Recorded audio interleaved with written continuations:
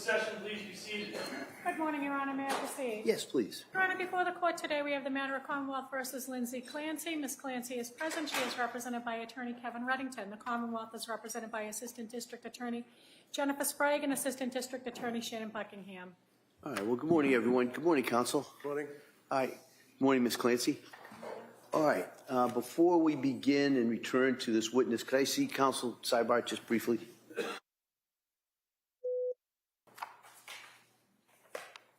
Court, all rise. Jurors enter.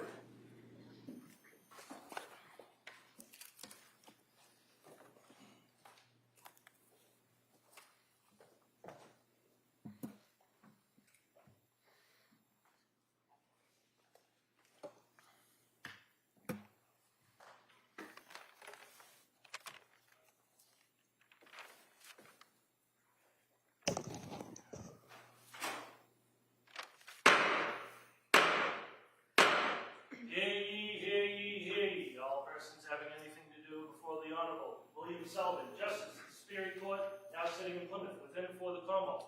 Draw near, give your attendance, and you shall be heard. God save the Commonwealth of Massachusetts. This court is now in session. Please be seated. Good morning, Your Honor. May I proceed? Yes, please. Your Honor, before the court today, we have the continuation of the jury trial in the matter of Commonwealth versus Lindsay Clancy. Ms. Clancy is present. She is represented by Attorney Kevin Reddington. The Commonwealth is represented by Assistant District Attorney Jennifer Sprague and Assistant District Attorney Shannon Buckingham. Thank you, Madam Clerk. Well, good morning, everyone. Good morning.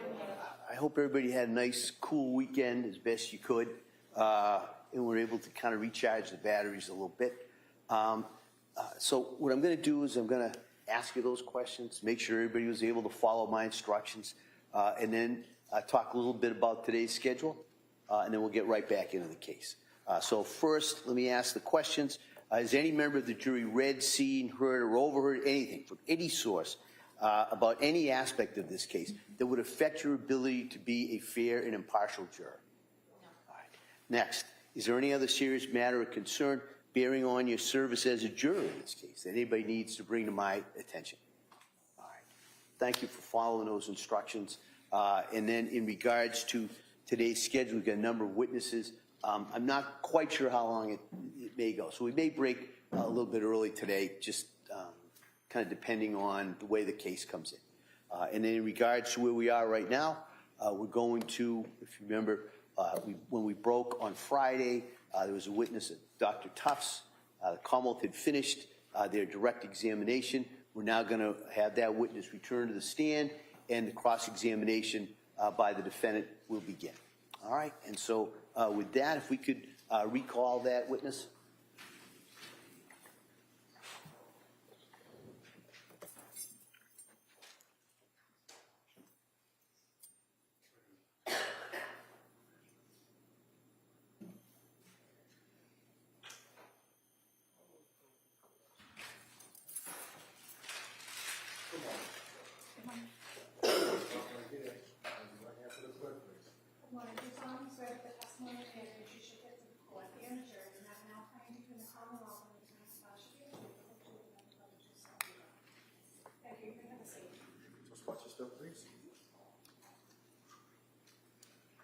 All right, good morning, Doctor. Good morning. All right. Ms. Reddington? Thank you. Good morning, Doctor. Good morning. Do you have your record in front of you, your notes? Or I do. And you can look at that anytime you want, just to refresh your memory of what's going on with you. Thank you.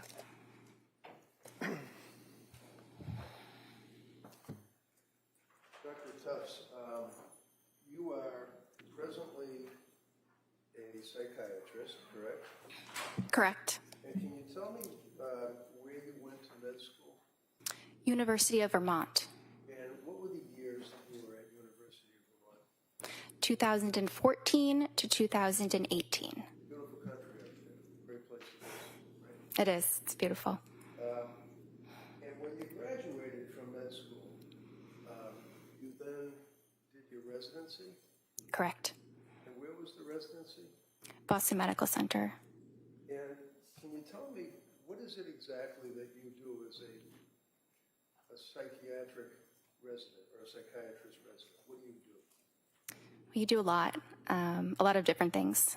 You rotate in all the different aspects of psychiatry, as well as internal medicine, so that you have a foundational knowledge of broad medical topics.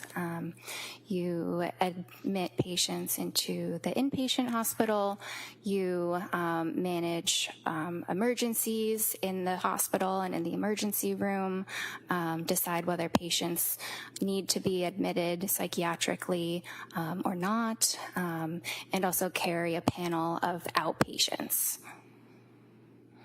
Is this a hospital that you're working in, or is it Boston University? Is it a medical center?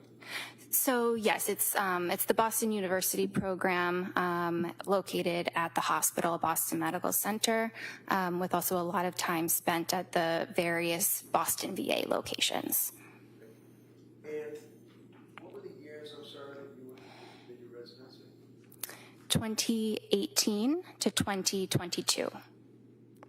So you basically were working as either a person studying to be a doctor, graduating, and then becoming a resident through the entire pandemic. For the first part of the pandemic, yes. The pandemic ended when Joe Biden said it ended. I think it was July of 2022, right? I'm not sure exactly when he said that. Would you agree with me that when the pandemic started, around 2019, when you began your residency, 2020, 21, into 22, it was a large portion, if you will, of the pandemic time frame. Yes. All right.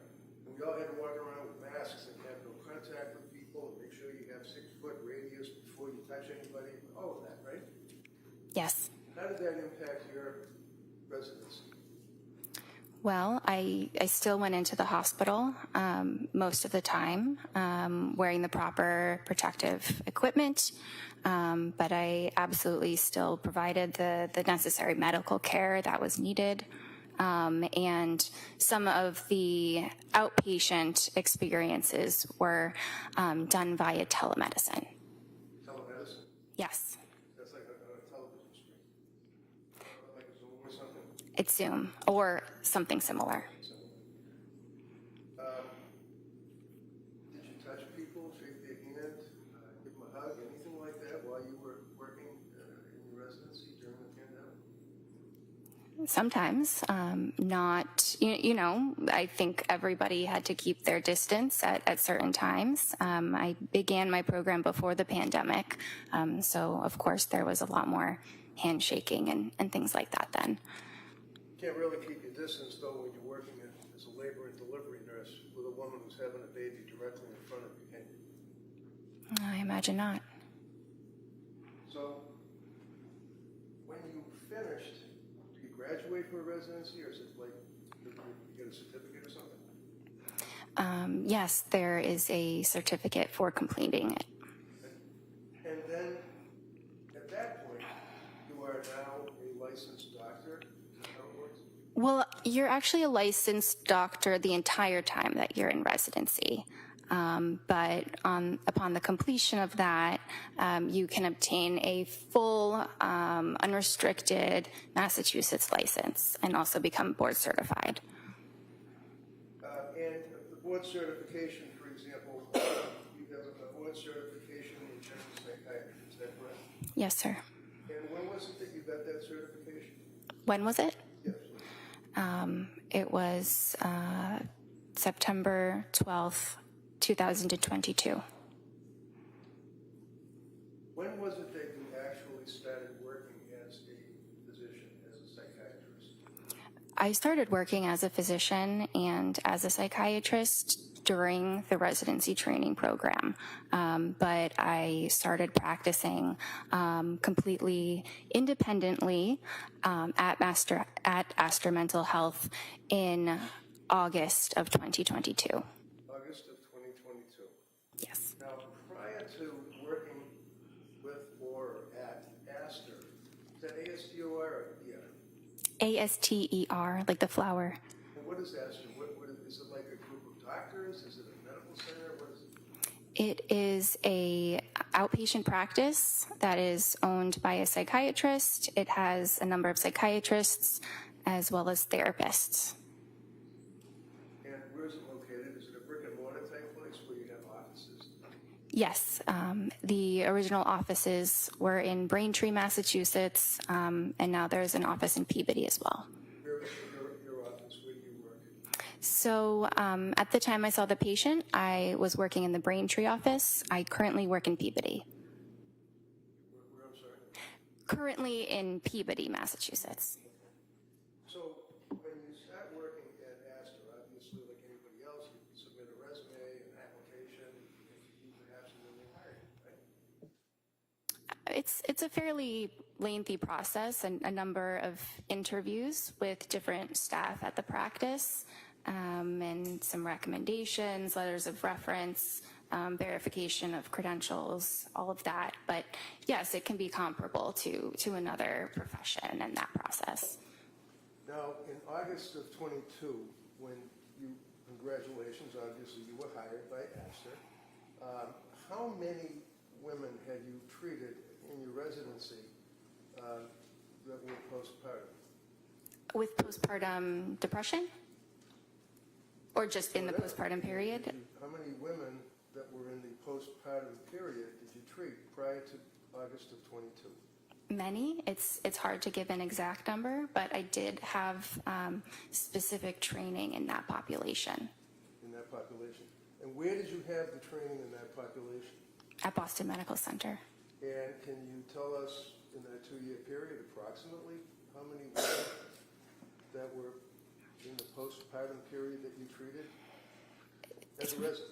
Okay, so it's really hard to give an exact number, but if I had to say, at least 50. So in the 2-year period, you treated 50 people in the residency that had postpartum. And can you tell me, what is postpartum? What does that mean? Well, I just want to address that it was a 4-year period, not a 2-year period. Oh, I'm sorry. Okay. So And sorry, what was your question? Hold on. You saw 50 people in a 4-year period that had postpartum. In other words, they had been after having the baby, right? Possibly, yeah, more or less. I saw a number of other patients. I saw much more than 50, but yes. So after you had your residency and after you were hired by Astor, is that when you began in August of 22 your practice as a practicing psychiatrist? Yes. And when was it that you actually got your DEA license that authorizes you to prescribe medication to citizens? So during residency, I had a DEA license, but it was affiliated with the with Boston Medical Center. And then when I started at Astor, I had my own DEA number. I don't know exactly when, maybe sometime around August. So August of 22, you start working at Astor. August of 22, you got your DEA license individually that authorized you to prescribe medication, correct? Yes. And it was when that you saw Lindsay Clancy? I believe our first visit was September 15th Of? 2022. So you were practicing as a psychiatrist for a little more than a month. I was practicing independently with my full credentials for about a month, but the training is just immense that goes on before that. Absolutely, it must be. But that's a residency that you're talking about, right? Yes. And you know, in a residency, I mean, all I know is Grey's Anatomy, but I mean, you're working under a doctor, the doctors are supervising you, and they tell you what to do, and then you report to them, correct? They don't really tell you what to do. They're there as a resource if you need additional support. But I followed many of my own patients. I was the only person in the room with them. And, my notes were signed off by an attending physician, and that attending was available for any support I needed. So in August of 22, when you started working at Astor, you actually filled out a form for your advertising. Is that correct?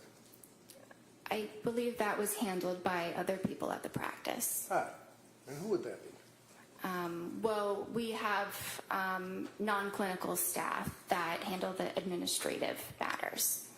Okay, but you're a doctor and you're out there to the public. You're advertising yourself and your services to the public. Is that fair? I believe, yes. I'm not directing the marketing of our office, but yes. Okay, never mind your office. I'm talking about you. You had an ad that was on the computer that if somebody wanted to reach out to a doctor, they could see your ad amongst many others, right? Well, I don't think there was an ad. I think we have a website that had some information about myself. Okay.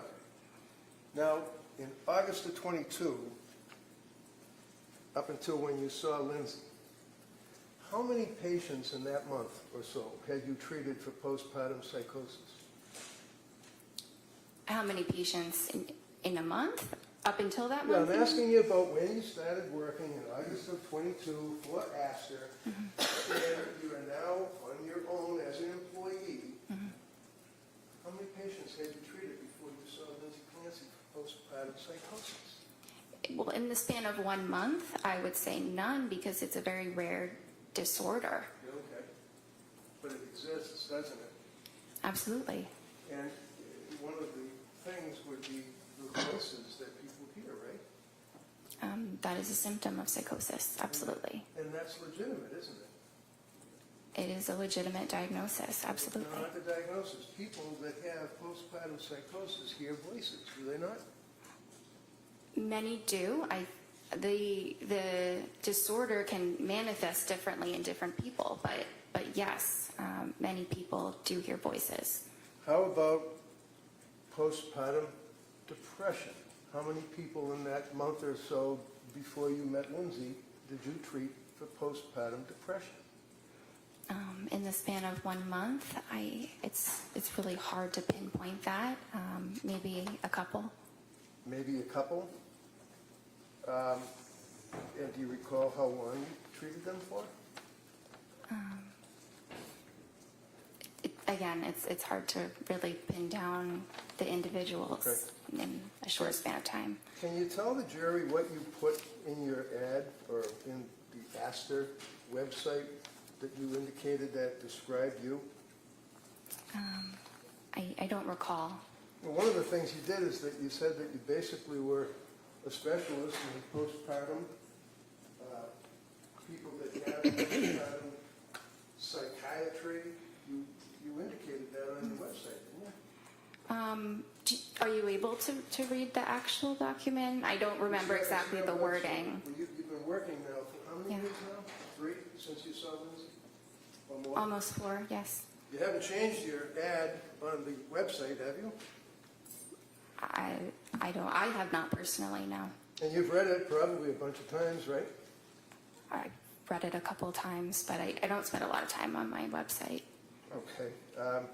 Do you recall that you indicated that you were specializing in any particular aspect of psychiatry? Yes.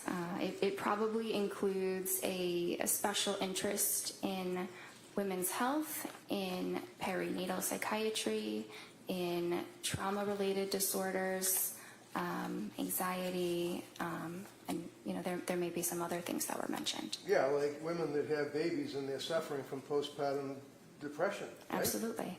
You advertised that after a month in working for Astor, right?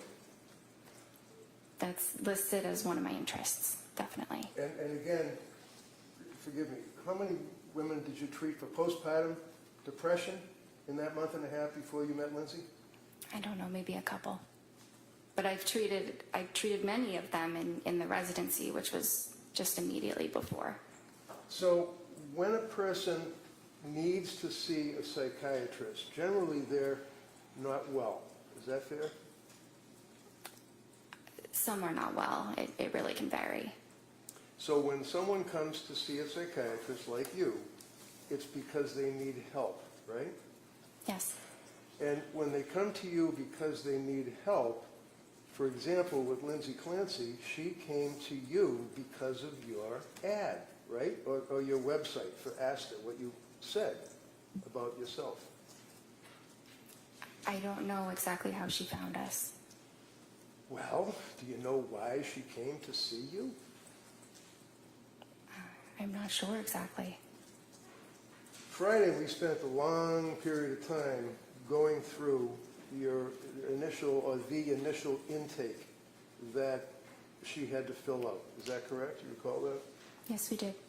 And the district attorney kept asking you, and this is in September, is it September 12th? Is that when that form was filled out? I believe she completed the form on the 12th. The appointment was on the 15th. So what does a person do? Do they call you, or do they talk to somebody in administration? How do you get the form to fill out? Yes, our administration handles that. And what do they do? How does that happen? They send them the documents, probably by email, and the patient fills them out. Actually, it might be all within the portal that we use, Within the portal? the patient portal, yes. Okay, and that means that you go online and you can access Astor Mental Health, and then all these little drop-down boxes would come up? Something like that. Are you aware, is something like that, or are you aware of what it does? So because I don't handle the scheduling and the sending of forms, I don't know exactly what it looks like. Well, this is the form that you're giving a person that needs help because they're possibly mentally ill, is that right? Yes, and what's important is that I review the forms and we go through them You do? in the appointment. Absolutely. Excellent. Yes. Now, understand that your records, Exhibit 219, I believe, the jury will have access to the Tufts records, okay? You're aware of that, right? You know it's an exhibit, Yes. because you have talked to the prosecution about what an exhibit is, and you know that your records are now in evidence before this jury, right? If that's what you say, yes. I wouldn't take what I said. Well, If you I don't don't know, really. that's fine. I don't know the details of how this works, All right, but have you talked to them prior to your testimony? no, You haven't talked to the DA's office? no, not at all. You're a defendant in a very large lawsuit, are you not?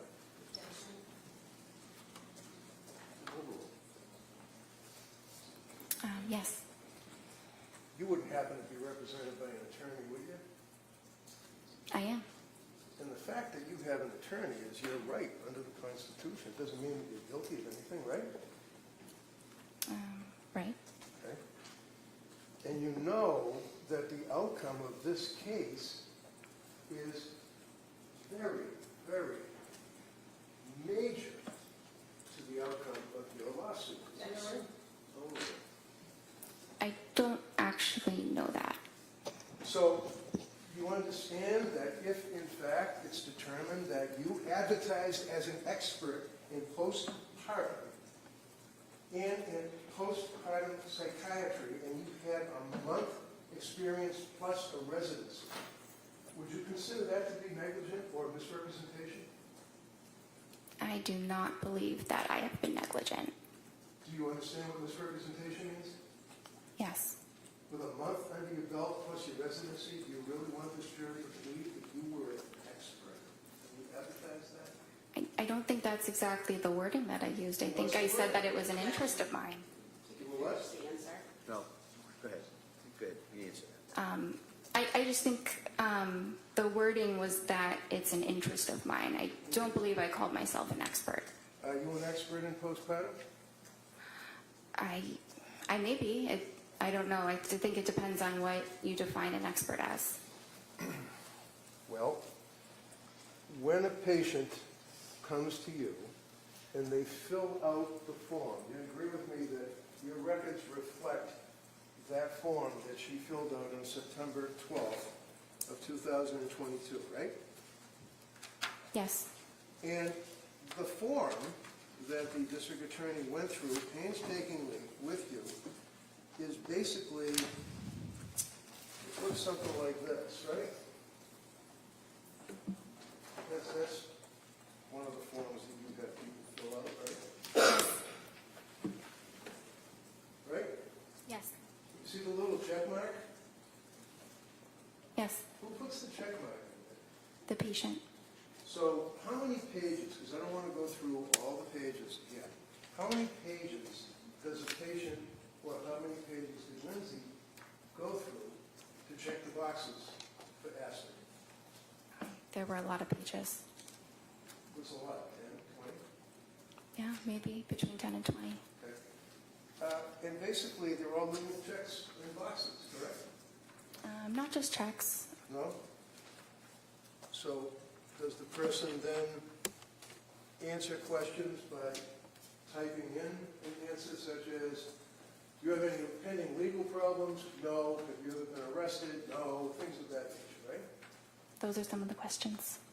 And the questions also, do they ask the patient what medications they were on Yes, before seeing you?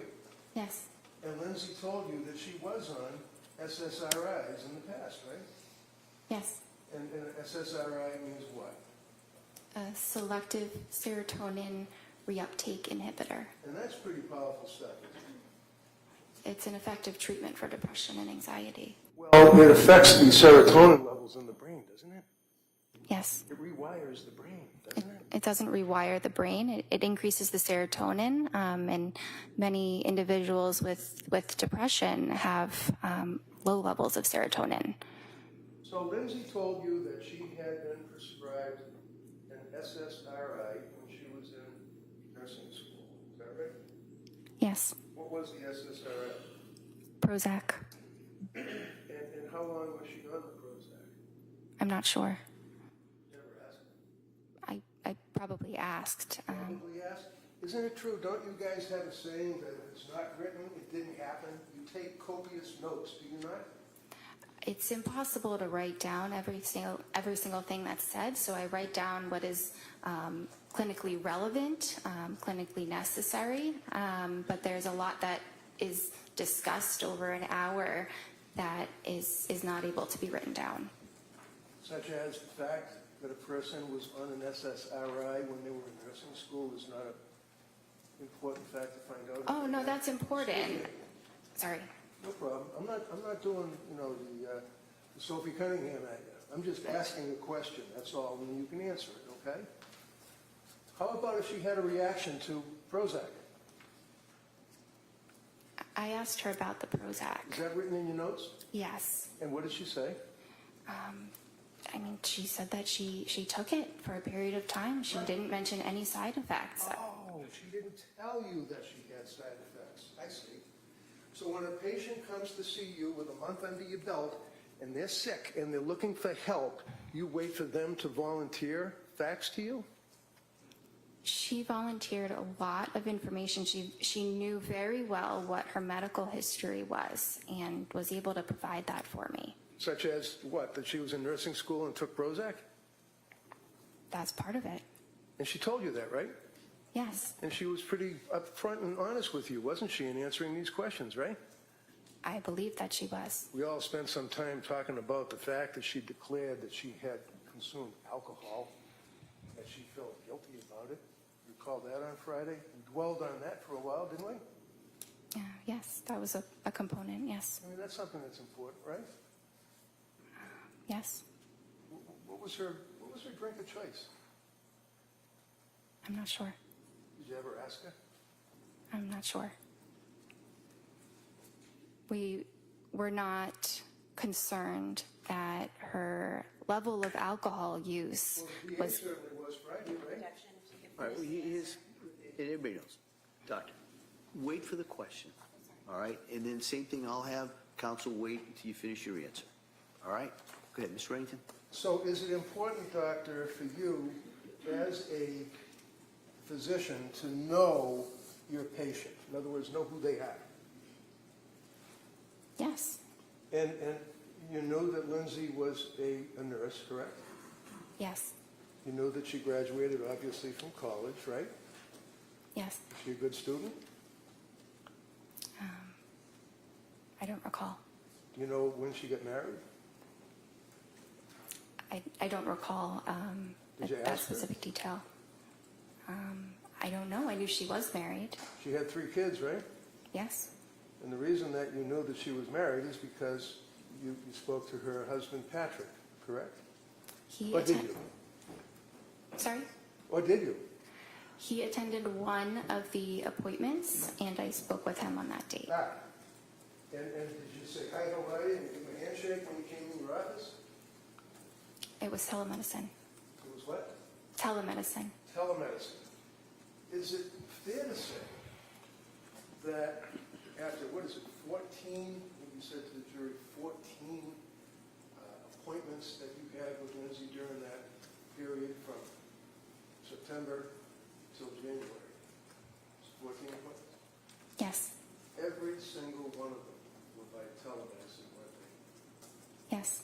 Until you came in this courtroom Friday, you never saw this woman in person, did you? Correct. Were you ever concerned about her mental health as a person? Absolutely. She was crying. She told you symptoms that she couldn't get out of bed. Isn't that right? At one time, she said it was difficult to get out of bed Oh, difficult to But- get out. Why was it difficult for Lindsay Clancy to get out of bed? because she was very depressed. And did you give her a hug? Oh, no, you're on telemedicine, so you couldn't give her a hug, could you? You didn't have any chance to even look at her in person, did you? I could look at her. It was always a video appointment. I couldn't give her a hug, but that's not actually something that psychiatrists typically do with patients. I imagine. Now, I'm looking at you, and you've got the witness stand cutting you off in half, right? So I can't see from your waist down, your legs, your feet, your hands, anything. That's the same view that you have on the telemedicine, right? Yes. Isn't it fair to say that you've studied and that you've learned that there are objective manifestations that patients may have that would be a tell, like if you're playing poker, you have a tell, that would be an indicia of the fact that they're stressed or emotionally disturbed, right? Yes. Like hand wringing, right? Yes. Were you able to see the hands wringing when you were on telemedicine? I don't recall seeing her hands. You recall, you know how people sit there and they do this with their leg and the leg bounces because they're going through some type of emotional stress? You couldn't even see her legs, could you? I couldn't see her legs, but I knew that she was under stress. So when she came to you, September 15th, I believe, is the first time that you all actually discussed her condition, correct? Yes. And looking at the medical records, which the jury will be able to look at, it says, visit date, September 15th, 2022, and you can look along with me if you wish, indicates why she came to see you, right? Yes. Right? Yes? Yes. Okay. Why did she come to see you? According, not guessing and speculating, never mind the TV. You just look at your notes. Tell me what brought Lindsay Clancy to your office. Postpartum anxiety. Is that it? Is that what you noted in the records? Well, those were her words when asked, what are the problems for which you are seeking help? I see. Postpartum anxiety.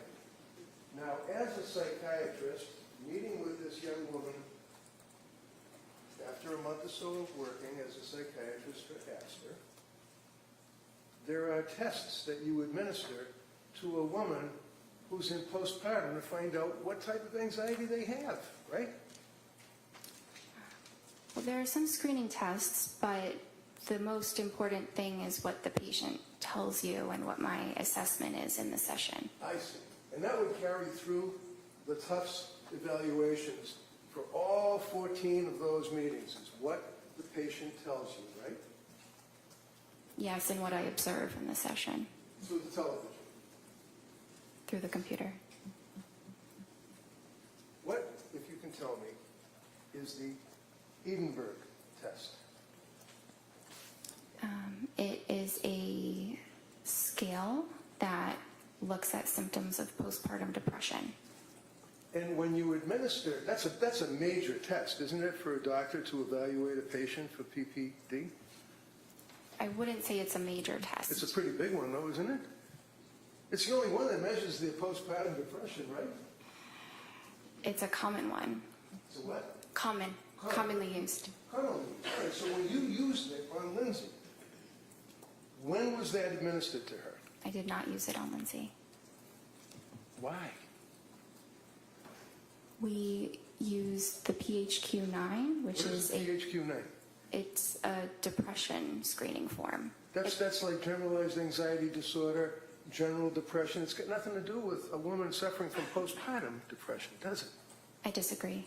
Well, do you agree that people perhaps that may know a little more than you determined that the Edinburgh scale is the appropriate scale to administer to a pregnant or postpartum woman? Sustained as the form. You're familiar with the Edinburgh scale, right? I've heard of it. And can you explain to me how it's graded? No, I cannot. There are 30 questions in it, are there not? I don't use this scale, so I don't know how many questions there are. So the Edinburgh scale, do you even know that the cutoff for someone that is depressed in their condition of postpartum would be 15? Anything over that, they're in severe depression? Okay.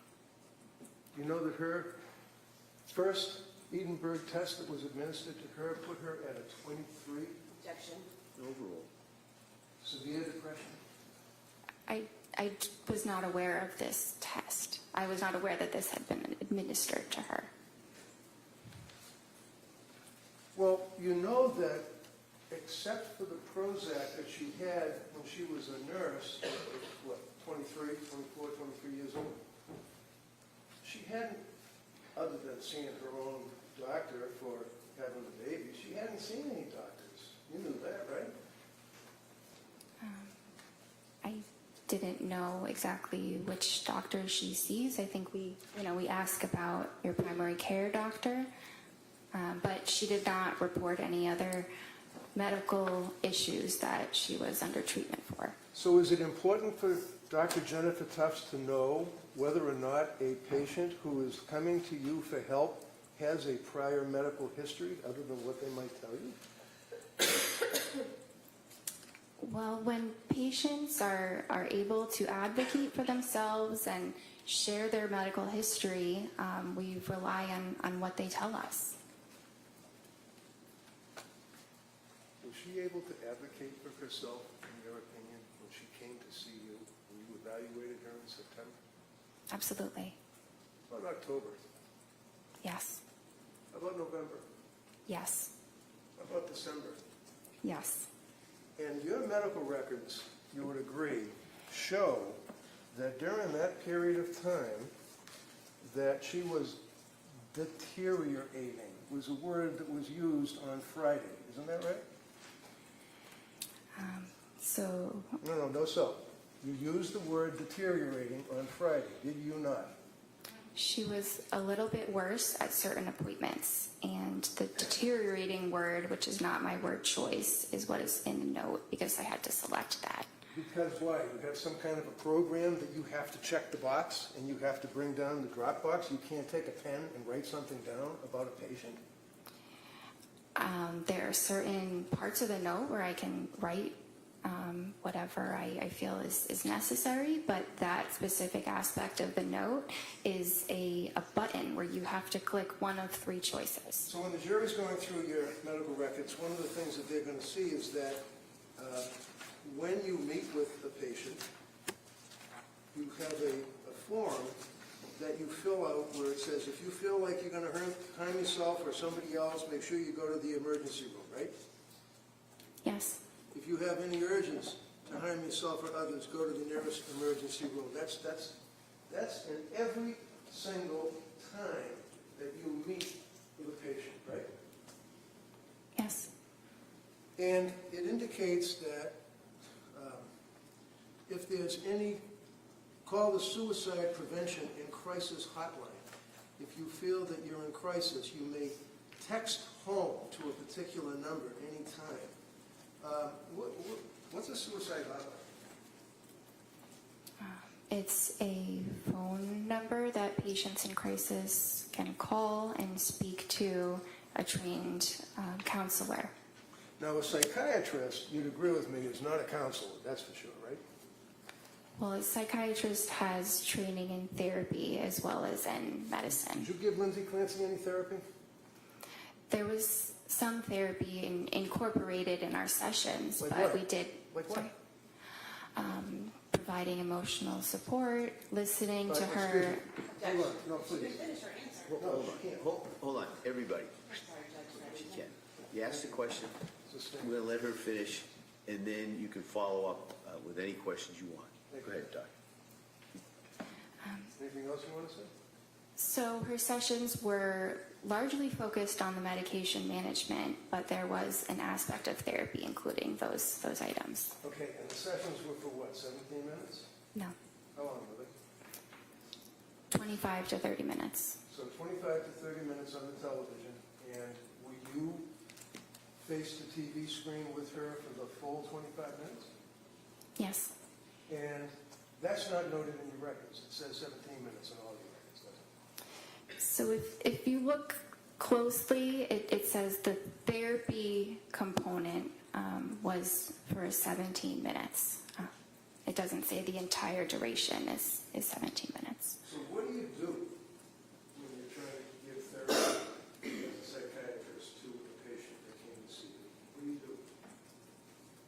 What do you do for therapy? It depends on the person. Well, how about Lindsay Clancy? What did you do for therapy with her? I listened to her. I listened to her concerns and provided support. I tried to provide her with hope that eventually things would improve. So you listened to her concerns, and you'd agree with me that her concerns were, for example, that she actually was unable to sleep. It's one of her concerns, right? She was having a lot of difficulty with sleep. On the September 15th meeting, you indicate that her mood was okay, but her affect was anxious, and you called it incongruent. What does that mean?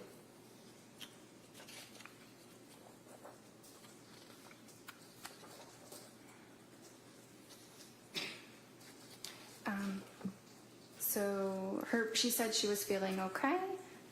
She appeared anxious, and she also stated that she was anxious. So one of the things that you talked about Friday is when a patient presents with an incongruent something or other, I don't remember, appearance perhaps, that would mean that they're saying, I'm okay, but they don't look like they're okay, right? Well, it could. I don't think her affect and her mood were really that incongruent at that time. I think that she didn't appear terribly depressed. I didn't say she was terribly depressed in that initial visit, but she said she was anxious and she appeared anxious. That's pretty congruent. Okay. So did you put in the report that she was congruent or incongruent? So that is not an option for me to indicate in that section, but So- it was congruent. You're like a robot. You can't take a pen and write something down. You have to do the drop box and the X's on the computer. Well, if it's on the computer, I'm limited by the options that are up Why? there You're a doctor. Why are you limited? because of the technology. What technology? The fact that there's a form on a computer? You're trying to treat a human being who comes to you for help. And that's what's most important. What's most important was the treatment, not what is checked off on a box. Makes sense. So you were unable to make a note as to whether or not her affect and her mood appeared to be in conflict and that she would have been incongruent and that she had poor insight. You couldn't write that down. Is that right? Because the box doesn't let you. Correct. So basically, she's telling you that I'm okay. Well, actually, when she came, do you know that she never saw, other than when she was in nursing school, would it surprise you, a psychiatrist? And that was only for like a week when she got the Prozac in nursing school because she was afraid of public speaking? Did you know that? I was aware that she did not have a significant past psychiatric history. I was aware of that. Okay, so you were the first psychiatrist that she had the pleasure of meeting. Is that correct? I think it was. And isn't that important for you as a doctor to take a history? I did take a history. So can you tell us? You're testifying here for the government. Tell us whether or not she had any past psychiatric history other than in nursing school for a week with the Prozac. She did not report any other past psychiatric history other than the Prozac and Wellbutrin. So when a patient comes to see you and you're treating to help that patient, if they don't report something to you, you don't know about it apparently, right? Well, I think it depends. There are certainly things I can assess, but if it's related to their history, I do need them to tell me. Well, you can't assess it unless you ask, right? Unless I ask or they volunteer it or they Of fill course, it we out in already talked forms. about the volunteering. How about you as a doctor, when you're evaluating a patient coming to you for help, do you ask them questions? Yes, You didn't ask her a prior history. I did. What did she tell you? She said that her prior history was what we discussed about the Prozac in the nursing school. So, basically, other than hoping to give her hope, is what you said, for the therapy. How do you give someone hope for therapy? The other doctor. Try to encourage them and... What did you encourage her on September 15th? Sorry? What did you encourage her to give her hope on September 15th? What did I encourage her? Yeah. I don't remember exactly the words. It was Did you write almost it 4 down in years your ago. records? No, we don't write those details of Well, everything that's the that's therapy said. you're talking about, right? Yes? Yes. And you don't write down the therapy you give the patient in the records, right? Well, I write something about it. You write it I down. mentioned No, that. excuse me. Hold on. So yes or no? Hold on. You let her finish the question. You listen to the question and answer just what they asked, okay? Go ahead. You can rephrase that question, Counsel. No, I'll let her answer it. All right. I mentioned that I provided supportive therapy. What is supportive therapy? It's listening to the patient's concerns and providing emotional support and validation. So, emotional support and validation, all sounds good. Here's a young woman who is what, 20, 29, 30 years old, came to see you? Yes. And came to see you for help, right? Yes. Told you she couldn't sleep and she was anxious, correct? Yes. You know that she was postpartum, correct?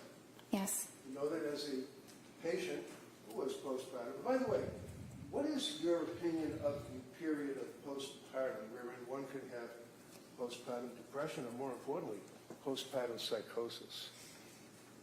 What's the time frame? It's typically 1 year. So she was well within that time frame, correct? Yes. And you tried to provide therapy by giving her hope. And how long do you figure did that take? 5 minutes, 10 minutes, 2 minutes? I'm not sure. I think it was different in each session. Okay. So the only thing that you diagnosed Lindsay with on September 15th was GAD, Generalized Anxiety Disorder, correct? It was generalized anxiety disorder as well as an adjustment disorder with depressed mood. And you prescribed medications to her, right? Yes. And the medication that you provided to her was the sertraline, right? Yes. And the sertraline would be Zoloft, right? Yes. Now, this is a little chart that shows the prescriptions that Lindsay was on. And you are the yellow columns. They're the tops. Okay. You can see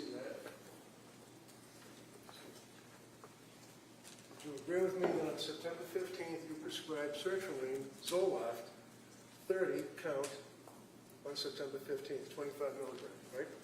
Yes.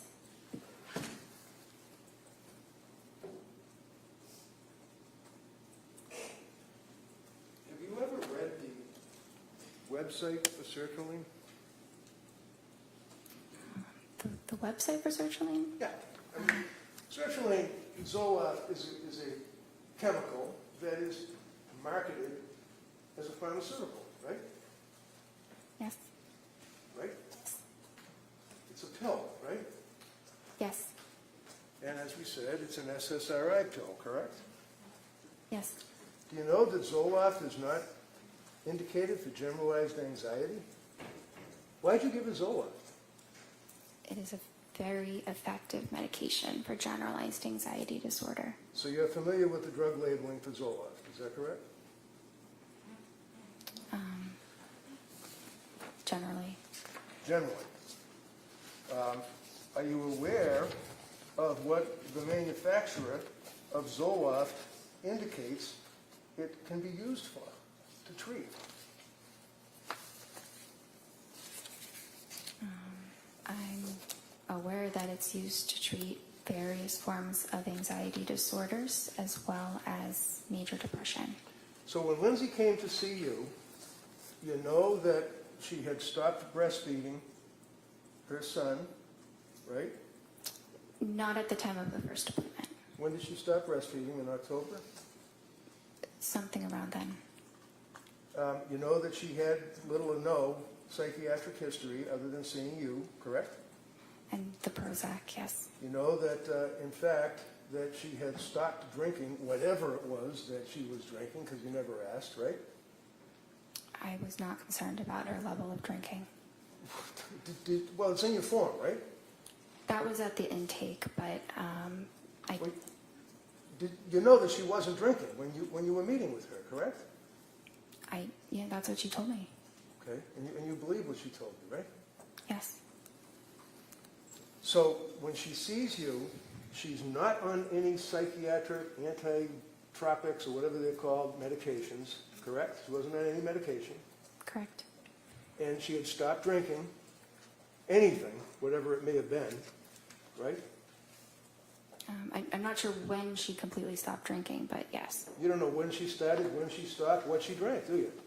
Well, I was not concerned that she was an alcoholic. That's a yes or no. Did you have any idea? Because we spent a long time on Friday talking about her guilt and having that she drank alcohol. You don't know what she drank, when she started, when she stopped, do you? I know some details about her alcohol use, but it was overall minimal. What were the details then? Tell me what the details were. There was that one little box that was checked off. What other details were there? That she drank 1 to 2 times a week, 1 to 2 servings 5 times a week. And you don't know where, what it was? You have no idea, right? I think she had mentioned at some point that it was calming. It was something that was what? helpful. I'm sorry. Calming. Calming. Okay, Calming. so it was numbing. It was like trying to numb something, I guess, right? That's one way of saying it. I mean, you've treated, I imagine, you've treated veterans that have post-traumatic stress disorder, right? Yes. And would you agree with me that many times when people have an anxiety disorder or PTSD, whatever the case may be, they try to numb their feelings? Is that fair? Sometimes they do. And sometimes they use alcohol, right? Sometimes they do. But we don't know what alcohol. We don't even know if it was a beer, do we? I didn't think that was relevant for her. So, with all of that, with that information, you then prescribed Zoloft to her, correct? Yes. You went over the side effects of Zoloft, sertraline, I imagine, with her, right? Yes. Did you tell her that one of the known side effects is suicidal thoughts and actions and ideation? Well, that's specifically in children, so I don't think I mentioned that because it wasn't relevant. Not really. Suicidal ideation and homicidal ideation, there's a black box warning on Zoloft along with other SSRIs, right? Under Yes age, or no? For children and adults younger than Lindsay. Excuse me, Doctor, I apologize. Can you just listen to my question and answer it yes or no? Is there a black box warning on Zoloft? Yes, Okay. And a black box warning is required or prescribed by what, the FDA? probably. Probably. And it basically warns that, especially with young people or young adults, that it may cause suicidal or, God forbid, homicidal ideation. Yes? Yes. And you're aware that, in fact, the FDA has determined that that goes up possibly to a 23, 24, 25-year-old. You know that, right? I think 24 is 24. what they say. Yeah, I'll give you 24. It's possible, is it not, that the SSRIs that get into a person's brain affect a person that's 3 or 4 years older than the FDA cutoff with suicidal ideation or homicidal ideation? It's possible? There's a lot of development that happens in the brain between ages like up to 24 and closer to 30. The brain is fully matured at past age 24, and so it's less vulnerable than in a younger individual. So with 24, you're suggesting as a cutoff, are you suggesting to the jury that a drug that increases the risk of suicide in a 24-year-old patient cannot increase the risk of suicide in a 29 or a 30-year-old patient? Just a little bit. I don't believe there's evidence that it causes that at all in individuals over 24. So, as a psychiatrist who had the ability to issue these types of medications to patients and citizens, what research did you do on Zoloft and suicidal ideation, homicidal ideation? I was taught extensively about SSRIs and suicidal ideation in my training. Right? In Vermont, in Boston, yes. Okay, so in Vermont was when you get your medical degree, right? Yes, And in Boston would be when you were a resident, right? yes, And then you had board certification on general psychiatry, right? yes. You can have a certification on the subspecialty, right? There are certain subspecialties, yes. Right, and some of the subspecialties deal with postpartum or women that are pregnant and have babies and have psychiatric symptomology. There's no board certification for perinatal or reproductive psychiatry. Well, there are plenty of classes that are recognized as, for example, at Harvard Medical School, there's an annual class or symposium, if you will, for postpartum. Have you ever been to that? No, sir. What have you done to research or to improve your education? I understand you went to med school and that you were a resident. What programs, continuing education, symposiums have you attended since you got the ability to prescribe these medicines to people? I have not attended a symposium. Have you attended anything? I have not, but I have done a lot of reading on my own, of research and guidelines about this area in psychiatry. Did you tell Lindsay when you were going, because one of the things that you guys are always concerned about is what's called informed consent, right? Yes, And what is informed consent? What does that mean? it In a means medical sense, not just like out in the street or something. explaining to a patient the risks and benefits of treatment and possible alternatives, and making sure that the patient understands what you're saying. Now, when you were going over the symptomology or when you were going over the side effects of Zoloft, one of the side effects of Zoloft is, and I quote, severe trouble sleeping, right? Yes. Did you tell her that?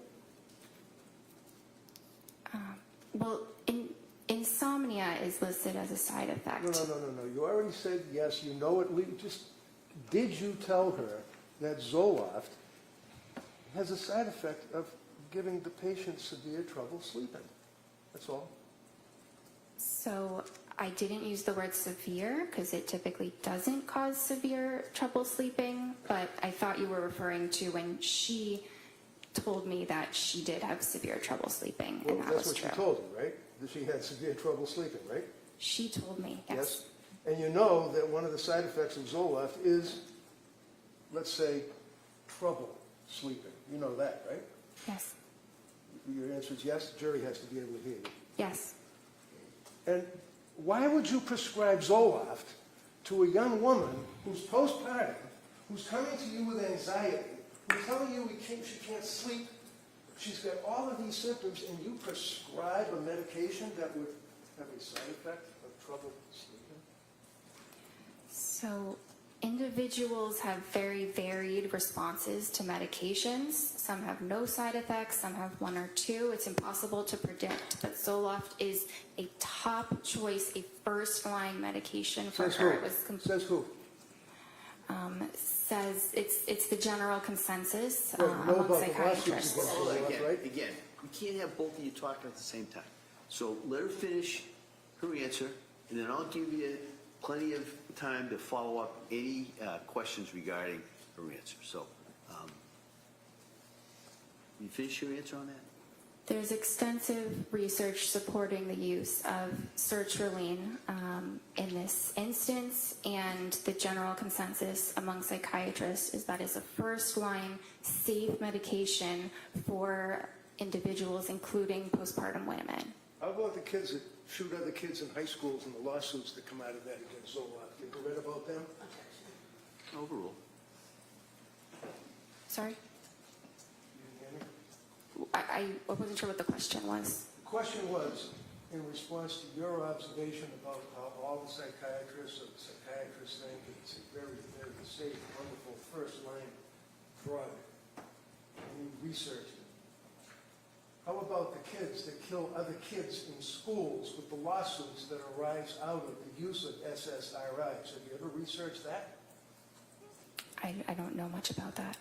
You know about the SSRIs and messing with someone's brain, they go out, they shoot people for no reason, right? I'm not aware that that's linked to SSRIs. So, you didn't really talk to her about increased risk of suicide, and 24-year-olds are down because she's 4 or 5 years older than that. You didn't talk to her about the trouble sleeping that can be a side effect, but you described there's other drugs that you could have given her that would be perfectly safe and calming and allow someone with no psychiatric history to sleep better, right? Not necessarily. Okay, so you prescribed her with the Zoloft. It was 25 milligrams, right? Yes. And when you prescribed her with the Zoloft, 25 milligrams, was that increased up to 0.05 milligrams, or did you increase it at some point? The instructions were to increase it to 50 after 1 week. After 1 week. Yes. And you expected that she would listen to your instructions, right? Yes. And she did, right? She waited about a month, but then yes, she did. Why did she wait a month?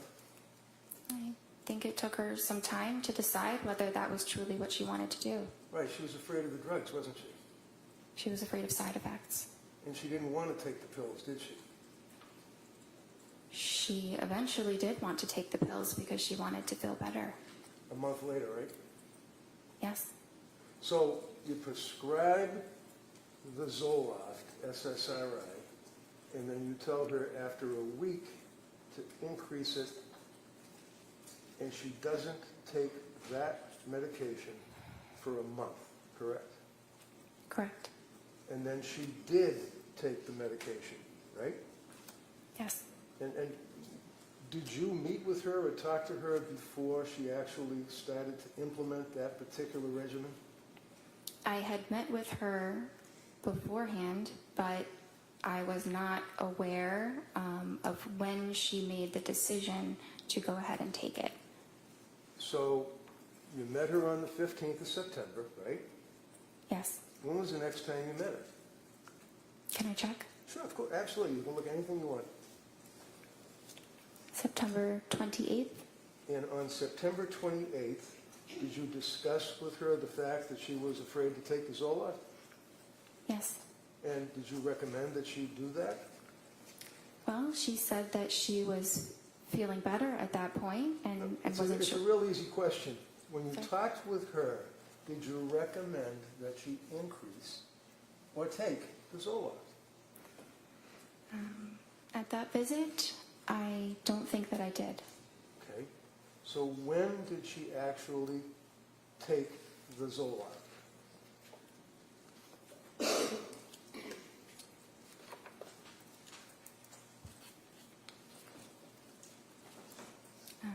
She told me in her October 20th visit that she had taken it 1 week prior. And she told you that when she increased it in accordance with your instructions, she went off the rails, right? I don't think she used those words, but she had What words did side she use effects. for you as her doctor? She felt awful. Awful. Why did she feel awful? Did she have a stomach ache? Did she have a headache? Why did she feel awful? She did have some stomach aches. She had some diarrhea and had a difficult time eating. She also had increased anxiety. She had some more depressed feelings. She had more difficulty sleeping. And what was your advice to her as her doctor on the 28th of October, after she told you about the effect the Zoloft had on her? I told her to stop it, stop the medication. Okay. Now, Zoloft being an SSRI, and a patient that is taking the Zoloft, and 0.05, we spent Friday afternoon going over the drugs, and 0.05 milligrams is the lowest dose, and all that. That's the dose that is prescribed to people, invariably, correct? It goes up to 200, but that is a starting dose. For pretty much all of you psychiatrists would agree with that, right? 0.05, right? 50. 50, okay. And you then told her to stop? Yes. What does it mean to titrate something? To slowly increase the amount. What do you tell patients when they're on an SSRI as to weaning them off the SSRIs? Depends what the dose is. If it's a high dose, you need to slowly decrease the dose, so kind of the opposite of titration. But if it's a low dose to begin with, you can stop it. Are you supposed to tell a person that's on an SSRI to stop immediately or to slowly withdraw from it? At 50 milligrams, it is perfectly fine to stop it immediately. So you didn't have any concerns at all about telling her to immediately stop taking the Zoloft. And what did you do, put her on another drug? Not immediately. Okay. So did she relate to you on that October 28th meeting that you had? Was it the 28th or the 26th? I met with her the 21st and then the 26th. Okay. Now, on the 26th of October, what did she tell you her condition was? So she was feeling back to how she was before the Zoloft, which is not great still, and that she was considering a new medication. So she was considering it. Did she do research on medication as to what medication she wanted to take? Is that what you're telling this jury? She didn't specify exactly what medication she wanted to take, but that she wanted to try something else because she was still having significant anxiety. So when you say she wanted to try something else, I'm just asking, did you tell her what you recommended she try, or is that something that she decided she'd do on her own? No, I gave her my recommendation. Okay. The only reason why I ask that is that, you know, a lot of times people might think that she's a psychopharmacologist, that she's a heart surgeon, that she's a vascular surgeon, that she knows everything about medicine. That's not true, is it? No.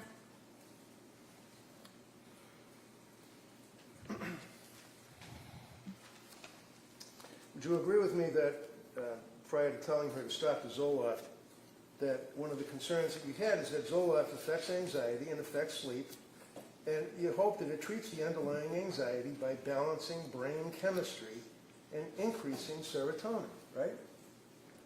Yes. Is that fair? And you'd agree with me that it does, as a side effect, have an impact on a person's falling asleep or staying asleep, as a common side effect, right? It can happen. It doesn't happen to everyone, but it certainly happens to some. But it is temporary. That's the important distinction. Is that there are many side effects that disappear entirely, and then the medicine is quite helpful for those certain conditions. What's that? Yes. She had problems sleeping, didn't she? Yes. Even after the Zoloft, right? Yes. So you, not her, you recommended a particular drug that she should take, right? Yes. And again, as it relates to what one would expect a young woman who's a labor and delivery nurse to know about psychiatric medication. What is methazine? Do you know? I'm sorry? Methazine. I'm not sure. How about hermababate? B-A-T-E. H-E-R-M-A-B-A-T-E. How about that? You ever heard of that? I'm not familiar with that. That's what's used to administer to a woman who's going through birth. You don't have an obligation to know that, do you? No. You have an obligation to know about psychiatric medications, though, right? Yes. There's a difference between what's known as nescience, which is not knowing what you have no duty to know, and ignorance, which is you don't know what you should know. Is that fair? Yes. So, did you ever gauge Lindsay's knowledge or ability to judge what medication would be good for her? So that was my role. Right. I didn't expect her to know significantly the details about different psychiatric medications. Is it important to know that a woman that's coming to you because of postpartum issues, shall we say, had prior problems in prior deliveries? Yes. And you'd agree with me that you're on the front line of healthcare for pregnant women when someone comes to see you, either pregnant or after having a baby, right? They're usually referred by a therapist or an OB, but yes. Okay. So being on the front line and dealing with these people, and you advertise that you deal with pregnant people before they have babies, right? Yes. And after, correct? Yes. Did she have any prior issues with her prior babies? I knew that she had some anxiety symptoms with her prior, after her second child was born. And that would be Dawson? Yes. And when she saw you after having Callan, how old was Dawson? A few years old, maybe 2 or 3. Did she tell you what the side effects were after she had Dawson? She did. I did not list them because, Excuse me, that means you didn't write them down? yes. So what is it, your memory that we'll go by that, right? Sorry? We'll go by your memory? Go by my memory about what? I don't recall exactly which side effects she said, but I recall that they were some of the very common ones, the ones that are temporary. Hold on. You're telling this jury that you don't recall what the side effects were that she told you, but your memory is that they were general, common? Is that what you're saying? Yes, because if they were anything else, I would have documented it. Well, how about she took Zoloft? Did she take Zoloft, SSRI, after having Dawson? I think she took it for about a week. You think? Or she did? She did. So isn't that something that would be indicative of the fact that there was some psychiatric issues after she had her second child? Yes, but she did not describe them as being severe. Well, as a psychiatrist, can you ask her whether or not they're severe, or do you just wait for them to tell you? Based on her description, they did not sound severe. Tell me about bipolar. What's bipolar? Bipolar is a mood disorder that has both depressive episodes as well as episodes of mania. And is it your understanding that if a person has a difficult birth and in fact has some psychiatric attributes as a result of that difficult birth, that you should not prescribe SSRIs to that person because they could be bipolar? Having a difficult birth does not, it's not a contraindication to an SSRI. So after she had her second child, she took Zoloft, and you did not detail any side effects, and you don't remember any side effects. Do you agree that Lindsay had, at this point, a history of mental problems during postpartum? She had a history of anxiety postpartum. Anxiety to the point that she was prescribed an SSRI? Yes. And she also had mental problems when she came to see you, right? Yes. So she had mental problems after she had the second child, mental problems after she had the third child, correct? Yes. And you'd agree with me that this is not easy stuff for somebody to be talking about. People get embarrassed in our society if they had mental problems, don't they? Some do. She did, didn't she? I'm not sure. So, not documenting any of the side effects, did you think it would be important to document the side effects of the drug before you prescribed Zoloft a second time? She's telling you that she had, you don't know, but she had side effects with Zoloft. Was it important for you to document the second time that you're giving her Zoloft? I did not feel that it was necessary to document the specific side effects. So if someone comes to you as a person who is in postpartum and is all the symptomology that she had related to you, that if she told you that she was on Zoloft after her second child and had side effects, you don't think it's important to document the side effects, number one, right? It depends what the side effects are. Which we don't know because you didn't write them down, you don't remember it. I would have written them down if No, they not were. what you would have done. What did you do? No, overrule. Go ahead. I would have written them down if What did you do? I wrote that she had side effects. What are they? I'm not sure. And then you prescribed Zoloft again, didn't you, in 2022? Yes. Do you recall in the period of September of 22, October of 22 into November of 22, that she used the word overwhelmed, told you that she was overwhelmed? Is that correct? Sorry, which visit are we looking at? Well, the period of time, September, October, November, did she use the terminology that she was overwhelmed? Yes. Okay. And when you were treating her, you didn't think that she was just merely overwhelmed with 3 children. You knew she was really struggling, didn't you? I did.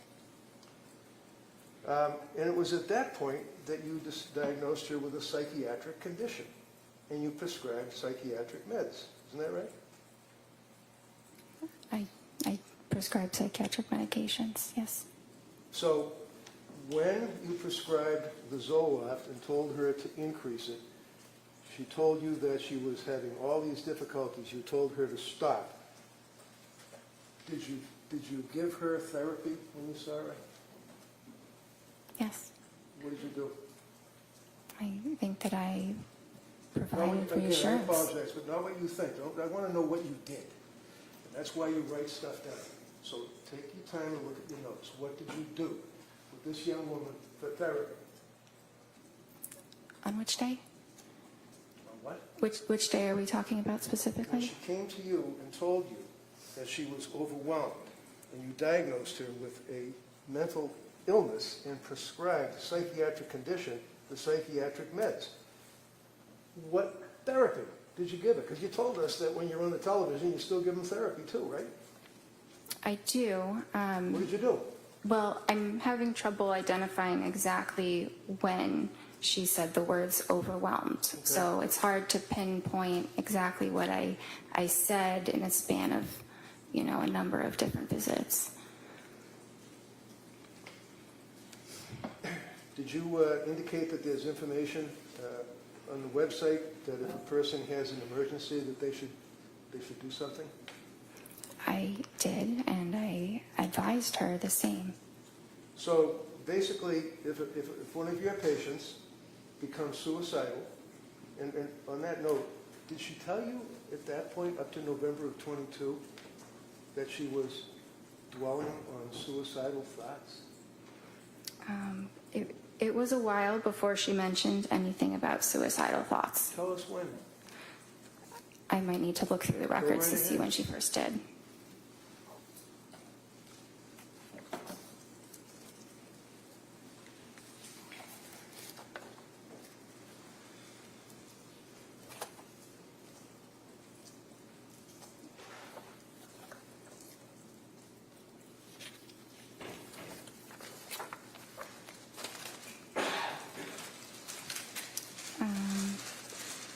December 1st. So on December 1st, what did she tell you? That she denied feeling suicidal, but that she was close to feeling suicidal. It's kind of like being a fisherman out in the ocean who's worried about the possibility of a storm and is thinking about the storm and is dwelling on the storm, almost in fear of the storm, right? No overall. Isn't it? I guess. So when she tells you that she's, and I don't want to put words in your mouth, what did she say? She's having suicidal thoughts, or what did she say? How close to it? She denied having suicidal thoughts, but felt that she was getting close to it. Okay. So she was dwelling on it or thinking about it, right? Is that fair? She was fearful of eventually having those kinds of thoughts. To kill herself. Yes. And how frequently were the thoughts? I'm not sure exactly how frequent they were. Did you ask her? It's Sorry? very likely that I did ask her the frequency. Wouldn't that be in your medical records? When you see some patients, you have some patients other than Lindsay Clancy at that point, right? Yes. And you document when a patient, my God, when a patient comes in and tells you that she's in postpartum distress and she's close to having suicide thoughts to kill herself, that's important, isn't it?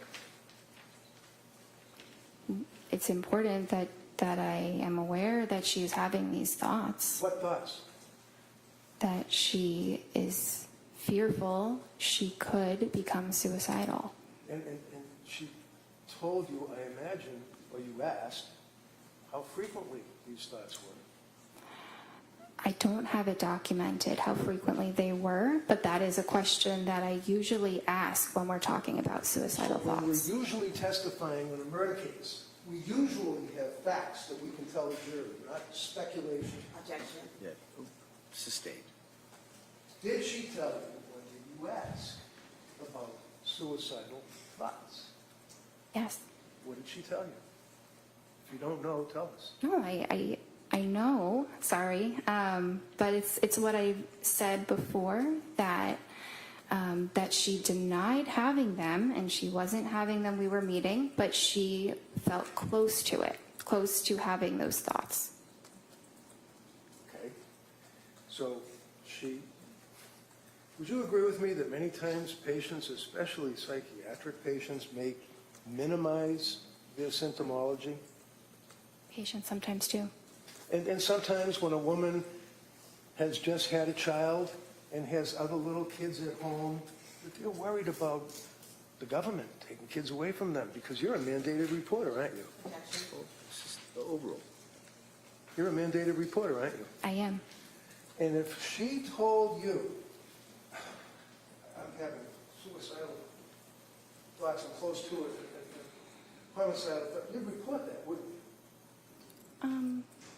Not necessarily. I think it really depends on the context. But having suicidal thoughts alone is not a reportable condition. All right, so basically, we know that she was close to having suicidal thoughts to kill herself, whatever that means. We don't know how frequently she was having them. Yeah? Today, I don't know how frequently, but at that point, I believe I did know how frequently they were. Okay. So as a result of that, you then gave her therapy, I imagine, right? Through the television. Yes. And what therapy did you give her in November of 22? I gave her supportive psychotherapy. And what does that mean? It sounds great. What do you do? It's listening to the patient and providing. Sorry? Listening to the patient, like when they say they're having. Hold on. Good. Sustain. Next question. So. She could finish the answer. Right. Next question. Thank you, Judge. Listening to the patient. That would be when, for example, one of your patients tells you, after all the treatment that you had provided prior to that, all the symptomology that she had, insomnia, anxiety, and all of that, that she's close to having suicidal thoughts. That would, I imagine, impact on you. Yes. So what did you do with this psychotherapy? So I provided emotional support and validation and What does that mean? Validation? encouragement. What does that mean? Something like, I understand this is a very difficult time. It really, it varies on the individual. Sure. How about Lindsay? I don't remember the exact therapeutic words that I used. Okay. How long did you give the therapy? Validation and all that stuff? I don't remember exactly the duration. Be about 10 minutes? Maybe Through the television, right? through the computer. So, as we pointed out, you tell the people that come to see you, when I say you, I mean collectively Astor Medical, that you would expect that if a person is in crisis, as you guys say, or is suicidal, that they would have to go to a computer or their cell phone, right? They would have to punch in your office, right? Look up the number. We advise them to call 911 or go to the emergency room as quickly as possible. How about suicide hotlines? Do you give them advice to call them? That's an option as well, yes. Sure. Did she call suicide hotlines? I was not aware that she did. Did you ever ask her? I don't think I specifically asked that question. Not specifically. Did you ask her anything? Did you beat around the bush maybe? You ask her anything about suicide hotlines? I don't think I asked her about suicide hotlines. Would it surprise you to know that she called suicide hotline in that time frame, not once, but twice, and was turned away? You guys were in the front line of this, aren't you? No, overall. It does surprise me, yes. It does what? It surprises me that she called them twice. And you never asked her if she had ever called the suicide hotline, did you? I don't think that I did. I understand. You're a doctor. You were trying to do the right thing. You obviously, this is just horrible, isn't it? Yes. She continued on with her treatment with you, correct? Yes.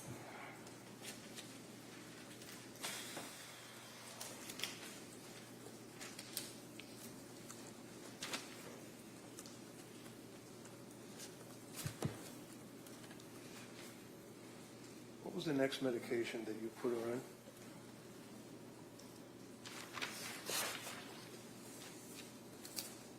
Let's say we're up to,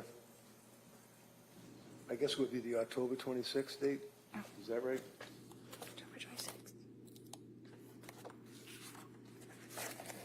Is that when you prescribed Ativan?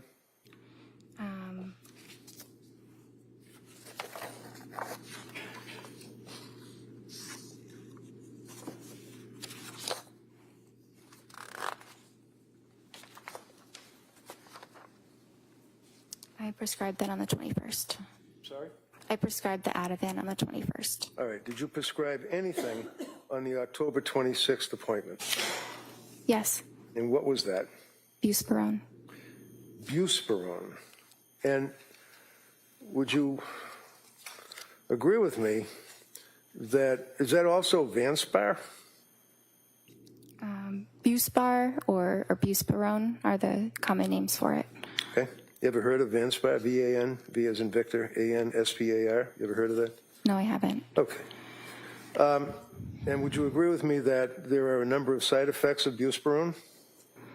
Every medication has side effects, but Okay, so my question is pretty simple. Buspirone, you mentioned it, I'm asking, any side effects? yes, What are the side effects? they could be tiredness or dizziness or rarely some upset stomach, but it's generally a very, very well tolerated mild medicine. And do you recall, was she taking any other medication at that point, if you know? Yeah, she was taking some of the Ativan. Some Ativan, right? Did you prescribe that to her? Yes, When did you prescribe the Ativan to her? the 21st. And she was compliant with your recommendations, right? Yes.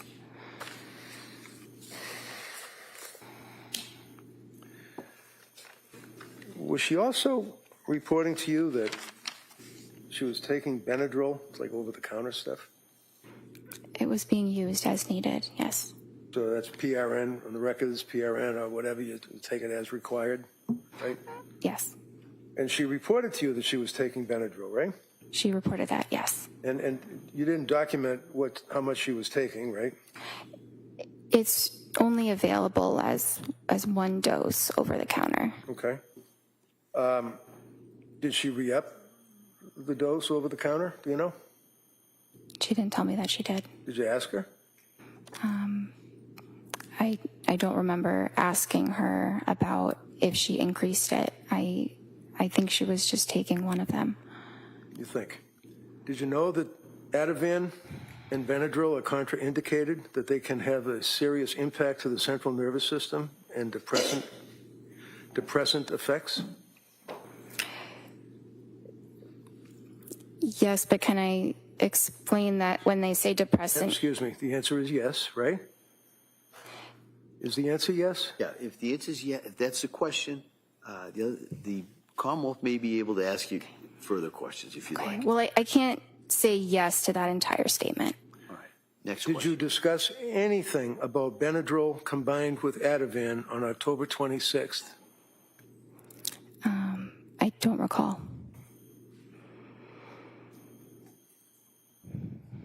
On October 26th, was she still worried about suicidal thoughts? She denied that. And on October 26th, how did she deny that? Do you have that noted in your record? I do. And what does it say?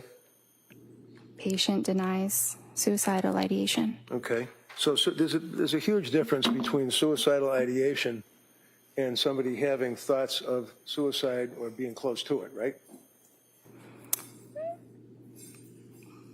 Not exactly. Well, you knew that the last time you spoke to the woman, she told you that she was close to having thoughts of killing herself, right? Yes. And you're her doctor, right? Yes. So what do? You just say, do you have, and check the box, and say, do you have any suicidal ideation? And she says no, and you check the box? No, it's not that simple. Do you ask her, like, well, gee, the last time I spoke to you, you told me that you were close to having suicidal thoughts of killing yourself. Did you pursue that on the 26th of October? Yes, And what did she say? that she wasn't. Now, how long was that appointment, if you recall? Would you agree it was 17 minutes and then there was some therapy? The entire appointment was something between 25 and 30 minutes. And that was again through the television, right? The computer, yes. Computer. Did you also add a drug called hydroxyzine? Yes. When was that? So that was the same visit as an alternative to the Benadryl. Okay, so on October 26th, when she told you that she was taking over-the-counter Benadryl, I asked you what you prescribed to her, and you said Ativan, right? Right? Yes. And then I asked you about the contraindication of Ativan and Benadryl, right? You asked me about that, yes. And then you, on October 26th, started her on Buspar, correct? Yes. And what is the purpose of Buspar? Is that for anxiety? Yes. And what kind of drug is Buspar? It doesn't really fall into a class, but it does act on serotonin. So it's another, similar to an SSRI, right? It's kind of like a more mild version of an SSRI. Okay. So she's on Benadryl over-the-counter, Ativan, which is a benzodiazepine, Buspar, which is an SSRI, and then you prescribe hydroxyzine on the same day, right? They weren't all to be taken at the same time. What's hydroxyzine? Hydroxyzine is an antihistamine. Okay.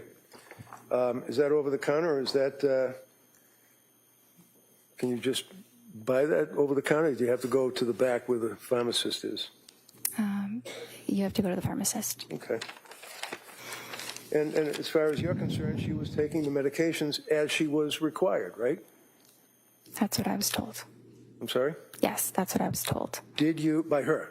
Yes. And did you at any time tell her that she should keep a diary of her medications and keep a diary of any side effects that she has? I didn't instruct her to do that. You don't have to instruct somebody to do anything, but did you recommend it? Like say, hey, if you're on all these meds, if you're having an effect, you should write it down. When, time, date, anything like that? I didn't tell her to do that. Would that be helpful? Maybe, but usually we go through all of that in the appointments, and we met very frequently. Now, you'd agree with me that at this point, prior to the next appointment, which was November 2nd, she had gotten significantly worse, even after all this medication that you had been prescribing, right?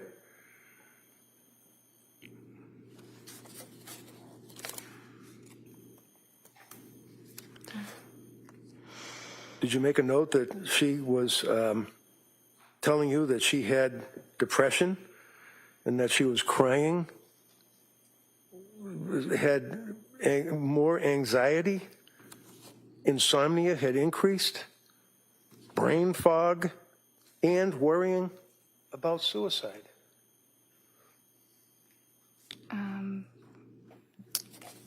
In the couple weeks after starting those medicines, I don't recall that the symptoms were significantly exacerbated.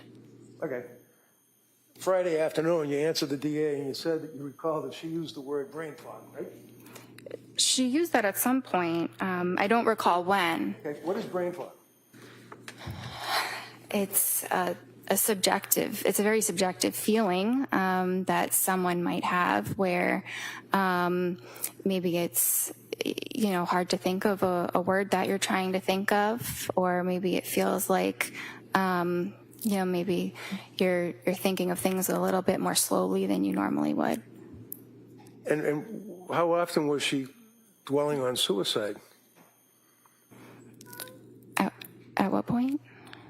At the point she told you that she had anxiety, insomnia, brain fog, crying inconsolably. Objection, if we can have a date. I think he's going to get to that. Go ahead. October 26th, heading into November 2nd. Do you recall, I'll rephrase it, do you recall going into the November month, meeting with her, and she told you that she had brain fog?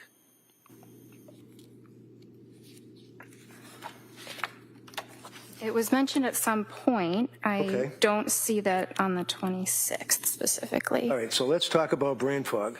Did you ask her what that meant? Because when you say subjective, that means that's her interpretation. That's in her head. She's telling you, right? Yes. As opposed to objective, which would be what people in general would think, right? Yes. So when she's telling you, in addition to the anxiety, in addition to the crying, in addition to the stress that she was undergoing, she was worrying about suicide, she talked about brain fog. So you must have asked her, what does that mean? Subjectively, what does that mean?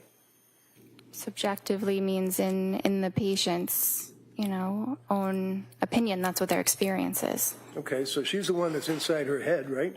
Yes. So what were the symptoms? What is it? When a patient tells you that they have brain fog, is that something you would consider as being a potential side effect of the medications that you would put her on? It depends. On what? I mean, sometimes it could be, and sometimes it could be unrelated. It's a symptom of depression as well. So sometimes it's hard to tell what it's attributed to. So at this point, heading into November, your answer was to prescribe more medication, 3 more drugs, right? You prescribed Ativan, or increased the Ativan. What was her load for Ativan at this point? Do you remember? Sorry? What was her milligrams, if that's right, or nanograms, whatever it is, on the Ativan, on the script that you had provided her? Objection, if we could just have a date. I think you said, if you can answer that, go ahead. Which date are we referring to for the Ativan? Because there were. I'm sorry. She already objected. He already said you can answer it. When did you increase her Ativan and to what level? So she was prescribed Ativan 0.5 milligrams. Right. And then when I next saw her, she said it was a little bit helpful. So I said you could increase it and see if 1 milligram is more helpful. Did she increase it? Yes. And when was the next time you saw her to talk to her on the television or on the computer? Well, I saw her on the 26th, and then I saw her on the 31st. I'm Okay. sorry. How was she on the 31st? Halloween. Sorry. How was she? That's not my note. That's her therapy note. Okay. So how about this November 2nd? Was that the next time you saw her? I saw her on November 2nd. And she told you that she was hesitant to use the medications, the Buspar and the hydroxyzine, right? She said she was hesitant to try the Buspar. She was scared of the drug. She was scared of the drugs, right? She was afraid to take a medication. She wasn't doctor shopping and asking you to give her drugs so she could get high. She was asking you for help. Isn't that right? Yes. And she was afraid to take the drugs and told you that she was afraid to take the drugs, right? She told me she was afraid to take the Buspirone. Did you advise her or counsel her or give her therapy about that? Validations? Yes. And what did you tell her? Well, I advised her of, the risks. What were the risks? Well, the risks of medicine, like we had said, sedation or dizziness. Okay. How about interfering with sleep? Buspirone doesn't usually interfere with sleep. Not usually. Did you ask her about any thoughts of suicide or being close to having thoughts of suicide? Yes. Did she indicate to you that she had any thoughts of suicide at all? Not at that date. Did she use those words, or is that a box that you checked off? I don't remember her exact words, but we talked about suicide or, thoughts of hurting yourself. Right. And there's a distinction between, in your records and the notation, between suicidal ideation and I quote, worrying about, thinking about suicide. Would you agree with that? Yes. And what did she mean when she told you, as her doctor, that she was worrying about, thinking about suicide? You mean in the prior appointment? I'm talking about a woman that's sitting in front of you on your television or your computer telling you that she was worried about thinking about suicide. Well, on the second, she didn't say that. Okay. When was the next time that she told you that she was worried about or thinking about or suicidal ideation?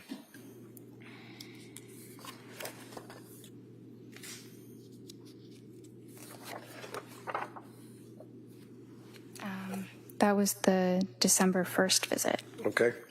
So go back to the November 2nd visit. Would you agree with me that she, after you talked with her for that period, however long it was, that you then brought up 4 medications to her, recommending that they might be safer, and I quote, safer alternatives? Would you agree with that? I see the word alternatives, not Okay. safer alternatives. Do you remember talking to her about Remeron? Yes. Did you recommend that she take Remeron? No. Did you ever prescribe Remeron? No. And is that mirtazapine, as far as its generic name? Yes. And Remeron is an antidepressant, isn't that right? Yes. And you did not feel that that would be an appropriate medication for her to take at that time? It was a very reasonable option, but we didn't decide to start it. So is this a collaboration? In other words, you and the patient, you would both make a decision as to when to start a drug? Or is it your decision and advice to the patient? Well, it's ultimately my decision, but the patient's thoughts about the matter are very important. At the end of the day, the patient has to go home and take it themselves. I'm not there to ensure that that is happening or not. So you had a November 22nd appointment, right?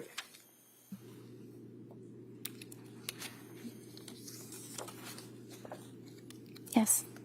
And it was at that time that she told you that she had been to see South Shore Perinatal Clinic, right? Yes. And did she tell you why she was seeing someone from the South Shore Perinatal Clinic?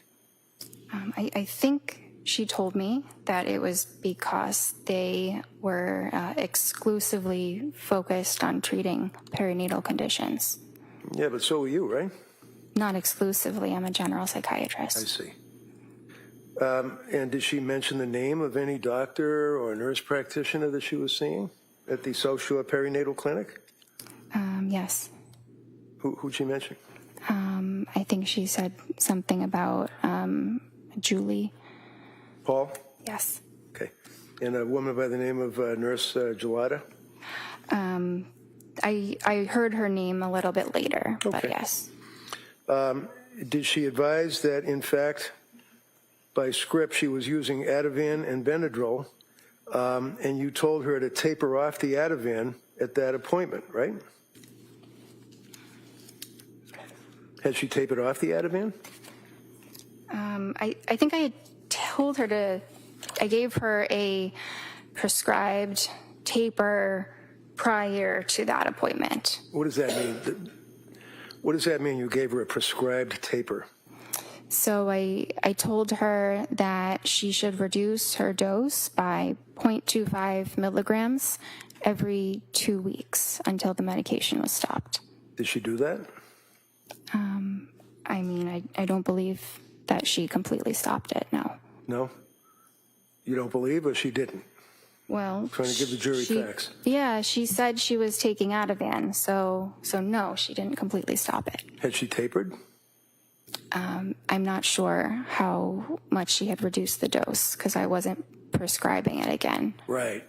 So did you know that she had been, or had she been, to any emergency wards between that period of time that you last saw her and when you were seeing her on this meeting? I know she went to the ER, but I think it was after that. Okay, which ER did she go to, do you know? I think she went to Mass General. Do you know why she went to the ER? because of depression. So was she treated at the ER? Did they make any, to your knowledge, as her doctor, make any recommendations? I'm not sure what they told her, but they ultimately Go ahead. discharged her. They didn't admit her. Go ahead. Sorry. That's all right. Was she put on any medication? Not from the ER. When you looked at the records from South Shore Perinatal Clinic, what did they indicate about suicidal ideation, worrying about suicide, close to suicide, anything? I didn't have access to those records. You're going to keep your voice up so everybody can hear you. You what? I did not have access to those records None. because we're a completely separate clinic. Seriously? Objection. She's visiting with you as a patient and you can't access her medical records? Is what you're telling this jury? I did not have access to them, no. Could she have signed a release, a HIPAA form? Yes, she could have. And you could have got the records, Yes. but you didn't. I did not feel like it was necessary because she provided all the relevant information about her treatment there. How do you know? She's got a mental disease and she's suing you and she's on all this cocktail of drugs. How do you know that she is an accurate historian at this point in her life? It felt very accurate when she was able to recall the names of the medicines, doses of the medicines, specific days. She provided a lot of incredibly detailed information. So it showed me she was capable of doing that. So when you talked to her husband, Pat, how many times did you talk to her husband, Pat? I think The it guy was, was living with her. I think it was once. And he came to your office, right? No, he didn't. He got on the television or on the computer screen, right? Yes. And when was that?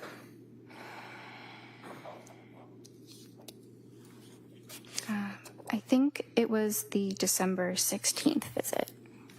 So let's, Mr. Reddington, why don't, before we get to that, Okay. probably a good spot to stop. We're going to take the morning recess, and then we'll come right back. Okay? Court, all rise. Juror, please close your notebooks, place them on your chairs.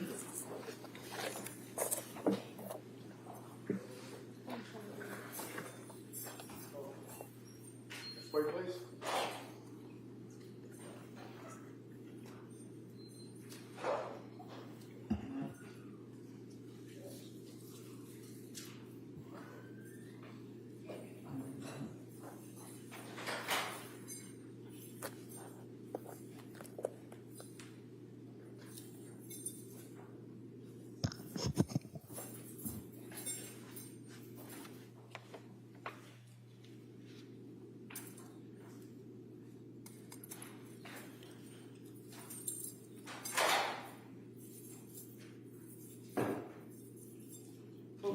Exit out sections. Plug back in when we go back.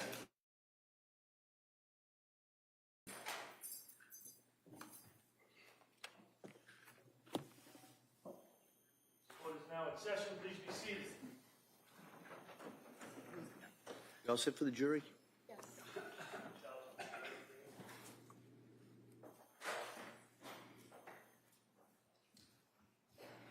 Court, all rise. Jurors enter.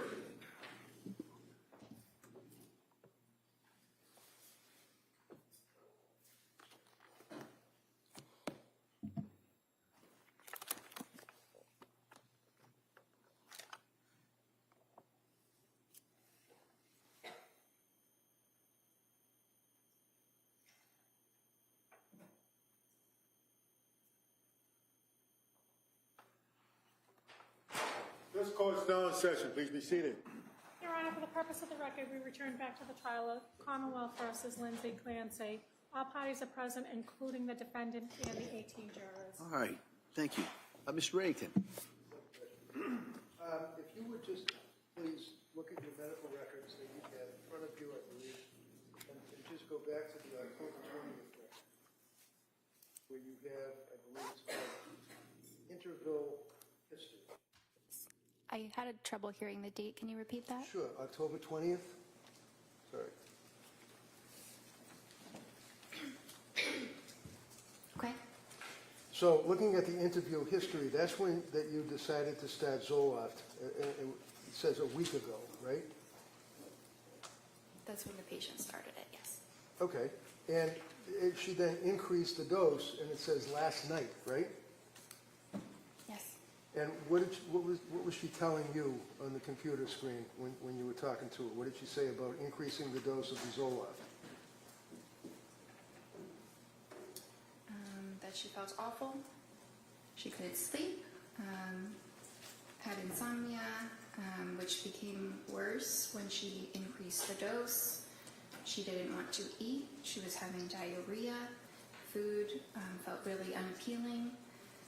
She was more depressed on it, crying all day yesterday, which is not normal for her. She had some mental fog and was terrified to start something new. Did she also tell you about her anxiety level? Anxiety was really bad even before med. Now hard to differentiate. Overnight racing thoughts, paranoid of getting suicidal thoughts, something bad happening, doesn't want to be alone. That must have given you concern that you had a pretty sick patient on your hands at that point, right? I was concerned, yes. So you gave her some therapy, did you? I gave her some therapy in conjunction with discussing all of her symptoms and assessing her and managing the medication. Okay, and again, I apologize. You have to keep your voice up so people can hear you way down here. So when you say that you were talking about the symptoms, and what did you do? Just talk about the same thing that we had just gone over, the symptoms? Well, there were a number of them to discuss in more detail. That's the summary of them. Okay. So did she discuss it in detail? Yes. Did she tell you that her symptomology at this point on October 20th was so bad that she had to have her mother come and stay with her? Her mom was coming to provide support, yes. She wasn't coming to provide support. She was coming to stay with them, to live with them, wasn't she? Yes, I don't know for how long, but yes. Did you bother to ask her? Why is her mother having to stay with them? Because she needed some help. Do you know how long her mother stayed with her? I don't. Do you know that she ended up sleeping in the basement? I don't. Do you know that she ended up sleeping with her mother? I don't. So you decided that you'd stop the Zoloft and you would monitor closely, right? Yes. What does that mean, you monitor closely? Well, I saw her the next day, so that's monitoring, an example of Okay. monitoring closely. So this would be on October 21st that you saw her the next day, is that correct? Yes. Now, on the 20th, you made reference to the fact that you also recommended that she try fish oil and things of that nature, natural remedies. Yes. You also wanted to look into what's called Zulresso, Z-U-L-R-E-S-S-O. Yes. What's Zulresso? It is a treatment for postpartum depression. And when you say that you were looking into it, what did you do? Did you find out if it was available and if she could participate in the program? I did some digging online to see where it is done and how to do it. I hadn't officially recommended it, so I had not started that for her. It's not really an easy medicine that I can just start It's because not what? I'm sorry. sorry, it's not a medication I could start on my own. It is it's infused through an IV in a hospital, so it's a bit difficult to coordinate. It's a 60-hour infusion, right? It's a long infusion. That sounds right. And it's about 2.5 days of infusion, and it has to be under hospital circumstance, and the only hospital around here is in Rhode Island, right? Yes. And did you ever recommend that she do that? It was something to consider. I couldn't make the official recommendation because that's not something I prescribe. Why? Because you can't that up at the pharmacy. Well, no, obviously you have to go to a hospital setting and basically have an infusion through your veins for 60 hours or 2.5 days, but why didn't you look into it or recommend that she do that? Well, I did look into it. So what happened? She ended up actually going to a partial hospitalization program at the hospital that does it. I don't believe the program was completed, but she went.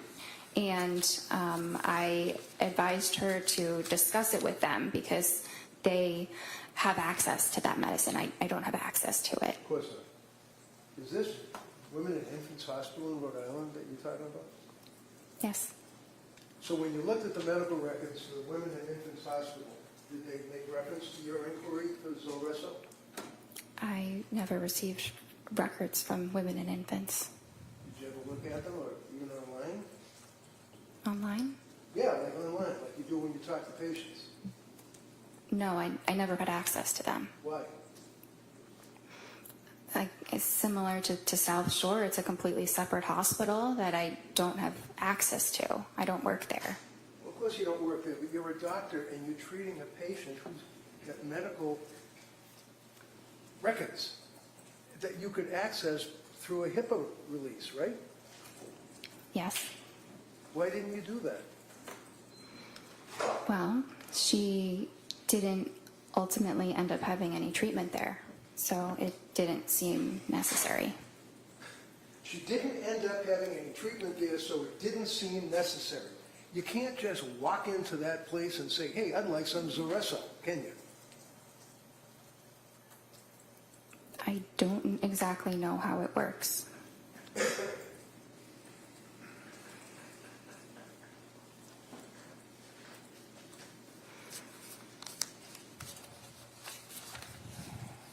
And then again, on that date, which would be October 20, when the jurors are looking at the records, you checked off the boxes again on objective findings, mental status exam, appearance, speech, things of that nature, correct? Yes.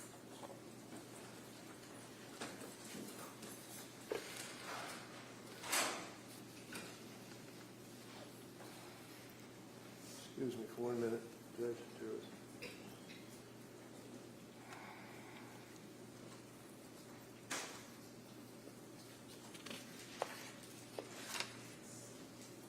So when she was telling you on that date that she was in quoting your records, paranoid of getting suicidal thoughts and something bad happening, doesn't want to be alone, what did she mean by that?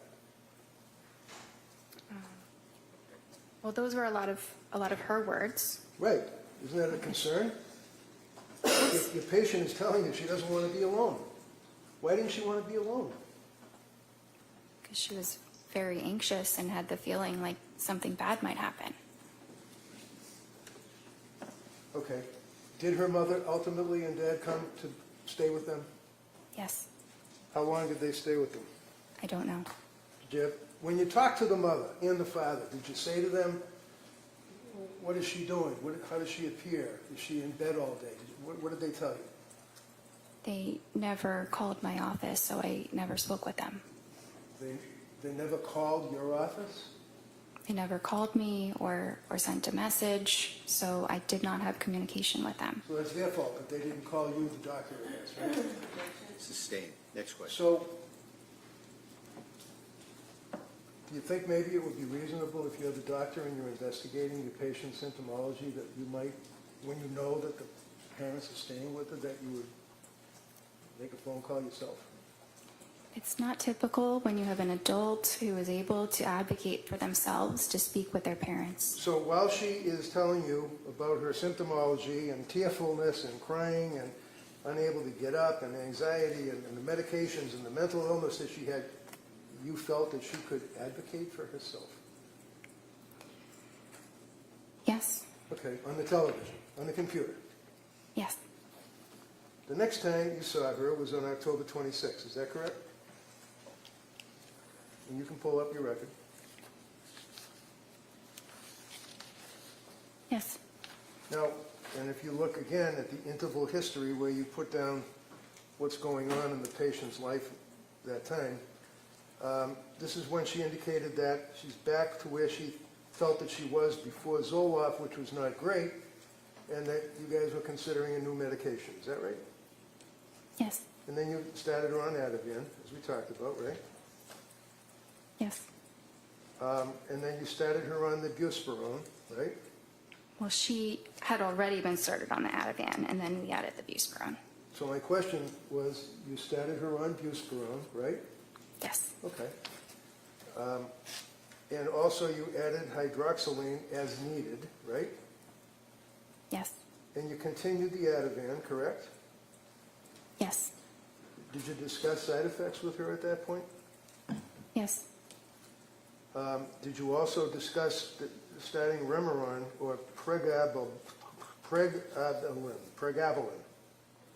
Yes. What did you tell her about Remeron and pregabalin? I don't think I went into any detail about those medicines, just that those might be things to consider in the future. And then you saw her on October 31st, right?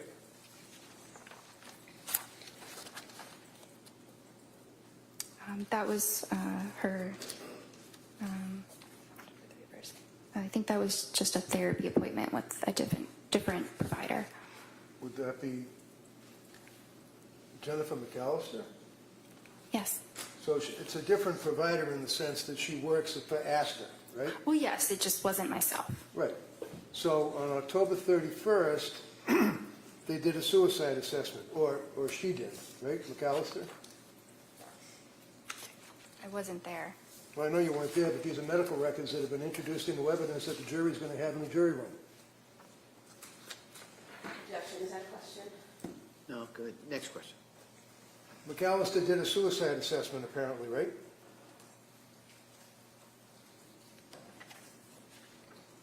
I'm sure she assessed No, for no, no, suicide. look at the record, please, Where do you see it? Sorry. where it says suicide assessment. There's only 4 pages for October 31st. Yeah.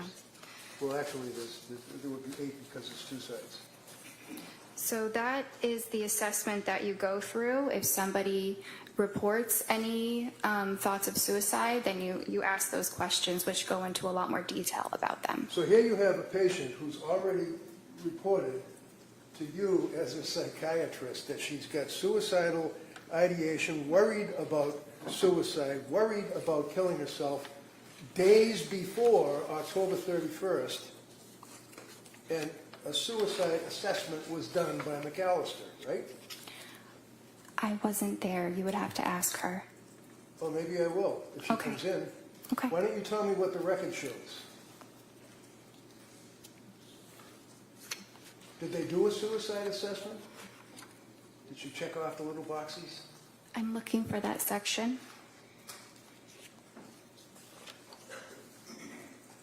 It says that patient denies suicidal or homicidal ideation at this time. Okay, so again, this is on October 31st, right?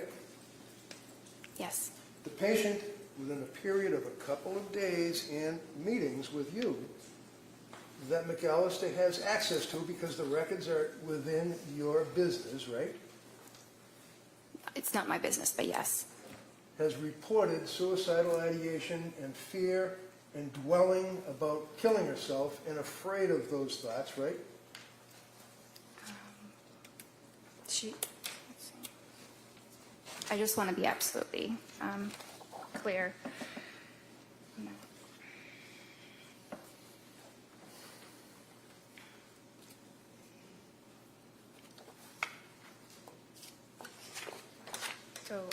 So yes, you know, a little Yes, while yes, yes. earlier, she had voiced those concerns. Right. So as a result of voicing those concerns, is it your understanding that McAllister did not do any of the suicide assessment questions because Lindsay reported that she wasn't suicidal? It appears that she asked about Right, suicidality. you already told us that. I'm asking you about, excuse me, she's not, Hold on.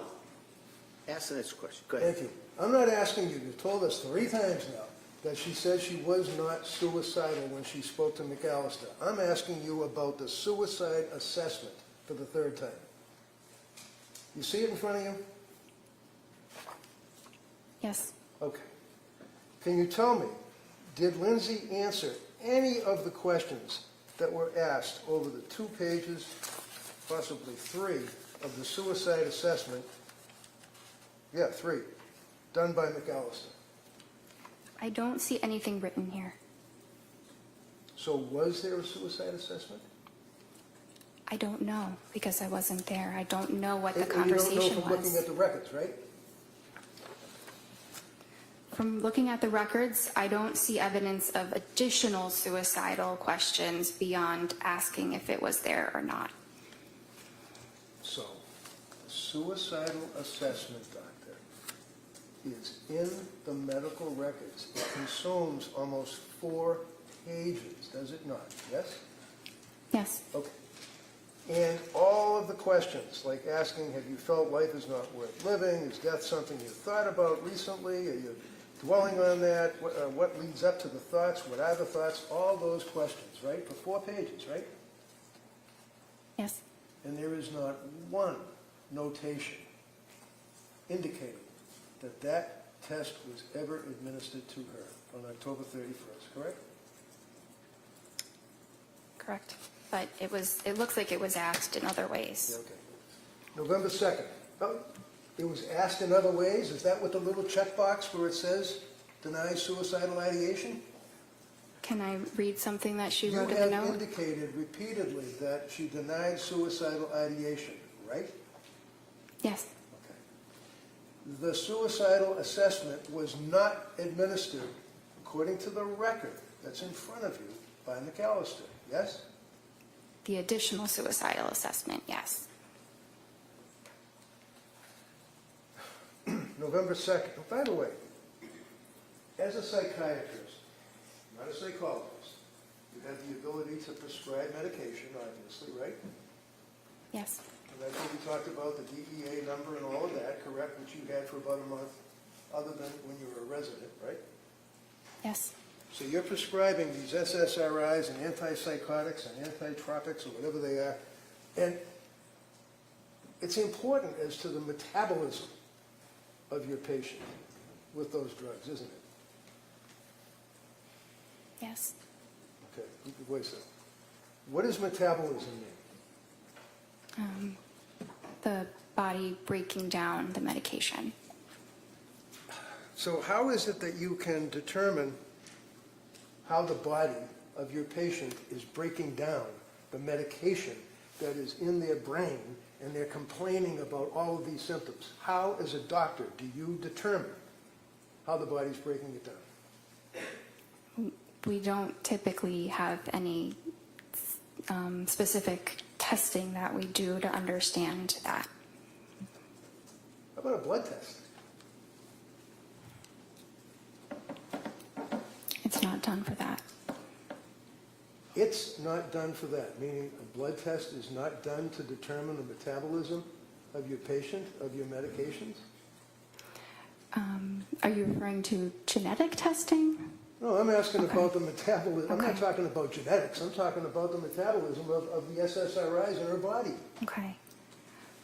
You can tell that metabolism rate through blood testing, right? Not in the way that you're describing. Okay, what way would it be? There is genetic testing that can give information about metabolism. Like what? It can talk about different enzymes that a person might have to suggest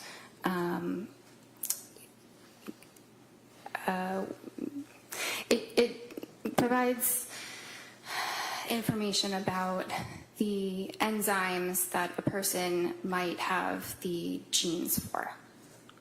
Okay, so it provides the enzymes that a person might have the genes for. Forgive me, I'm having difficulty with that. What does that mean? It's a little complicated. Yeah, you don't expect a patient that's going through what she was going through to understand that, would you? No, Did you guys do the enzyme test? They are not typically done Why? because, again, it's genetics Does and insurance cover it? She's in the middle of answering. You finish that answer and I'll allow a follow-up. Go ahead, Doc.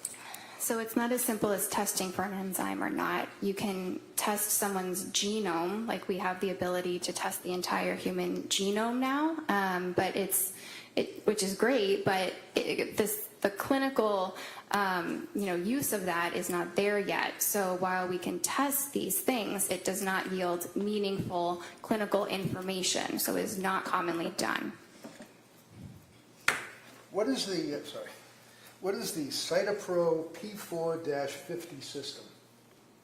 That's one of the enzymes that I'm talking about. So the Cytopro P450 system talks about and tests for the breakdown of psychiatric meds in the blood, right? It's not in the way that you're describing. It All doesn't I'm tell you what describing is that medicines it's a to test. take. Again, one at a time. Finish the answer and then you can ask follow-up. Go ahead, Doc. Yes, this is a test that is done, but it doesn't tell you what medications a patient will do better on. It's not useful in that way. So what's it useful for? I mean, I don't find it terribly useful.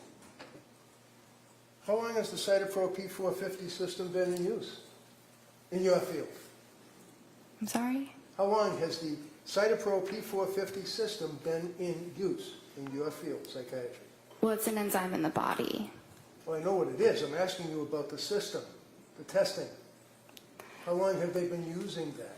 The genetic testing, maybe a whatever few it is. years. It's very new, Very new. Does insurance cover it? sometimes. Sometimes. So it is nevertheless a legitimate test to determine the breakdown of psychiatric meds in a patient's blood, correct? It exists, yes. It exists. Well, it exists, but you didn't use it, right? It would not have made a difference In what? In your opinion? in her treatment. Because you go by the checks in the checkbox and what she self-reports, right? No, not just the checks in the checkbox. Oh. In any event, tell me about the thyroid. The Tell me thyroid? about the thyroid. It's an organ in the human body that regulates hormones. And what, if any, import and impact do thyroid levels have on your evaluation of a woman who is in the throes of postpartum depression? They don't. What is the purpose of a test to determine the thyroid levels? Well, you can test something like the TSH. Well, I don't know what a TSH is. I'm sorry. What is a TSH? Thyroid stimulating hormone. Okay, thank you. That's something that can be tested, typically by maybe a PCP, primary care, or endocrinologist if they have concerns about someone's thyroid function. Were you aware of a study that was a major study that was peer-reviewed? What does peer-reviewed mean in your business? That it was reviewed by other researchers in a similar field. And the report or the article or whatever it may be has to be approved by the peers that are reviewing it before it can be published, right? Yes. And you'd agree with me that in the medical field, it's a big deal to have publishing articles on your resume, right? Yes. And how many articles have you published about postpartum depression, postpartum psychosis, anything?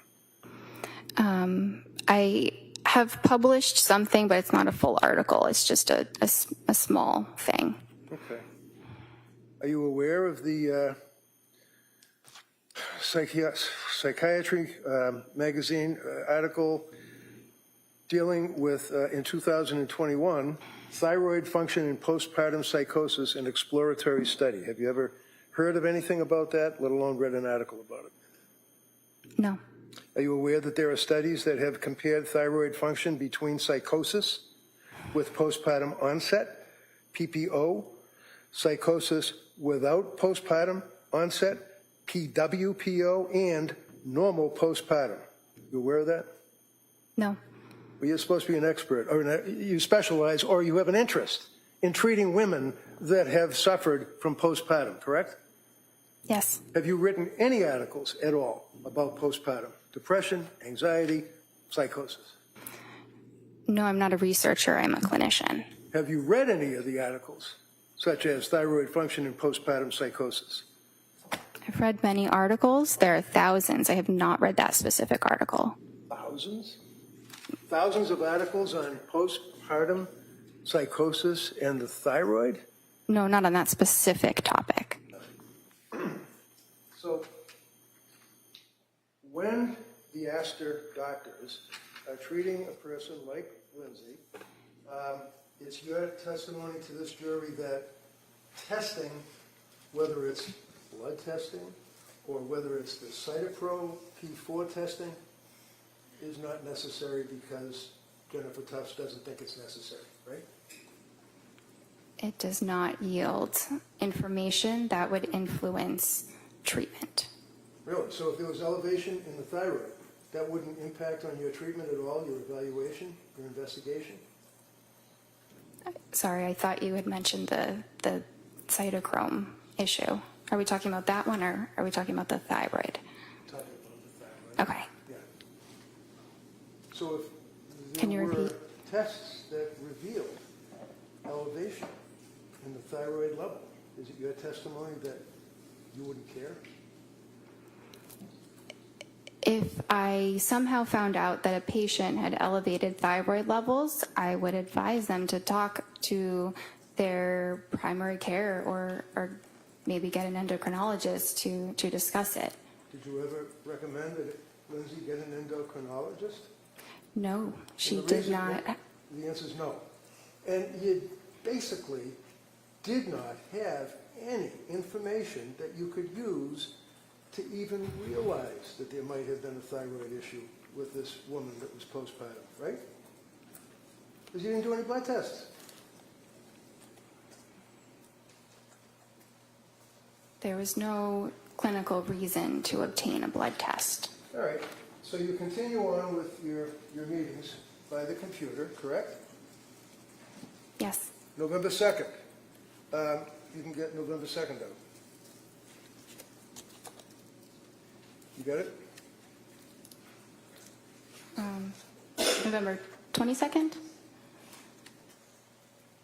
No, it looks like November 2nd. I apologize. That's what I'm looking at. Tufts, Jennifer, MD, Clancy, Lindsay. Follow-up note, November 2nd. Yes. Okay. And you're still diagnosing her with generalized anxiety disorder, GAD, right? Yes. You add in there an adjustment disorder with depressed mood, I guess because of what she had been telling you, right? Yes. Okay. Looking at the psychiatric condition, you note that it's improving. Right? Yes. And then you determine that you will decrease the Ativan to 0.75 milligrams for 2 weeks, and then decrease it to 0.5 milligrams for 2 weeks, and consider alternatives for sleep anxiety. Is that correct? Yes. And then you note if she's having urges to harm herself or others, to go to the nearest emergency room and call 911 and things of that nature, correct? Yes. So is that a form that you basically press a button and because it seems to be kind of like a generic advice. Call 911 if you're feeling suicidal and things of that nature. Well, that's advice that we provide for every single patient. Okay.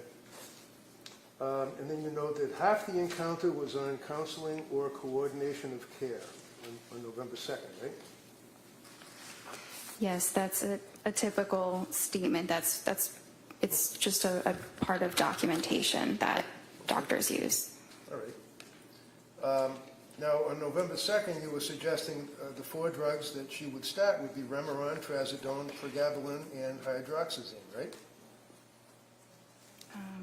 Those were just things we were considering. Oh. I wasn't starting all of those medicines. I see. On November 22nd, now that would be almost 3 weeks later, right? You saw her, right?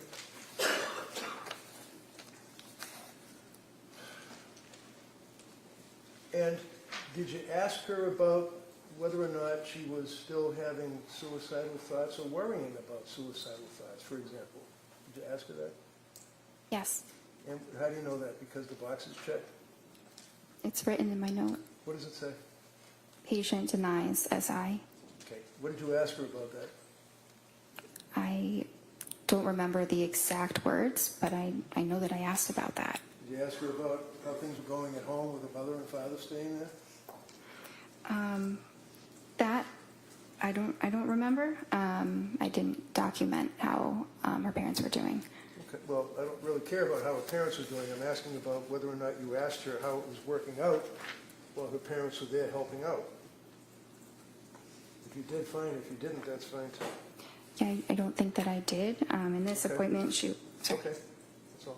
That's fine. December 1st was the next appointment, correct? And you can look at the interval history. Yes, Now, on that December 1st appointment, this is after she had transferred to South Shore. yes, She disclosed to you that she had been seeing South Shore, right?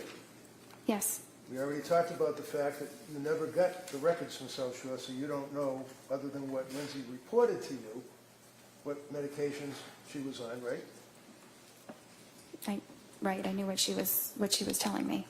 Right, and she told you that she was doing the Ativan taper, right? Well, she said she had tried doing that, but that then she was having worse sleep. Having difficulty sleeping is what she indicated to you, right? Yes. And she tried other meds that you had suggested, but stated that she was having difficulty with those meds, including Trazodone, right? Well, the Trazodone she didn't have a problem with. It just didn't seem like it was particularly helpful. Right. Did you prescribe the Trazodone or somebody else? This was somebody else. So, do you know what the milligrams were that she was on? It says she tried between 50 and 150 milligrams. All right. Now, did she at some point try Remeron? She said that she did. Did you suggest in your discussions that she try Remeron? No, I did not. Did she indicate to you that she had rebound anxiety and intrusive thoughts, that she was going to die? Do you recall that? Well, she said worse depression and intrusive thoughts. Okay. Did she tell you what the intrusive thoughts were? It was the feeling like I'm going to die. Did she then have a script for Prozac, 10 milligrams? That's what she said. And she said that she couldn't sleep and had worse sleep, so that had to be stopped, right? Yes. She had, then she was on Klonopin, right? Yes. And what is Klonopin? It's a benzodiazepine. And on December 1st is when she told you, again, that she was close to having suicidal ideation, feeling hopeless. You recall that? Yes. Now, on the interval history, on that date, you indicated that she can't sleep, she's panicking, she had worse depression, intrusive thoughts, she was numb, nothing mattered, I feel like I'm going to die, denies suicidal ideation, but, quote, yesterday, close to it, feeling hopeless. Did you give her therapy and validations after she told you that? I believe that I did. What did you do? You got a woman that's telling you that she's hopeless. She doesn't care if she dies. Can't sleep. What did you do to validate? on your therapy? Well, I told her that this was something that we could address, that there was hope, that there were treatments, and there are, different types of treatment programs that are more supportive, like partial hospitalization programs. So she knew that she still had options and a reason to hope. Did you ever suggest to her that maybe you ought to come in and see me rather than talk on the computer? Talking with her over the video did not seem like an issue. It didn't seem like there was anything that I was missing or that there was any need to see her in person. Now, you'd agree with me that in December of 2022, COVID was all done, right? It wasn't completely all done. Were you still nervous about dealing with people and wearing masks and stuff, or were you able to sit down and talk to somebody face to face? We were definitely feeling more comfortable about being face to face with people, but I think, it was still something that we thought about. You discussed trying Seroquel with her at that point, right? I didn't really discuss it. She, well, she had told me that was something that she had discussed with her other provider. So looking at your notes, does it say also discussed trying Seroquel alone tonight? Your notes say that? It says yes, but I wasn't making a recommendation about the Seroquel. It was just a medicine I was providing her more information on. So you were telling her about the Seroquel? You're providing information? Yes, we were talking about the Seroquel Right. Why? because her other provider had recommended that she started it. What is Seroquel? It's an antipsychotic.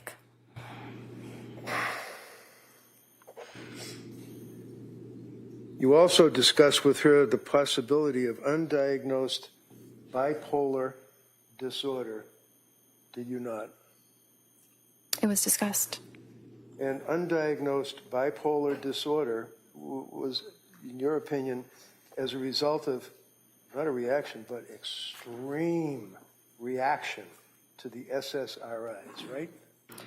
Not as a result of the SSRIs, but that Does your note say, and I quote, also discussed possibility of undiagnosed bipolar disorder given extreme reaction to SSRIs and insomnia, period.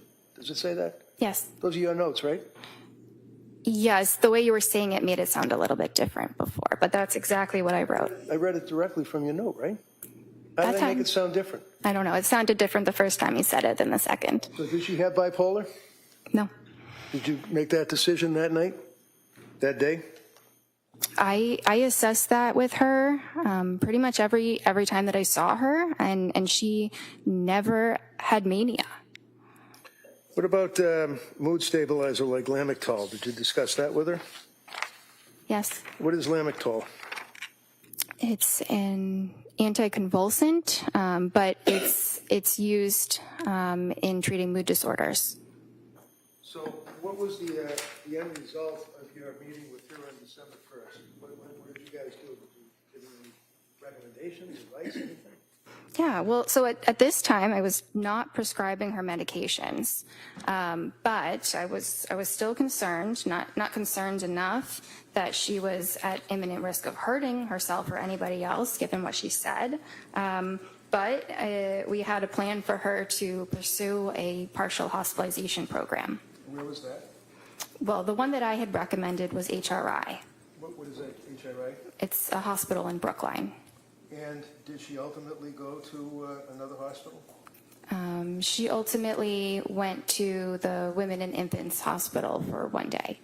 And those are the records that you didn't get, right? Correct. Okay. And you decided that she did not have bipolar disorder because, in your opinion, she did not meet, and I quote, the criteria, right? That would be the criteria in the DSM, right? Yes. And the DSM, of course, is the Diagnostic Statistical Manual, Roman numeral 5R, meaning text revision, right? Yes. Is that what you were using back then? Would be this thing here, DSM-5, TR? This is the DSM, right? It's like a cookbook, right? It's more of a guideline that we use to, to help us in our treatment, but it's not the psychiatry Bible that people sometimes think that it is. Right. Hypomanic bipolar disorder. How many days does that require under the DSM? A hypomanic episode lasts for at least 4 days. And is that per the DSM? Yes. Remember on Friday you said that the most important criteria is 7 days with continued high energy levels? Yes. So is it 7 days or is it 4 days? And who says? Well, mania is 7 days. Hypomania is 4.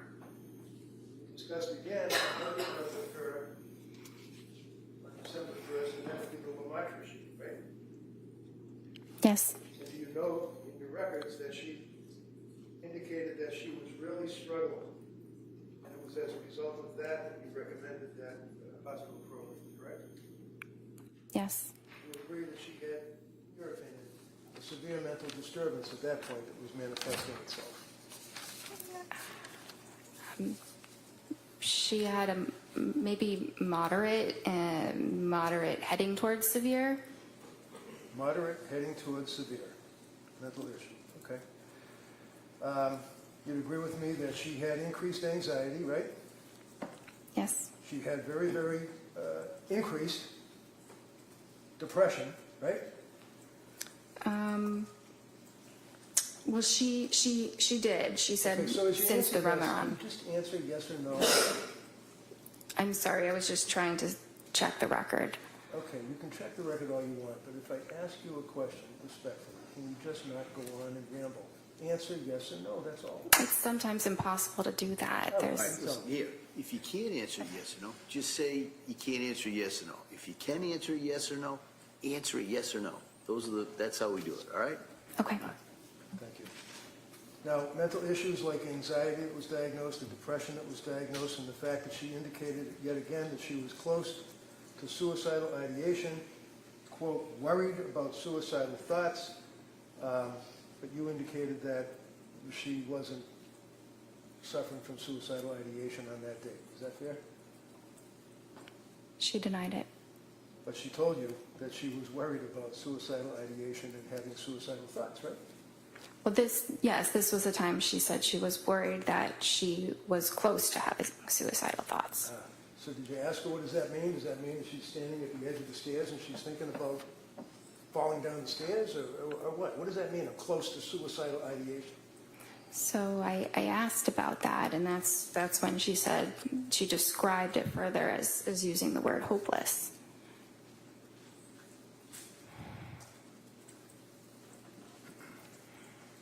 So did you prescribe the lamotrigine on that occasion or no? No.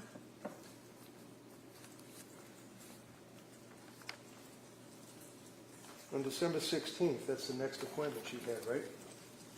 Yes. That'd be 2 weeks later, right?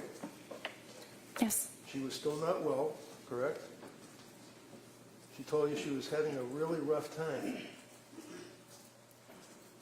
She was sleeping, but she was still feeling very poorly. In your notes, does it say that she was having a really rough time?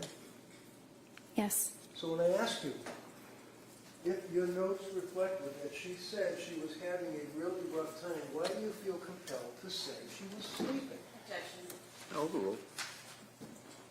It's an important detail. Yeah, I guess. How about the rough time? What did that mean? What were the symptoms of having a really rough time for this kid? Do you want me to? Yeah, I'd like you to answer that.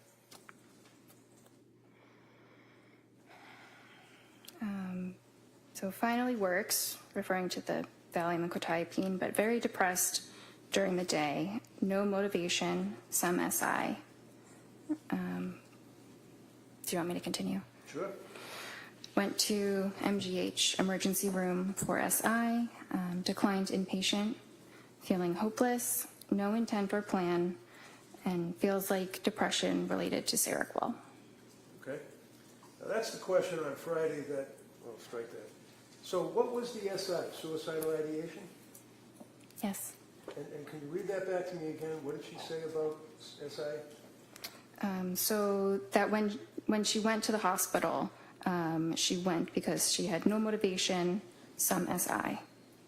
Some SI meaning that she had some suicidal ideation, right? Yes, Yes? in her words, yes. Yeah, in her words. As opposed to thinking about having suicidal ideation or worrying about suicidal ideation. She actually indicated that she had suicidal ideation, right? I can't answer that as a yes or no. Well, it's in your notes that she said that, right? Yes? What is in my note? Do you understand my question? I'm a little bit confused right now. Can you repeat what your question is? Sure, of course. We've spent some time talking about thinking about suicidal ideation, worrying about suicidal ideation. Now, saying she had suicidal ideation, right? She said it, yes.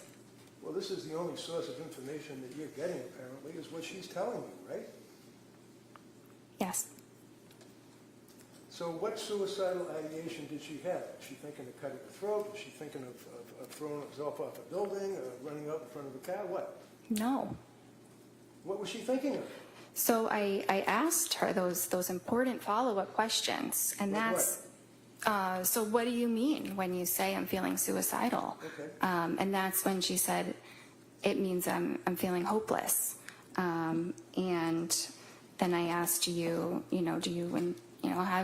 have intention of hurting yourself? Do you have a plan for hurting yourself? And she denied those. And that's where you left it?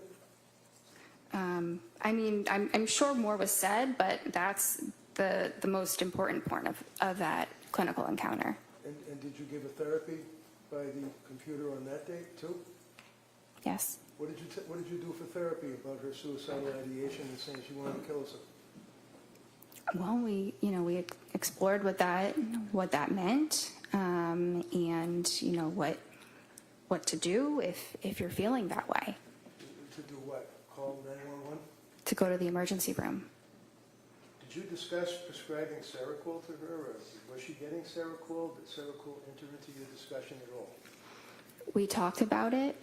I was not prescribing it for her. What is Seroquel? That's an antipsychotic.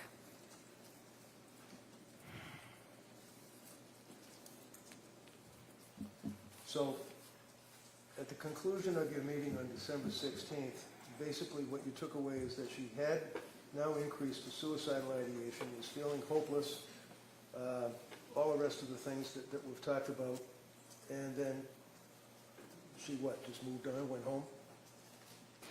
Well, she was assessed in the emergency room and was not admitted, and I assessed her on that day again, and while she was certainly struggling, she did not require hospitalization at that moment. So she was planning on going to the Women Infants program, and I supported that.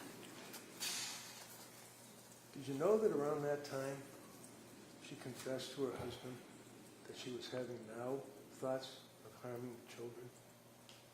No. Would that have been something you were concerned about? If I heard that, I would have been very concerned. You would have called DCF, right? I might have. And when you spoke to Pat, did you ever ask him what his observations were of her spiraling into November and December? Not that one time that he stuck his face on the computer and talked to you. Did you ever talk to him? He never called me again. Or he never called at all. I never spoke with him again. So he is a husband of a woman, just had a baby, who's postpartum with all of these symptoms that we talked about, all of the drugs that you were prescribing and that she was dealing with trying to get help. You never talked to her husband about what he observed? Because he didn't call you? Well, we did speak on that visit, Which visit? the 16th. Or I think that that's the one that he was at. You think it was? It's not noted in your record? It's not noted, but I remember some of what we talked about, and so in reading that record, it seems like that's the likely one that he was at.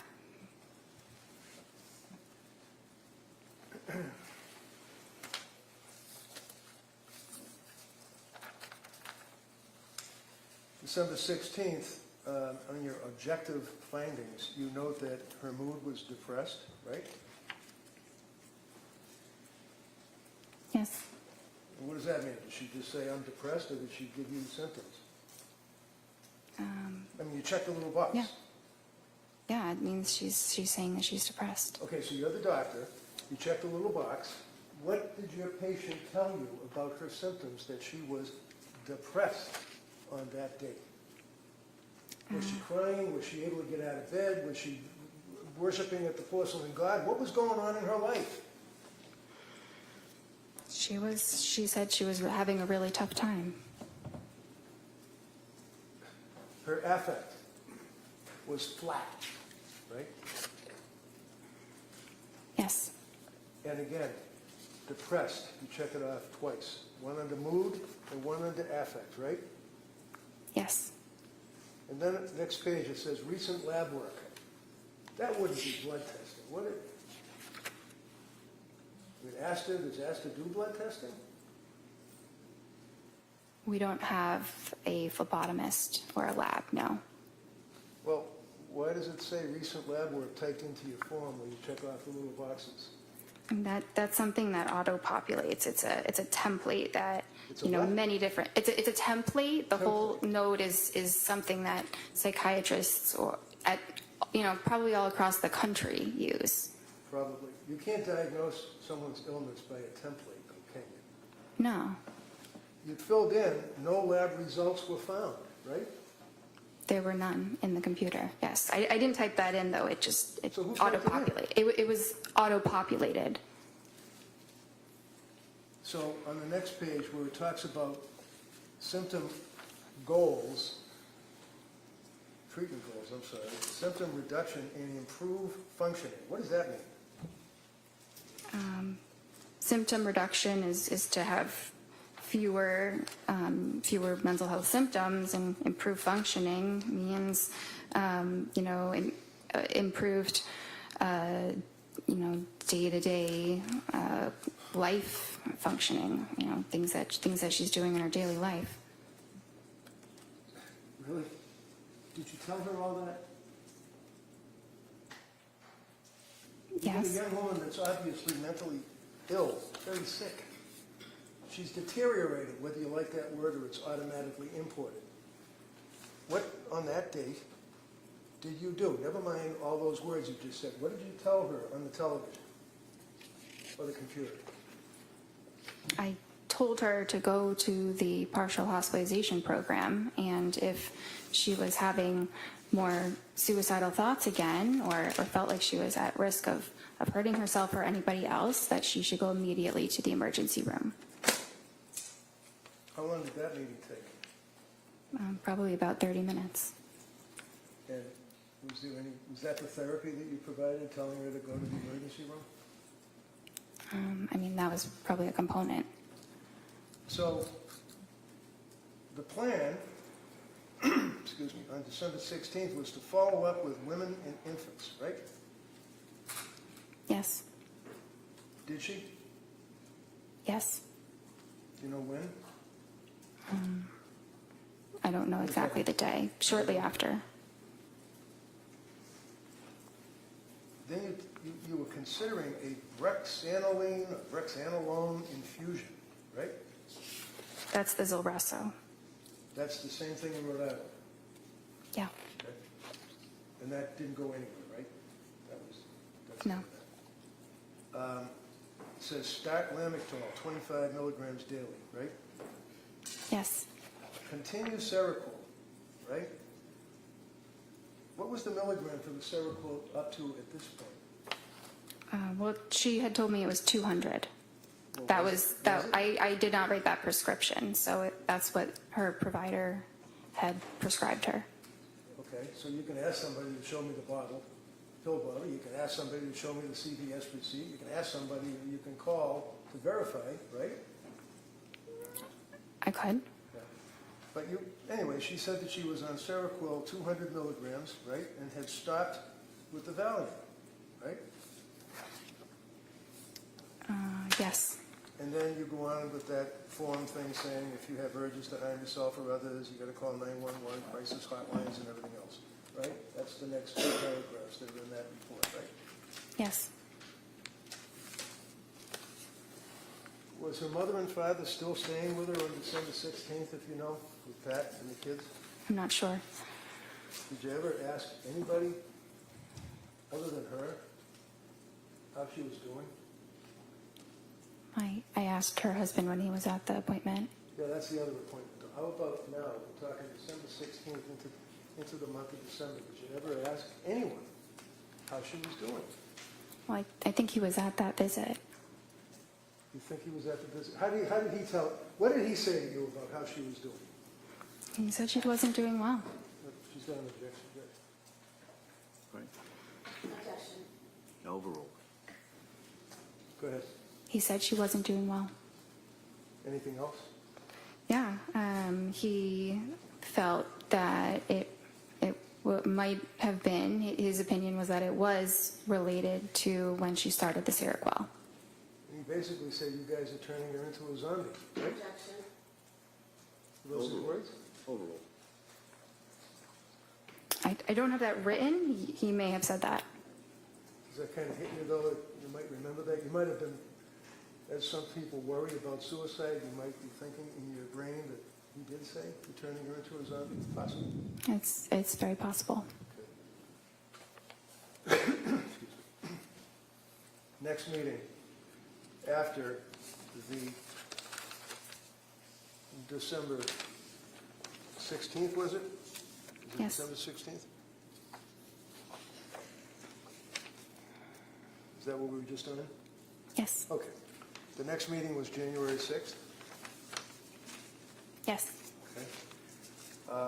And how does this happen? Does the patient call? I know you don't set up these appointments. Somebody has to deal with somebody in administration or whatever. But do you, like, on December 16th, say to Lindsay, call me or set up an appointment for January 6th, or do they have to do it themselves? So at the end of an appointment, I typically will schedule their next appointment. So did you schedule January 6th? I think that one she scheduled herself. Yeah, that was the day after she got out of McLean, right? Yeah, usually the hospital coordinates the discharge appointment. Well, if I tell you that, in fact, the hospital told her to set up the appointment, and that within an hour, she set up the appointment. Is that in your notes? It's not in my notes, no. Do you remember that? That was a pretty big deal that she was in McLean, locked wards for 4.5 days, right? Yes? I mean, she's your patient, and she's really gone downhill bad, right?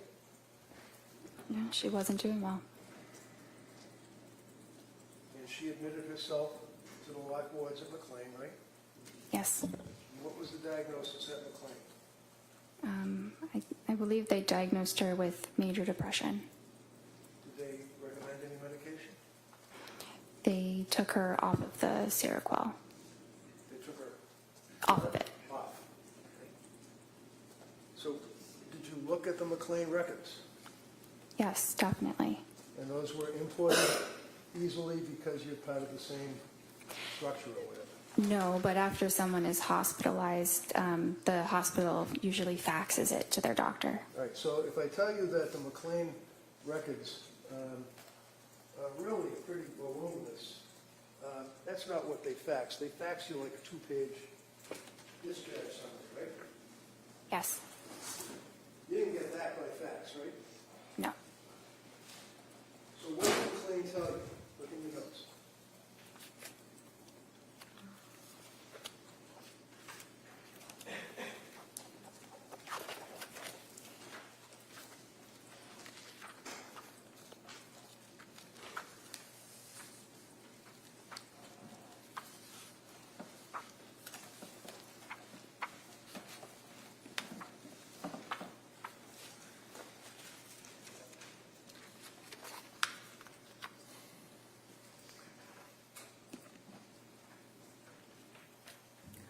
Which part do you want me to read? Did you ever have her sign a release from McLean? Did you ever get access to the McLean records?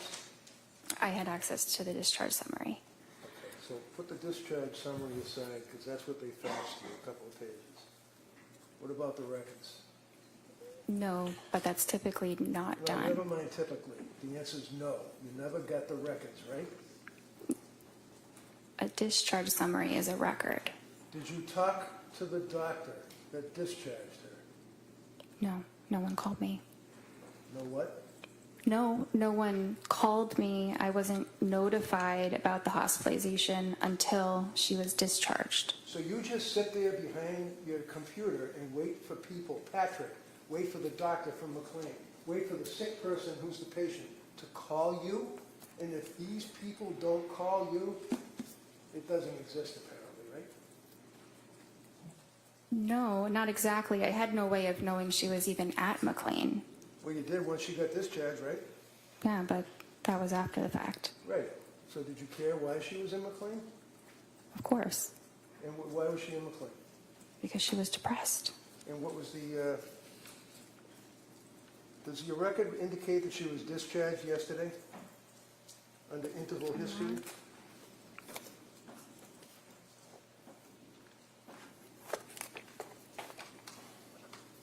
Yes. And discharged from where? Well, I said MGH. Is that Mass General Hospital? Yes. And she was currently on trazodone? Yes. She indicated that the goal was to come off Seroquel, Yes. and she described herself as still being very numb. Yes. She couldn't sleep, right?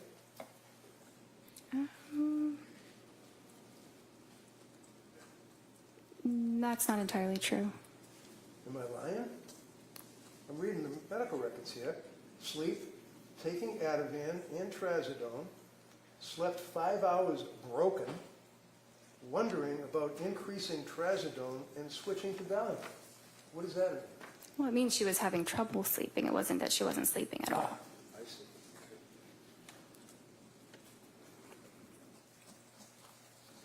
So was the trazodone increased at that point? Yes.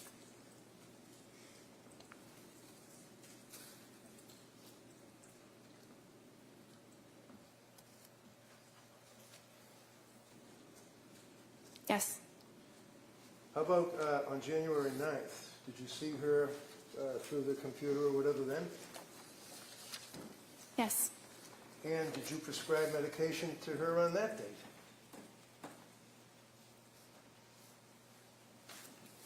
Yes. And was that diazepam? Yes. 14 count, 1 milligram? No, I'm sorry.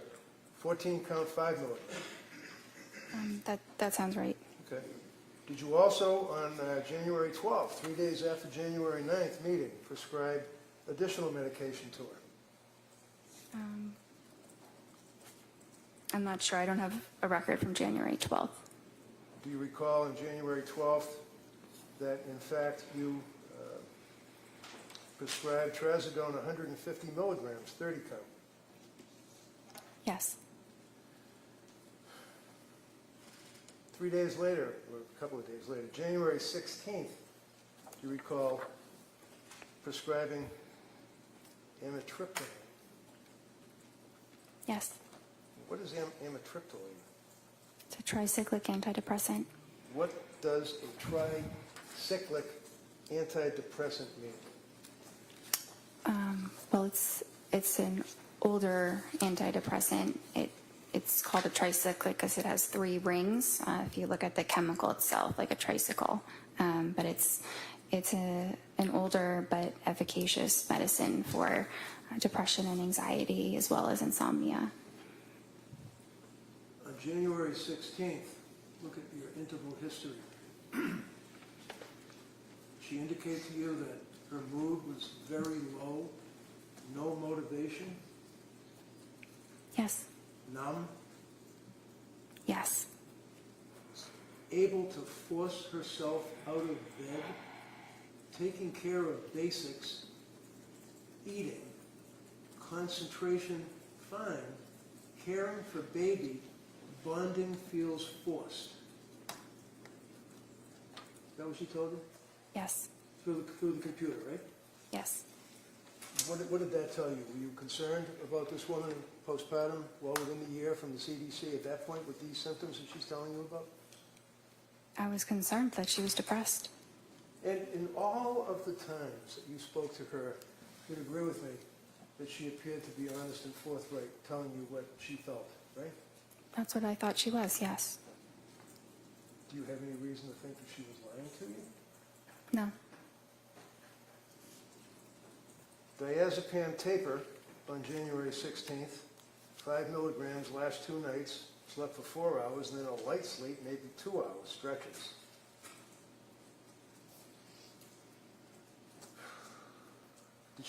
Did she express that she was still having concerns about side effects from medications?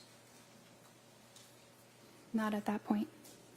So what does ROS mean under interval history that we're looking at? Review of symptoms. Okay. And then it says patient denies SIHI, that'd be suicidal ideation, homicidal ideation, correct? Yes. Denies other questions or concerns, and you recommend a low dose of amitriptyline for depression, correct? Yes. Patient agrees with the treatment, and you guys were also going to explore ketamine treatment. Is that right?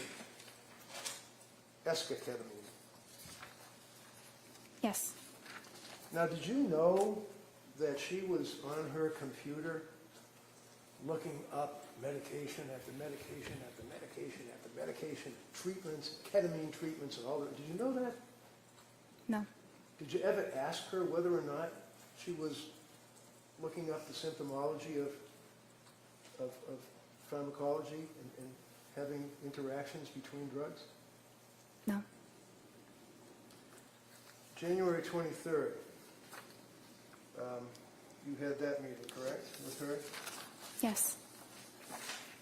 And this is after, obviously, excuse me, the January 16th appointment.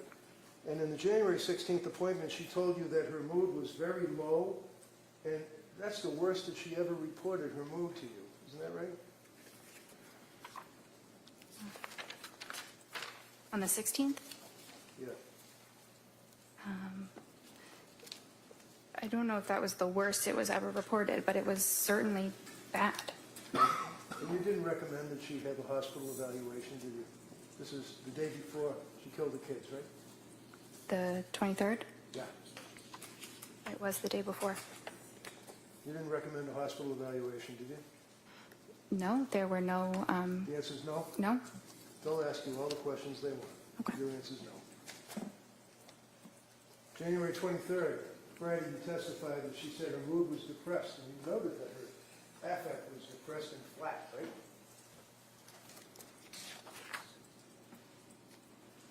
Yes. She also reported that her heart was racing, right?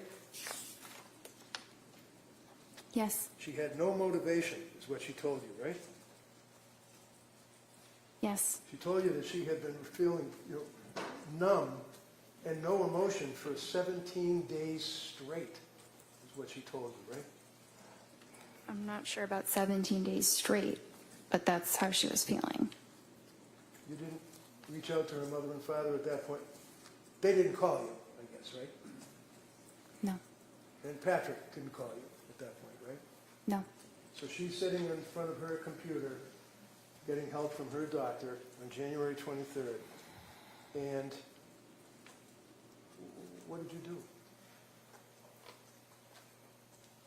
Well, I thought about how I could best help her, the medicines that she'd tried and what her current symptoms were, and it made sense to slowly titrate the amitriptyline so that we could get her to a dose that reduced her depression so that she would feel better.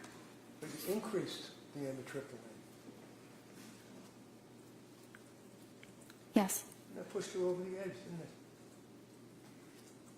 I don't think so.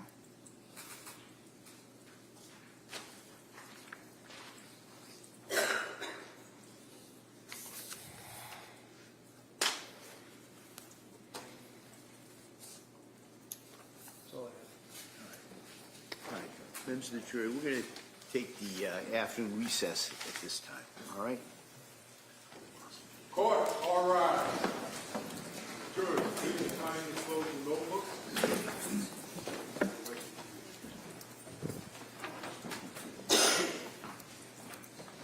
This way.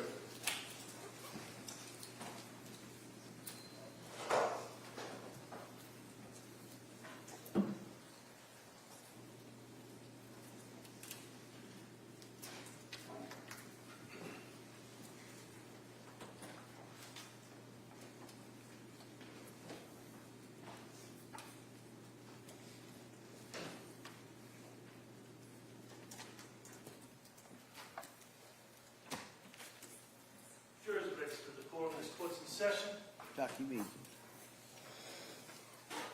take off and stand. Counsel, anything we need to discuss before the break? No, Your Honor, thank you. All right, so we'll be in recess on this matter of business. We're all rise.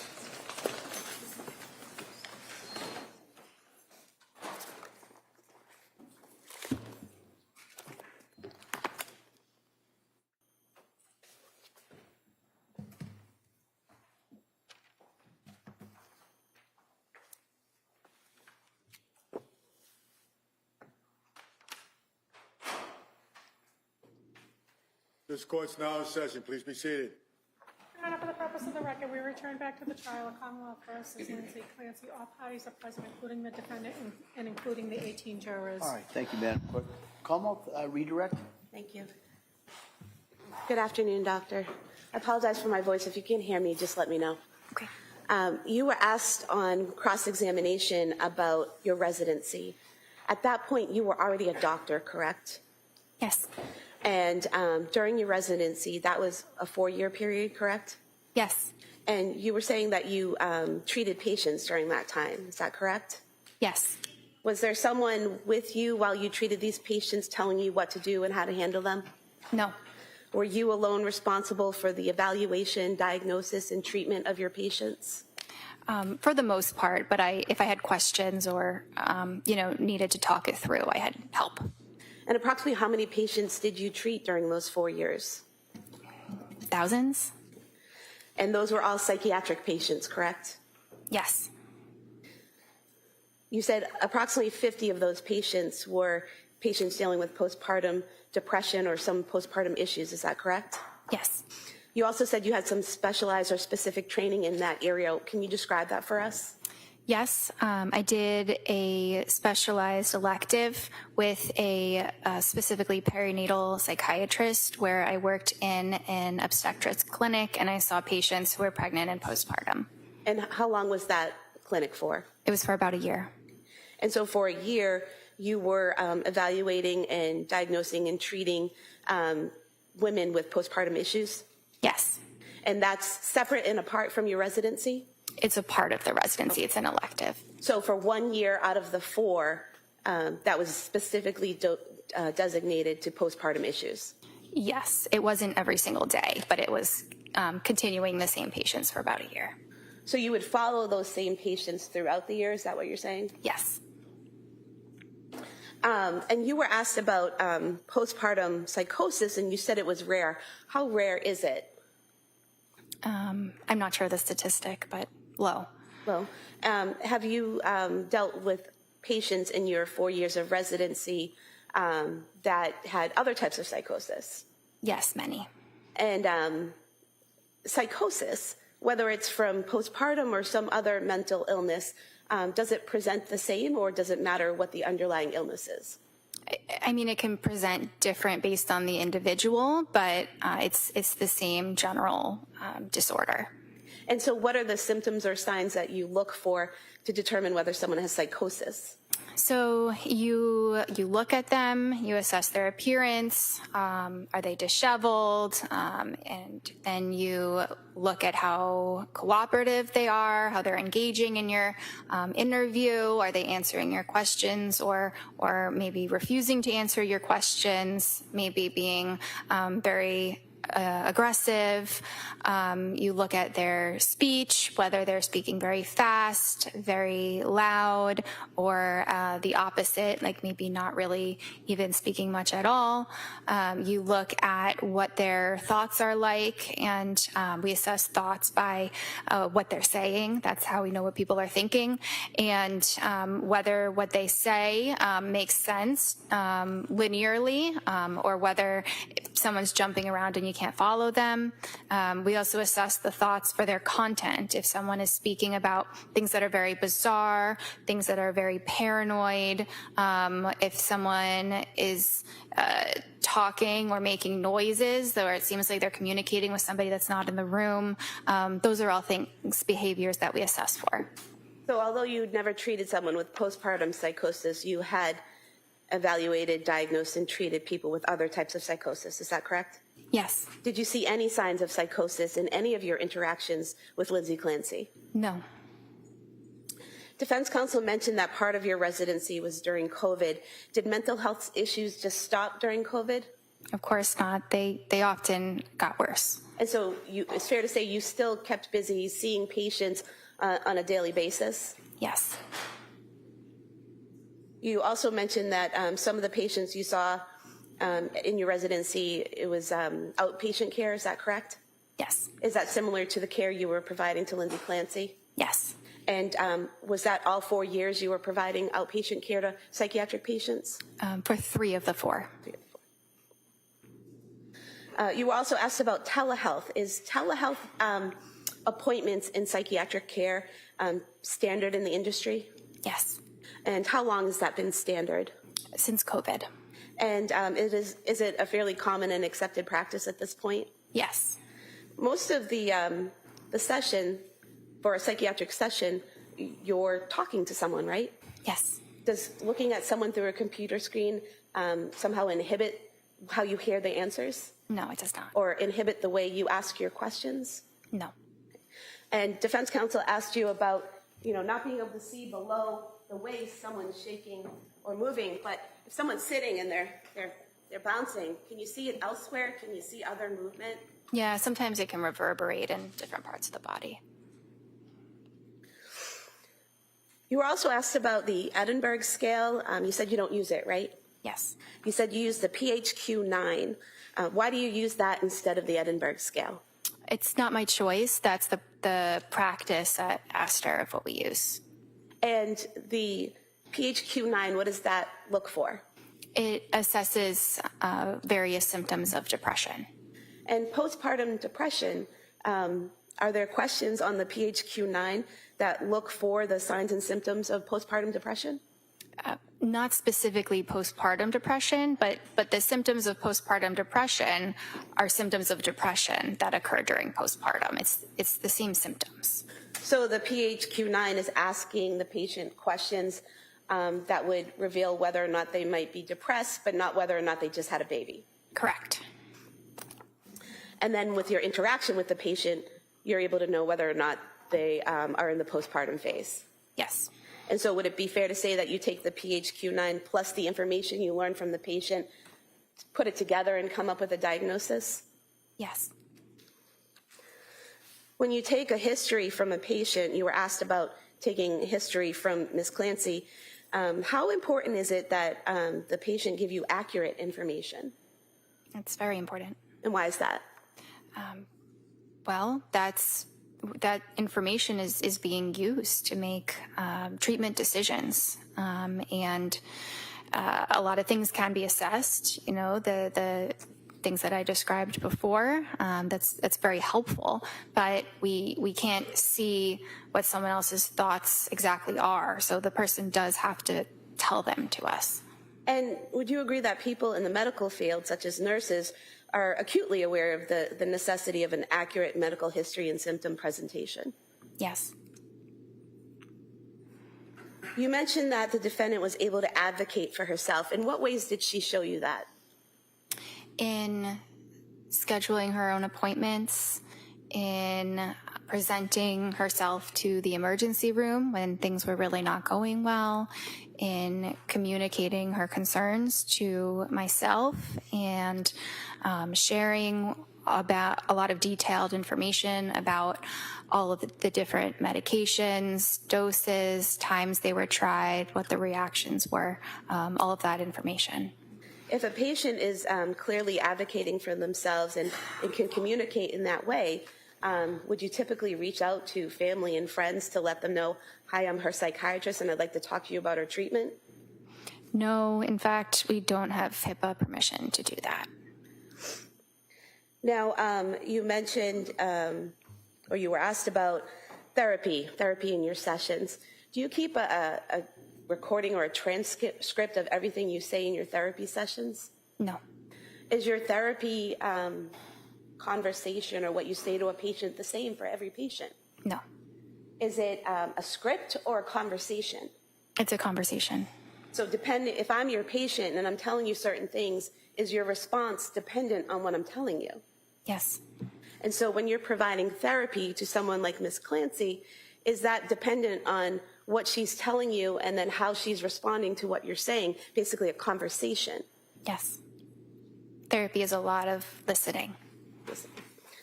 Would you say it's more important in therapy for the psychiatrist or therapist to talk or listen? Listen. And why is that? Because that's how you really understand what a person is feeling. Now, is it accurate to state that in every one of your sessions with Ms. Clancy, you told her about individual therapy and encouraged her to attend individual therapy? That was the treatment recommendation each time. I'm not sure if I explicitly mentioned it each time, but I did many times. And you, in fact, wrote it on the work form that we talked about previously on page 104 of the records. It lists, was the patient referred to other healthcare providers for evaluation or treatment? It says yes. If yes, state the nature of such treatments and expected duration of treatment. And it says individual weekly therapy, correct? Yes. And this is the form that the defendant asked you to fill out, correct? Yes. And you sent it back to her, and the first version she wanted you to make some corrections on, correct? Yes. But she didn't ask you to change that portion, correct? No. And in fact, on the second version, on page 107 of the record, it still says individual weekly therapy recommended, correct, for follow-up? Yes. Would it be accurate to state that the defendant only saw Jennifer McAllister twice the entire time that she was with your practice for therapy? Yes. You were asked about Zoloft being used for general anxiety disorder. Is that a common drug used for general anxiety disorder? Yes. And why is that? Because it's effective and it's safe. You were also asked about the suicide warning on it, that there is a suicide warning. Is that for all ages? No. What ages or groups is that suicide warning for? It's really for children and adolescents. They do say up to 24 years, but it's really children and adolescents. Would it be accurate to state that the defendant was 32 years old when she saw you? That sounds right. Well, if you want to check the records, I can check. to be sure. Yes. Is that correct? Yes. Okay, so 32 years old is not 3 to 4 years older than 24, correct? No. Why didn't you have to titrate the 50 milligrams of Zoloft? You mean to stop it? Yes. Because it's still a very low dose, so it can be stopped right away. So it wasn't necessary? Not necessary. The defendant waited about a month after receiving the prescription before taking the medication, correct? Yes. And she only took the medication when she decided she was ready to take it, correct? Yes.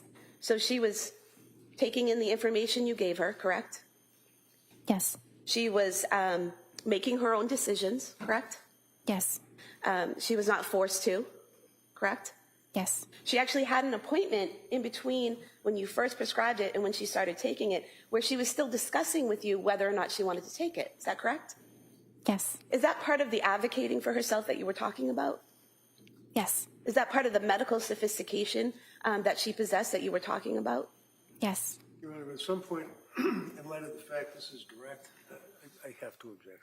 Sure, yeah, if you could just not ask the leading question. Sure. I want to direct your attention to the September 12th, 2022 form that the defendant filled out. On page 16 of the record, oh, we have different page numbers, We right? do, but if you just tell me what you're looking at, I can find it. The past psychiatric history.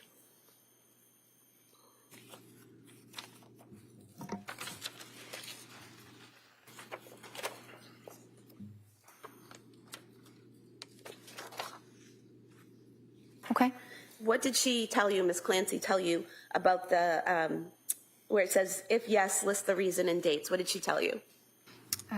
She said anxiety, September 2013 to September 2014, postpartum anxiety, May 2020.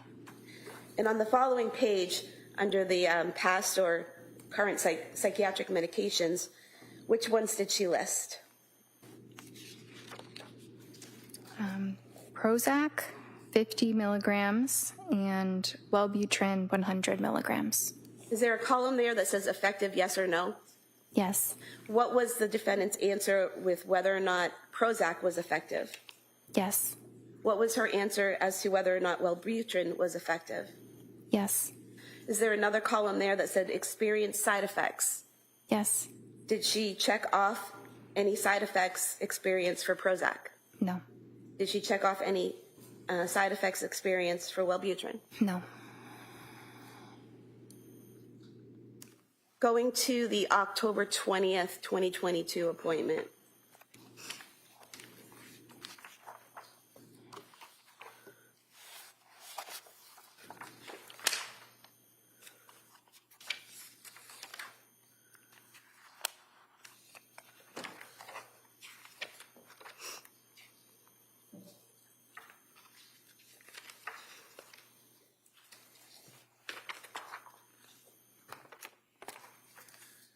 You were asked about this on cross-examination about documenting side effects in your notes. Did you document the side effects that the defendant reported from the Zoloft on October 20th, 2022? Yes. And what did you document? Well, I checked the box for GI, but I also talked about the side effects in the interval history. And so what does GI mean? Gastrointestinal. So would that mean stomach issues? Yeah. And what did you put in your notes? Couldn't sleep, insomnia, worse on increased dose, doesn't want to eat, diarrhea, food really unappealing, was more depressed on it, crying all day, yesterday, not normal, mental fog, terrified to start something new. And so you did document the side effects that she reported to you, correct? Yes. You also documented in the interval history, paranoid of getting suicidal thoughts. Was that the defendant's phrasing? Yes. And is there a difference between someone being worried about having suicidal thoughts and someone actually having suicidal thoughts? Yes. And what's the difference in terms of how a psychiatrist sees it? So that's the difference between what a patient might answer and then what the psychiatrist actually assesses. So say a patient might say they're having suicidal thoughts, but when they describe them, they're not actual suicidal thoughts. They're fears of suicidal thoughts. So that's the difference there. And I'm sorry, I think I forgot exactly what your question was. So what's the difference in your training and experience between someone having fears of suicidal thoughts and actually having suicidal thoughts? Well, so if it's a fear, then it means that they're not actually having suicidal thoughts. It's a negative. And does that affect the way you proceed with treatment? Yes, in some ways, yes. How? Well, you still proceed with treatment. It's still concerning, but it is a level of concern that can be managed on an outpatient basis, not requiring hospitalization. And so, according to the defendant, she was not yet having suicidal thoughts at that time. Yes. So when defense counsel asked you repeatedly why you didn't document how many times she had those thoughts, she hadn't had those actual thoughts yet, correct? Correct. That was later in December, is that right? Yes. Now, she also told you that she was worried about that something bad might happen, so she arranged for her mother to stay. Is that correct? Well, she arranged for her mother to stay. I'm not sure if that was because she was afraid something bad was happening, or it just seemed like they needed more help. Okay. So you don't recall the two being together as a thought? Correct. And The fact that she was struggling and arranged to have her mother stay, got support, advocated for herself, would those be protective factors? Yes. How so? So if someone demonstrates that they can advocate for themselves, that they can seek help if symptoms worsen, then that shows that they have good judgment. They can be trusted to present for care if serious safety concerns were to arise. So based on your training and experience with Ms. Clancy, where she says she's worried about getting suicidal thoughts, and she has her mom come stay with her, do you see that as a positive decision? Yes. You were asked about not asking the defendant if she had called the suicide hotline. If a patient denies suicidal ideation, would you typically ask them if they had called a suicide hotline? No. And why not? Because I wouldn't think that they would have. If a patient were to call a suicide hotline, I would think that they would be telling me they're having suicidal thoughts as well.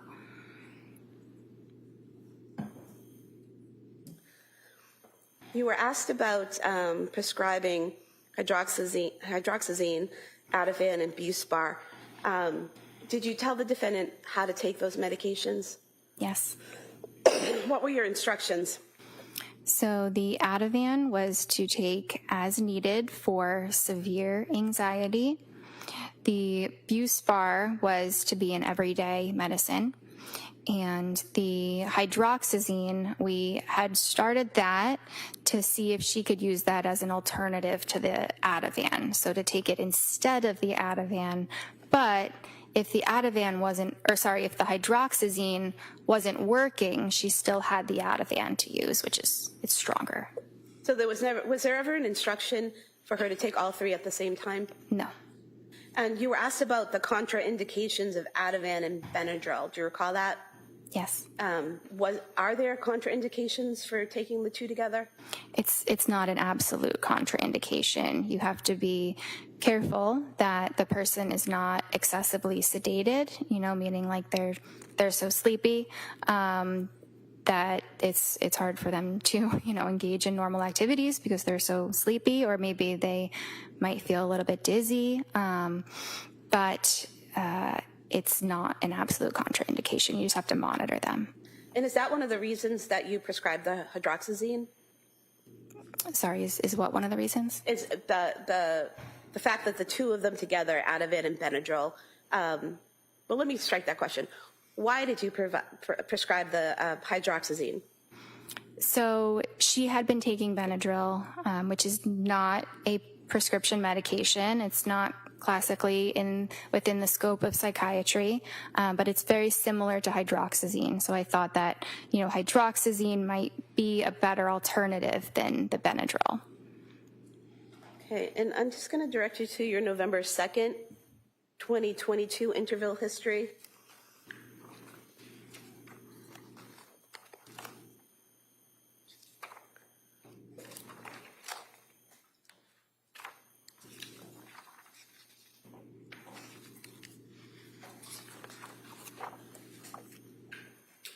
Now, would it be fair to say that on the November 2nd date, the defendant reported she was fine all day, evenings, bedtime, get anxious, Ativan helps, sleeping great on it, afraid to try something else, but knows it's not a long-term solution? Is that correct?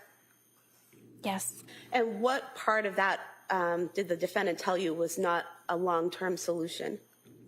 Taking the Ativan. And why is that? Because it was indicated for short-term use only. The people can struggle more with dependence if they're taking it for a very long period of time. And was there a plan developed based on that concern? Yes, there was. What was the plan? To reduce the dose by 0.25 milligrams every 2 weeks until she was off it. So the defendant was able to express to you a concern she had about the medication, you had a conversation about it, and you addressed that with her and came up with a plan. Is that right? Yes. She also told you that day that she was in therapy and exercising daily, correct? Yes. Did the defendant ever tell you that she went to the South Shore Hospital Emergency Department on November 16th, 2022? I don't recall that. Did she tell you that they had prescribed trazodone to her at that time? I don't recall that. Did she ever tell you that she was trying some alternative methods like weed gummies? No. Do you have any way of knowing these things if the patient doesn't tell you? No. Now, on December 1st, 2022, defense asked you about that date. That's the date that she, again, said she had the fear of thoughts of suicide. Is that correct? Yes. Up until that point, had she consistently denied suicidal ideation or intent or a plan? Yes. Had she consistently denied homicidal ideation, intent, or a plan? Yes. What's the difference? Let me ask you this. When you talk to a patient, do you ask them, do you have suicidal ideation? Not usually. What do you, Not in that way. how do you get that information from them? What types of questions do you ask? It depends how the course of the conversation is going. I might ask if they're having thoughts of hurting themselves, if they, sometimes wish that they weren't alive. It can be a lot of different words, and sometimes I use, the patient's own words, but things like that.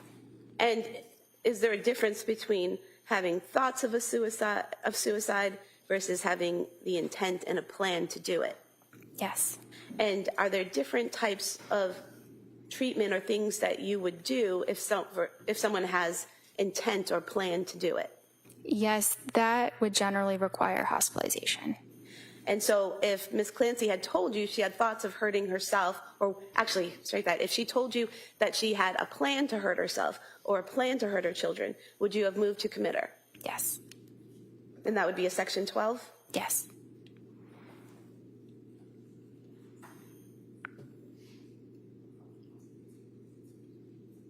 You were asked about the October 31st therapy session with Jennifer McAllister.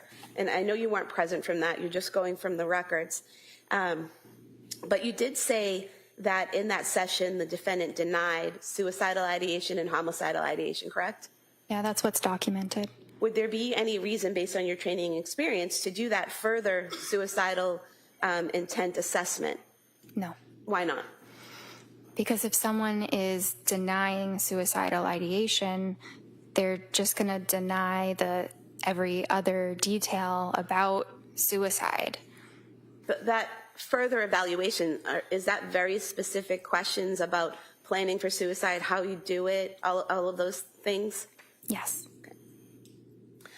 Okay. You were also asked about evaluating the defendant for bipolar, and you said that she, based on your conversations with her, there were no signs of mania, correct? Correct. What are the types of questions you ask a patient to determine if they've experienced an episode of mania? Well, a lot of it is what I can see in the session. I might also ask about some of those symptoms, like decreased need for sleep, or racing thoughts, or increased risk-taking activities. But even if they're reporting those things, I would have to really see it for myself to diagnose that. And what would you see physically? So I might see that the person is talking very fast, and it's almost impossible to interrupt their rate of speech. and it might also be very loud. They might be hyperactive, not able to sit still. They might be yelling and jumping from one thought to another without any linear connection between the thoughts. They might, yeah, I guess that's probably what I would observe in terms of behaviors. Did you observe any of those behaviors with Lindsay Clancy? No, it was the opposite. What do you mean it was the opposite? So, the opposite of euphoria is dysphoria or depression. The opposite of hyperactivity is tiredness and fatigue. So, in a way, it was the opposite of mania that I observed. And in terms of the questions you asked about her past behavior, were any of the answers that she gave indicative of mania? No. You were asked about discussing Seroquel with the defendant, even though you weren't the prescriber. Why did you discuss that medication with her? Because the patient was asking about it, and her husband was also asking me about it. They really wanted my opinions about it. It wasn't necessarily that I was prompting this line of conversation. And what did you tell them about it?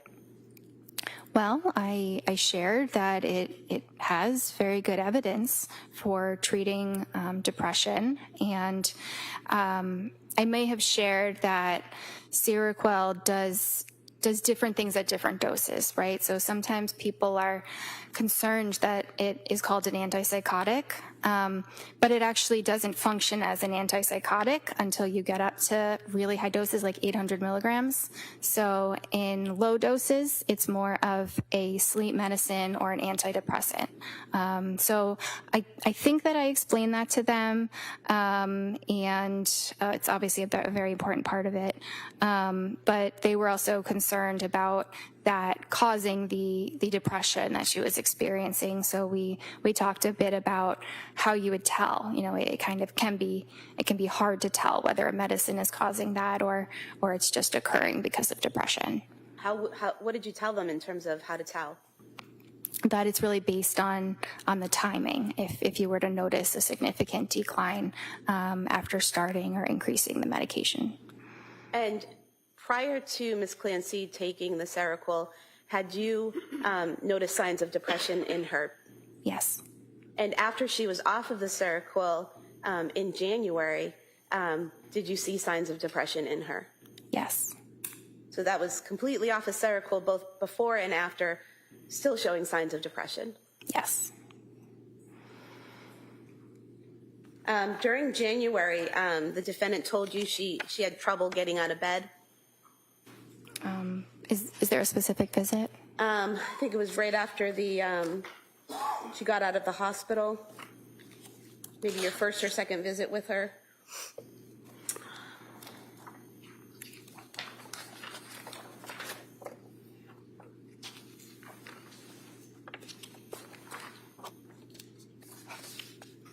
I see that on the 16th, she did say that she was able to force herself out of bed and take care of basics, so on and so forth. Were you aware that she had gone to the Museum of Science with her family on January 8th and spent a few hours there interacting with the exhibits and the children? No. Were you aware on January 15th, the day before that session, she had been to the Cape Codder down in Hyannis with the family, interacting with the kids and going down little water slides and all of that? No. Were you aware that on January 14th, she watched all three kids while Pat went to a brunch and was fine? No. Were you aware that on January 16th, her husband took Cora skiing and she was alone with the boys all day and had no issues? No. You were asked about the thyroid and how that can affect mental health and postpartum. Were you aware that at both South Shore Hospital and Brigham and Women's Hospital, her thyroid limits were in normal range? No, I was not. You received a discharge summary from McLean Hospital? Yes. What's contained in the discharge summary? So it includes information about how the patient initially presented, what they said when they first came to the hospital, and their initial assessment from the psychiatrist that they spoke with. It talks a bit about their course, their treatment course, how things progressed, any changes that were made, and then it talks about how the patient appears on the day of discharge. Does it also include what medications they were prescribed and what the diagnosis might have been? Yes. And was that sufficient in terms of your review of the information that you needed for you to know about your patient at that time? Yes, that was a very helpful amount of information that I would typically review that amount of information for a patient after the hospital. Now, you were asked about your January 23rd, 2023 session with the defendant. Defense counsel asked if you had, recommended a hospital evaluation for her on that day, and you said no. Why not? Because she was completely denying any suicidal ideation or homicidal ideation. There were no signs of psychosis or mania, so there were no serious signs that her safety or that anyone else's safety was at risk. And during that session, did she ever tell you that she planned to harm herself or the children? No. If she had done that, what would you have done? I would have, it depends exactly how it would have played out. It would definitely include hospitalization. If the children were in immediate harm, it might include enlisting help from my staff so that they could call the police while I'm on the phone with her. I think it depends, but I would address it promptly. You were asked by defense counsel about the amitriptyline that you prescribed on January 16th, 2023. That initial prescription was for 10 milligrams, correct? Yes.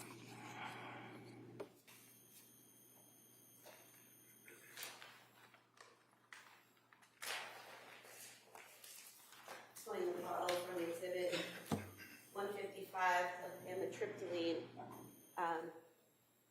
Would you agree with me that this shows that the prescription was filled on that same day, January 16th, 2023? Yes. And out of this pill bottle here, there were 30 pills in this prescription, correct? Yes. And there are 8 pills missing from this bottle. So filled on January 16th, 16th, 17th, 18th, 19th, 20th, 21st, 22nd, 23rd would be 8 days, correct? Mm-hmm. And on the 23rd is when you said she could raise it to 20 milligrams? Yes. So if there are only 8 pills missing, she never took that additional dose, correct? That's what I would think based on what you just said. So the amitriptyline, increasing it from 10 milligrams to 20 milligrams, wouldn't have pushed her over the edge, correct? Well, if she didn't take 20 milligrams, then that's correct.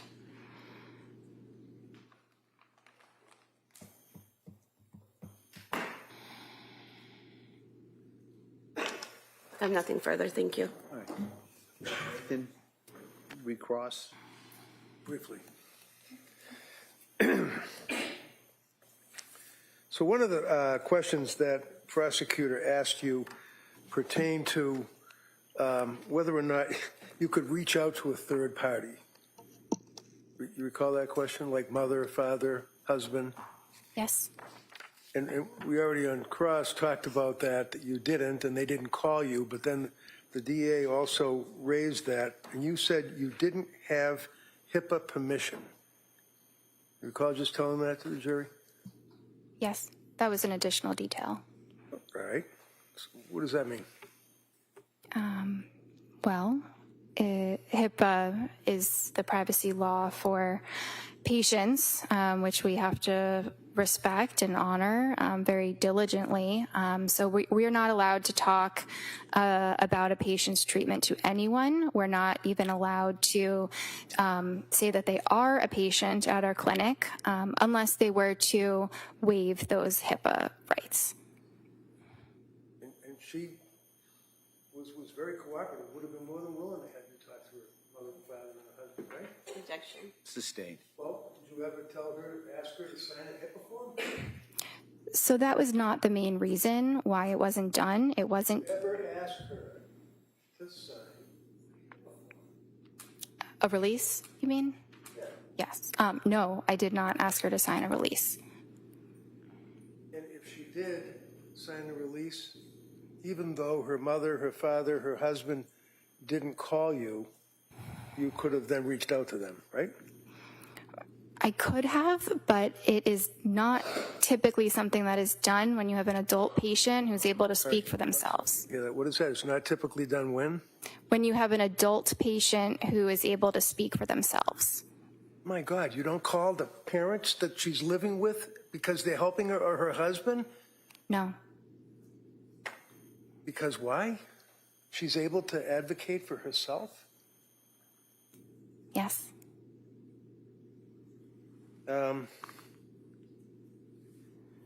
Prosecutor yet again raises the issue of the marijuana. You recall that question? Yes. She wasn't smoking marijuana, was she? She did not tell me she was smoking marijuana. Did she tell you that she was using marijuana? No. Did she tell you that she was using gummies? No.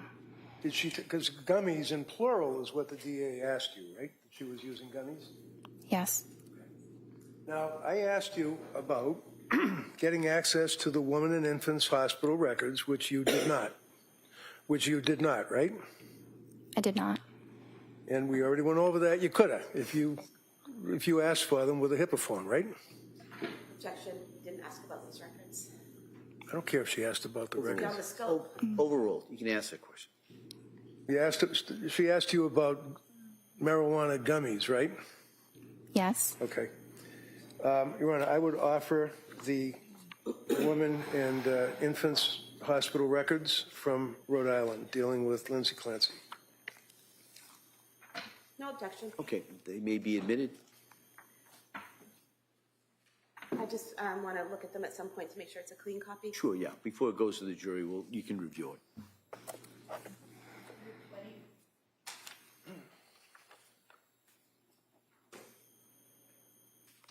And it's important for a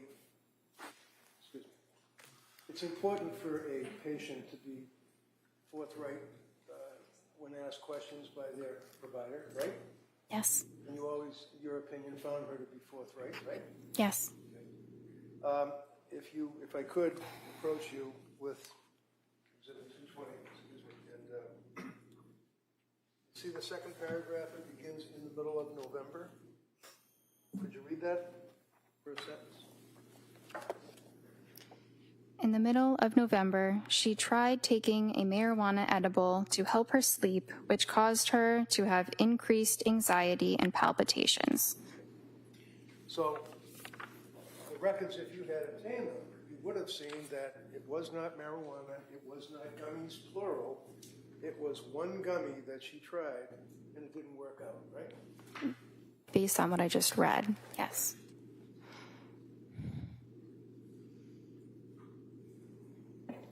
Then you told us that there's a difference between a thought of suicide versus a plan of suicide, one of which would result, in your words, were a commitment, right? Yes. What does that mean? Thought versus plan equals commit. A suicidal plan means that they are, they know exactly what they're going to do to end their life, what they're going to use, maybe when they're going to do it, they've researched it, and that presents an immediate threat, and that is something that would require hospitalization. District Attorney had asked you also about the thyroid levels, and you indicated, or she indicated that They were in the low range at Mass General Hospital, Reed, is that correct? I thought she said they were normal. Oh, I thought she said low, but normal or low, MGH, Mass General Hospital, right? Sorry, what's the question? District Attorney asked you whether or not they were thyroid reads. Do you remember that question? She said her thyroid had been tested. My question now is, do you remember that question that she asked you that you answered with no problem? Yes. Okay. And your response was that, my memory, this is jurors' accounts, that it was low reads, MGH, and South Shore Hospital. Is that right? I thought she said that it was normal or within normal limits. Almost fine. We'll go with normal. So your memory is that there were thyroid blood level reads of Lindsay Clancy from 2 healthcare providers. Is that correct? Yes. One would be Mass General Hospital, right? I don't remember exactly. I think she said yes. I think she said Mass General. Okay. Do you remember where the other hospital healthcare provider was? It might have been South Shore. Do you know what date those were? No. Those are old reads, weren't they? I don't know. One of the things that the district attorney asked you about on a number of occasions that seems to be important is if the person that you're treating has, I guess, what do they call it, pressured speech? Yes. And you told us repeatedly that you never detected that Lindsay had pressured speech, right? Correct. I'm sorry? Correct. Looking at the record from October 21st, would you... Objection is writing on this. Oh, all right. You know what?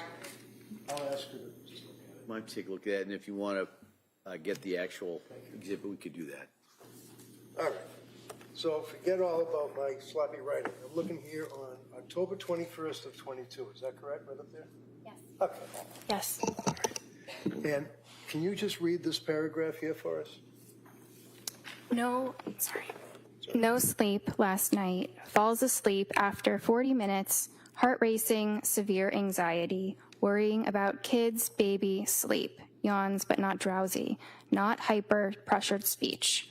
What was that? Not hyper what? Not hyper, not pressured speech is what I meant. I know it doesn't say not, but that is exactly what I meant. Wait, when did you see this that you noticed that it did not say not? I don't care what it says. I know what I meant. Well, when you wrote this, you did not say not pressured speech. You said in the medical record, pressured speech, right? No. Does it say that? Yeah, the word is the word not is right before not hyper, comma, pressured speech. Right, The two so what are does it- following what the does a comma mean not. to you? When you put down in a medical record, heart racing, comma, severe anxiety, comma, worried about kids, comma, baby, comma, sleep, comma, yawns but not drowsy, period. Not hyper, comma, pressured speech. That's what you wrote, right? She did not have Did you pressured write speech. that, doctor? I wrote that, but you're misinterpreting my note. Am I reading this correctly, and the jury will be able to look at it, that you put not hyper, comma, pressured speech? Did I read that right? Yes, but your interpretation is incorrect. As opposed to yours? That's all I have. Just in regards to what was raised there. Yes, just two brief issues. Approaching you with your records from October 21st, 2022, the section labeled speech, where there are all the boxes where you can put pressured, word salad, all of the different things. What do you check off for speech on October 21st, 2022? Appropriate. And defense asked you about the thyroid levels. Would it be accurate to state that I asked you if you were aware that her levels were normal at South Shore Hospital and Brigham and Women's Hospital? Yes. And your answer was no, correct? No, I was not aware. Because you don't have those records, correct? Correct. Thank you. Do we have any clue as to how old they were? I don't know. You're asking me about something I never saw. All right. Nothing further. All right, anything further? All right, thank you, Doctor. You may step down, thank you.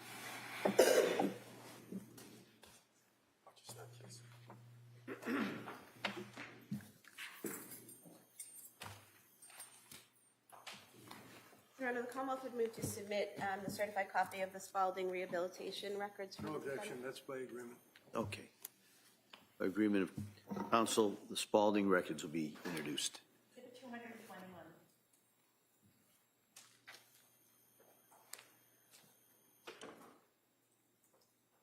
Can I call the next witness? Please, council. Commonwealth would call Julie Paul.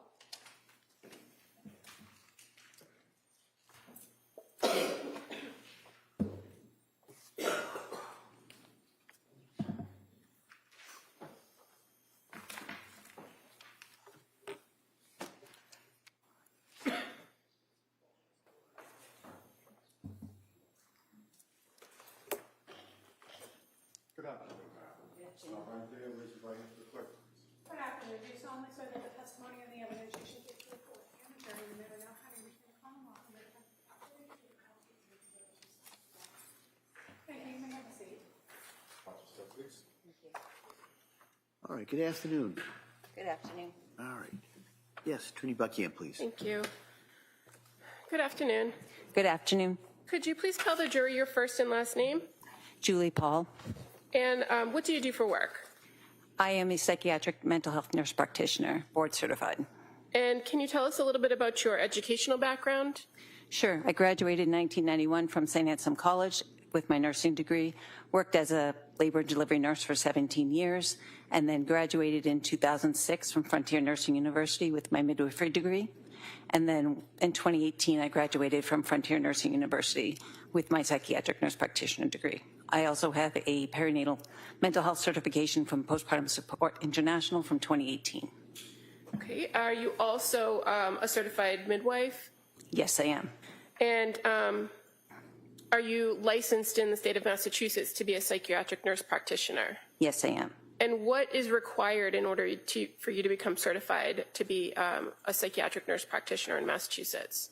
I attended a certified program, did 2 years additional training, and then took the certification exam through the ANCC. And can you tell us a little bit about your work history, your work background? Sure. Like I said, in New Hampshire, I worked as a labor and delivery nurse before transferring to Massachusetts in 2006 to work as a certified nurse midwife. And then in 2018, I started the perinatal behavioral health program at South Shore Hospital as a psychiatric nurse practitioner. And so the perinatal behavioral health clinic, explain to us a little bit about how that came about. Sure, there's a lack of resources on the South Shore for pregnant and postpartum people with mood disorders. So I really felt compelled, because I had a couple clients that really struggled with mental health issues as a nurse midwife, and really wanted additional education and being able to prescribe for them and take care of them in a proper way. So I went back, got my psych NP, and then worked with South Shore Hospital to establish the program. And where was the program actually located? It was located right in Weymouth, Massachusetts. And you said you worked with the South Shore Hospital? Correct. So the clinic is tied to South Shore Hospital in the South Shore Health System. Yes, it is. Now, when did you start that program specifically? When was it up and running? 2018 is when I started, in October of 2018. Okay. And what, did you do that by yourself, or did you have other practitioners that were doing that with you? Initially, it was just me. I started doing it 2 days a week and then grew the program gradually over the next year or two. And what makes up this program other than you? So at the time, when it was just me, I just saw patients 2 days a week, and then gradually built up to 5 days a week. And we included a therapist in the team, 2 additional prescribers. We also worked with women with substance use disorders as well, so we had additional support that way. And then when the building grew, we also had the Bridge Clinic on the other side, and then we were on the other side of that program. And what's the Bridge Clinic? The Bridge Clinic works with people with substance use disorders. And all of this is kind of under that umbrella of what's classified as South Shore Behavioral Health, correct? That's correct. Now, as the clinic grew, did your role there change? I'm sorry, can you repeat that? As the clinic grew, to what you described as having additional therapists and other prescribers on staff, did your role there change at all? I became the director of the program. And as director of the program, did you still see patients? Yes, I did. And was that at the same level as it had before, or did it decrease because of your administrative roles? It actually increased because I increased my hours to 5 days a week. I did have a little bit of administrative time. Okay. And can you tell us a little bit about how the clinic would work for a woman who is coming in either during the birth period or prior to birth and after birth? What kinds of things would they be offered at the clinic? So I'd receive a referral, and then the client would come in. We would do a 90-minute intake. When they left, when it was just me, I was using outside therapists, that sort of thing. But as the program grew, we had moms groups run by doulas. We had therapists that we brought in that was brought in from Aspire, but part of our program embedded within our program. And I brought in 2 additional prescribers as well as nursing staff. And when you talk about people as prescribers and your role as a psychiatric nurse practitioner who could prescribe, what were you offering to patients as part of this clinic as a prescriber? We were offering the proper medication for anxiety, depression, mood disorders, really any psychiatric disorder that came in, mostly for pregnant and postpartum people up to 2 years postpartum. We also offered like therapy focused on sleep hygiene, really looked at the whole person, not just medication management. And fair to say that the medication is one piece and the therapy is another piece, and this is part of a team approach that you had at the clinic. That's to correct. Address all these resources for patients. That's correct. So while you, as the psychiatric nurse practitioner, might have been a prescriber, were you also engaged in the therapy or psychotherapy? I would do supportive therapy, but I'm not a therapist. I mainly am responsible for assessing, diagnosing, prescribing, but I also really understand the importance of sleep, nutrition, and exercise. And so being that you had a history of working as a midwife and working as a nurse in labor and delivery, do you have a lot of experience with moms or women who are in that postpartum period? Yes. And how about your experiences with diagnosing and prescribing for women in that period? Do you have experience in that?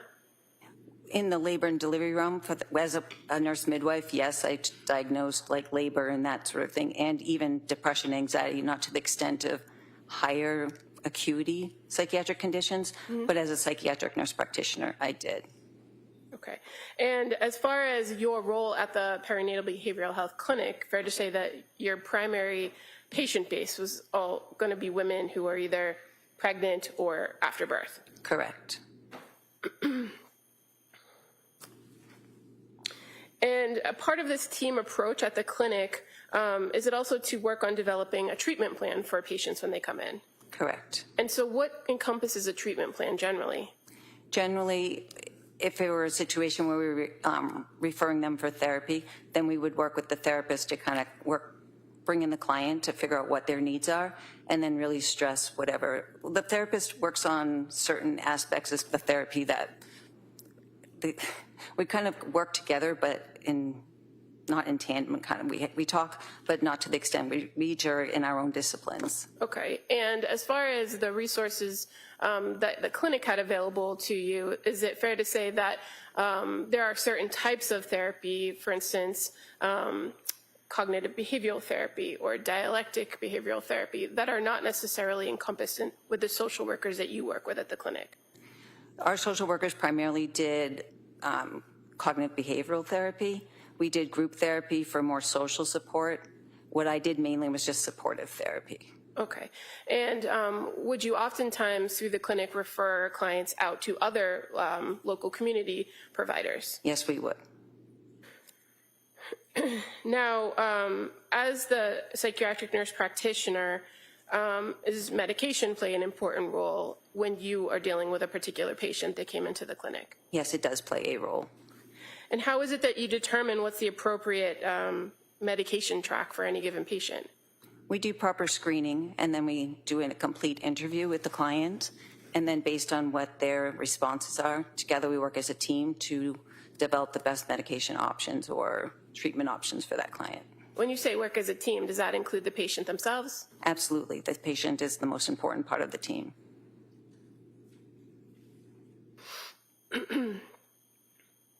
And in your training and experience working with postpartum women, what is the acceptable period to determine postpartum? Anywhere within the first year. Did you know a nurse, or do you know a nurse named Susan Clancy? I do. How do you know her? I worked with her off and on throughout my years as a nurse midwife. And what's the nature of your relationship with her, other than the working with her? Essentially, we just worked together. When we did births together, we worked well as a team. Okay. And do you know where she worked? She worked at Telsher Hospital. On November 20th of 2022, did you have a conversation, or did you get a call from Sue Clancy? I did. She was referred to me through Nanette Landry, another midwife that I work with. Okay. And so as a result of the phone call that you had with her, did you get in contact with a woman by the name of Lindsay Clancy? Yes, I did. Was that the same day or a different day? It was the same day. And your contact with Lindsay Clancy, was it by phone or virtual or in person? It was by phone. And so what was the purpose of calling Lindsay Clancy? I just wanted to get her side of what had been going on with her history.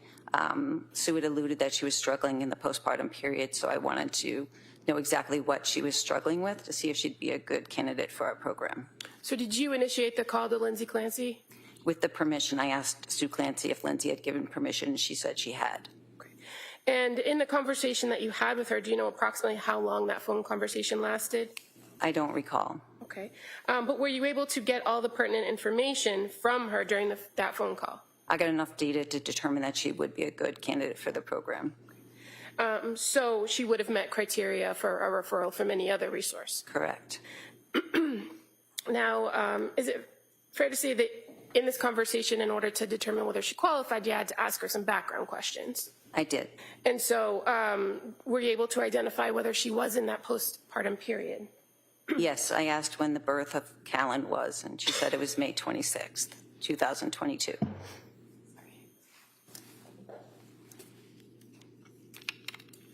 And so after determining that she was in fact postpartum with a baby at home, did you ask her any questions, or did you learn any information about how the experience was earlier in the postpartum, right after birth?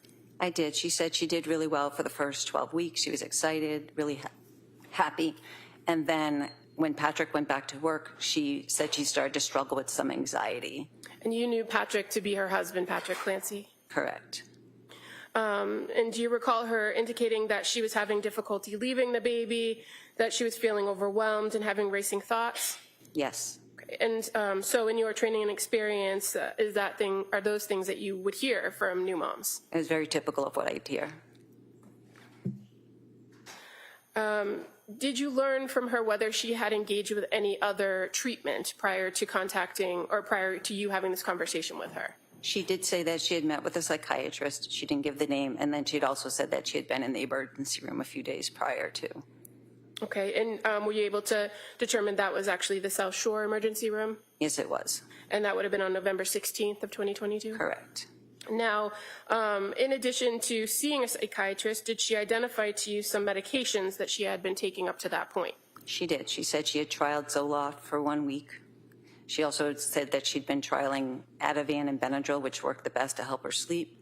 She identified she had questions about Buspar, didn't say specifically whether she had been prescribed that or not, but that she had questions about Buspar. Okay.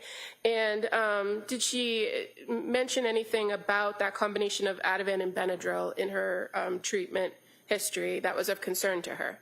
Just that she had been taking it for 2 weeks. It worked really well, but then she was getting concerned about dependence, so she self-weaned herself off of that.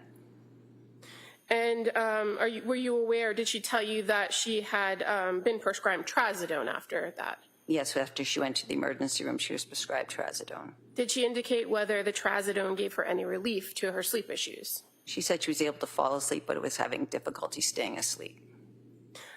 Did she also indicate to you that one of her goals was not to be on long-term medications? Yes, she did. And based on this initial phone conversation, did you recommend that she come in for an intake appointment?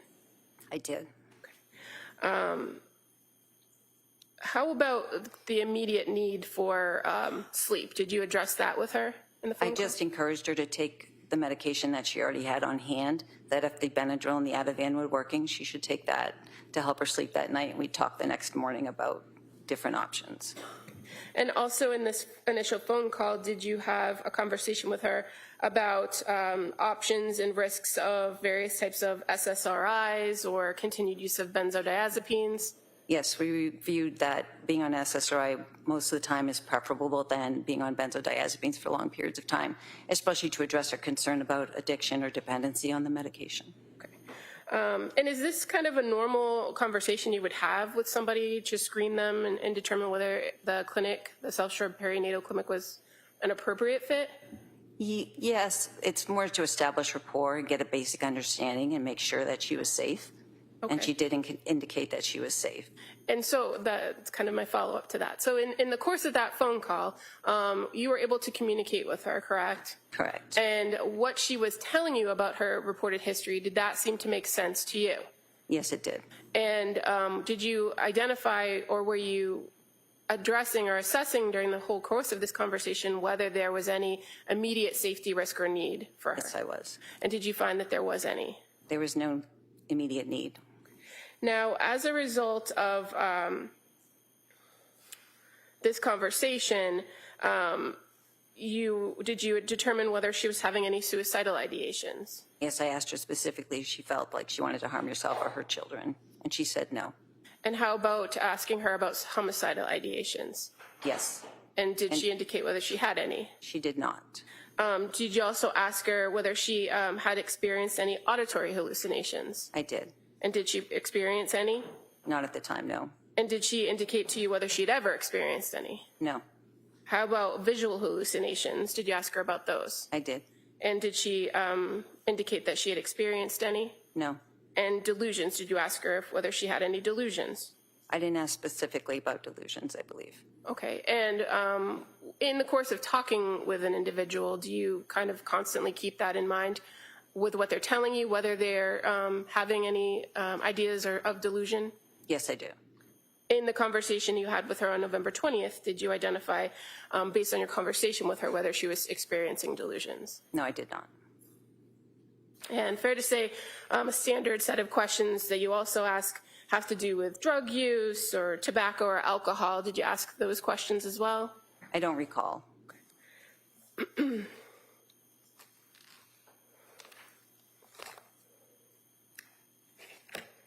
If I were to show you your note, would that refresh your memory? I have my notes right here. I could look at it. Okay. I'm going to draw your attention to the note from November 20th of 2022. Yes, I did ask her apparently. And she said no to illicit drug use, tobacco or marijuana or alcohol at that time. Okay. And she also indicated to you that at this time on November 20th that she had stopped breastfeeding. That's correct. Now, did she schedule or did you schedule with her an intake for the next day, November 21st? We did. And at the clinic, what generally is the practice for whether a person appears in person or on a telehealth visit or virtually? Generally speaking, we like to do the intake in person as long as it's feasible. And for her, it was. Okay. And just kind of while we're on that topic, going forward with a patient who's being seen at the clinic, what are the criteria to determine an in-person visit or a telehealth visit? They're given the option about what works best for them. And are there instances where you as a provider might insist a person comes in person? If somebody needs to do like a urine drug screen or laboratory work, we'll have them come in. Or if they seem to be not making sense or having more difficulties, we'll have them come in person. And if a person is scheduled for an in-person visit and there are no observed issues on your end, can they opt to change it to a virtual appointment at any point? Yes. Okay. And that's just the normal course of business at the clinic? Correct. Now, in this particular instance, you said the intake was in person, right? Yes. And during the course of the intake, are there particular types of questions that are asked of the person to get to know them and get to know their situation? Yes, generally we do a full intake.